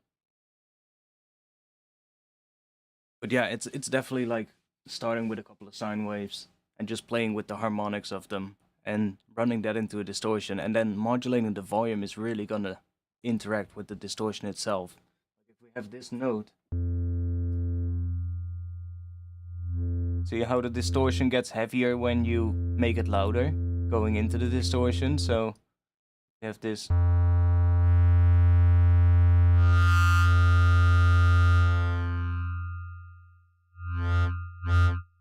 You almost get a, like an old school dubstep sound.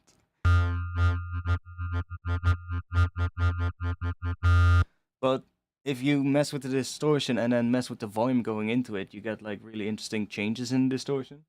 And then combining that with like the levels of the higher layer and all that kind of stuff, reverb on it.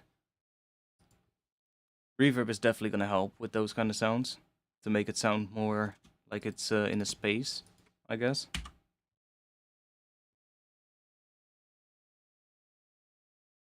The harmonic series oscillator can also work really well, by the way, in Serum.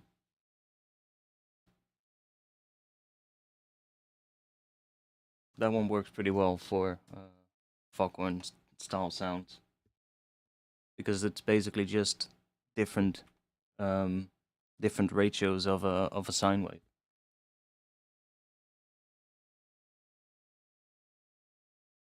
Yeah, exactly. Reverb before distortion can also be cool because then when the reverb tail fades out, you get that same thing again where it gets quieter, and that interacts with the distortion, making the distortion change over time as well because it's, responding to a quieter volume as the tail goes on. Which, yeah, that can definitely be nice. And even if it gets like, if you don't really need that tail at the end, you can always, just cut it off, right? You can always just bounce the audio and cut that tail off, so it's sort of like ending really nicely again, or just add some volume automation on top of it after all the processing you did.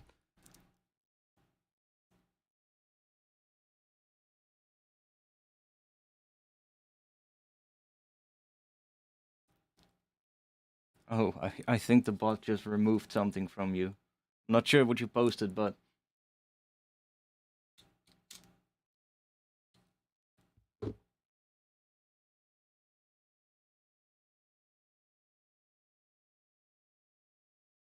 I hope it. Oh no. I was almost afraid the bot would have given you a timeout, but it did not. Thank God.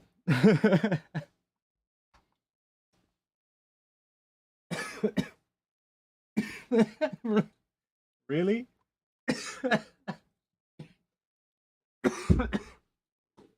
that's that's nice. I didn't even knew it did that.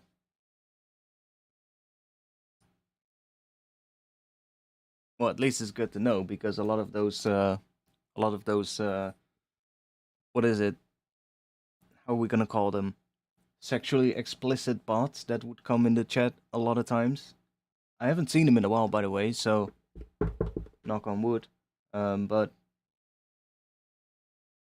they were really a lot of times also doing stuff like that, right? Using dot or dot between brackets or something like that, and the the bot would not catch them. But it's good to know that you tried it just now and it actually worked. So that should prevent them now as well. Yeah, exactly. I've been complaining to YouTube for more than 2 years about it. because that's how long it's been going on. It's only getting worse. Probably more than 2 years by now. I've sent them so many images with screenshots of like the names of these bots, and I'm like, YouTube, come on, how hard is it to just say like, oh, hey, look, this account, because I'm not even gonna name it a person because it's not a person. This account has a sexually explicit username with like sexy girls, all that kind of stuff in the name, right? Like, how hard is it to just block those kind of account names and just not make them show up in a live stream? That should be so easy for you to do, right? And I've been sending them screenshots for like 2 years now because they just don't do it. And I'm like, yo, come on. I see so many people that have this issue with those bots, and it's like a lot of times smaller streamers as well, which is annoying for them because a lot of times smaller streamers don't have like a, a big team of moderators or stuff like that to take care of that kind of stuff. So it's like they're going to be dealing with that kind of things while they want to live stream, which brings your mood down, and then they stop streaming or something. You know, it's not nice. So I was like, YouTube, come on, do something about it. It should be really easy for you to do. And they're like, yeah, you can add you can add bad words to your banned list so that they don't show up in your chat. I'm like, yeah, but the point is that they use the vulgar language in their username and not in their comment. They just comment a couple of emojis or some other stuff. Because channels need to be protected. Yeah, I know. That's the excuse they have.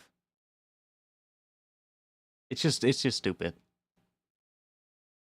I had one thing set up earlier where I just set it up like they would always post. I That was some one thing that I saw. They would always post a message of 5 emojis at least, and I was like, okay. So I just set up a moderator script basically in my Streamlabs bot, that everybody would post 5 emojis or more because nobody in my chat normally posts emojis, and if you would post 5 or more, then you would just get a timeout. So, and it would just delete the message.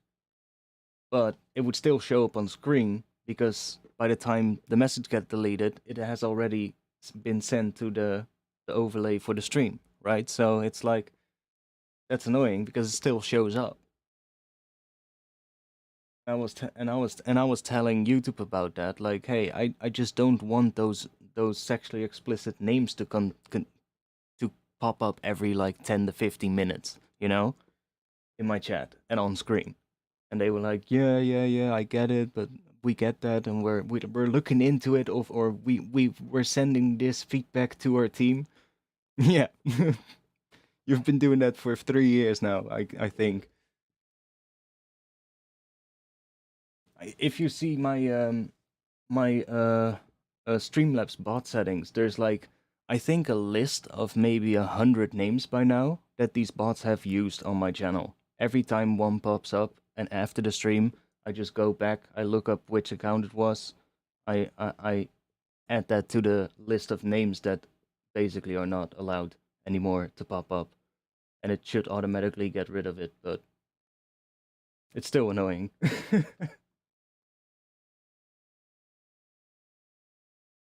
And it's so obvious as well. It's like so obvious that it's a spam account, that it shouldn't be on YouTube, and that there's no question about it. Like, any human looking at that would be like, yeah, that's obvious.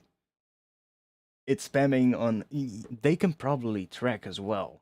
Like, YouTube can probably see how many messages you are sending in live stream chats at the same time.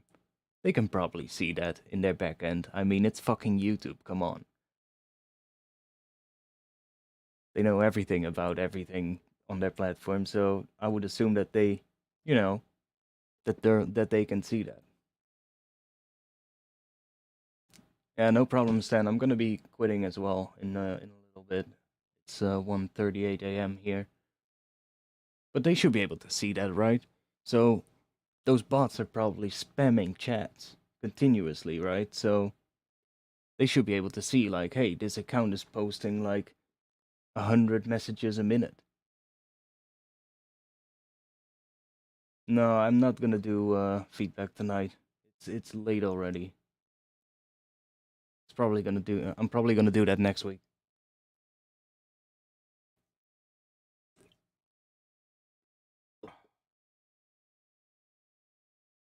But it's such a weird one. But I mean, like I said, knock on wood, I haven't seen them in a while, so maybe they finally did something.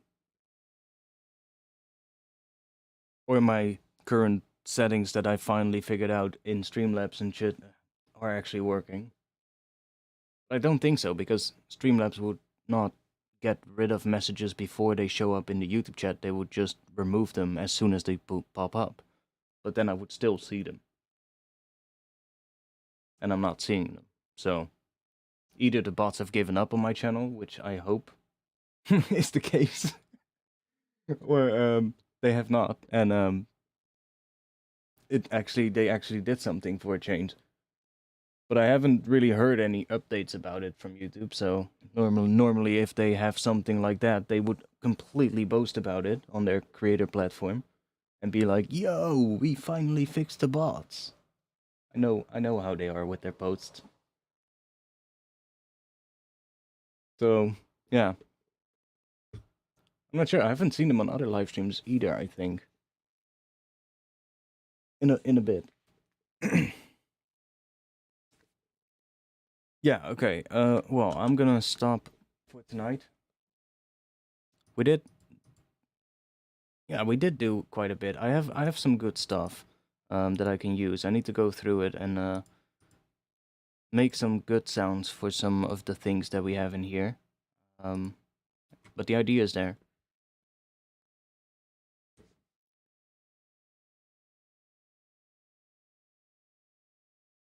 I'll be back next week on Friday. If I do decide to stream extra like last week, then I'll let you know on Discord. So if you're not a member of the Discord, then join using the link that'll pop up in the chat in a couple of seconds, probably. There we go. So yeah, that'll be it. Yeah, I'll play what we have. Even though it's really rough, it's not. It's definitely not finished. But whatever, you know. Whatever. I'll be back next week, 8:30 p.m. Amsterdam time. I'll check what we'll do next week. I think it's gonna be the feedback. Maybe we'll do a little bit of work on a track first while people send in tracks. For instance, I'll maybe do like an hour of work on a tune that I already have worked on in the past, and then we'll let people send some stuff in, and then we'll do feedback or something. I don't know yet. We'll see. Or maybe we will just start with feedback right away. Maybe I just don't feel like making music next week. That's also a possibility. I'll be in the Discord afterwards as well. So if you have some more questions, come to the Discord. I'll be there. And yeah, I guess I'll see you all next week. Peace.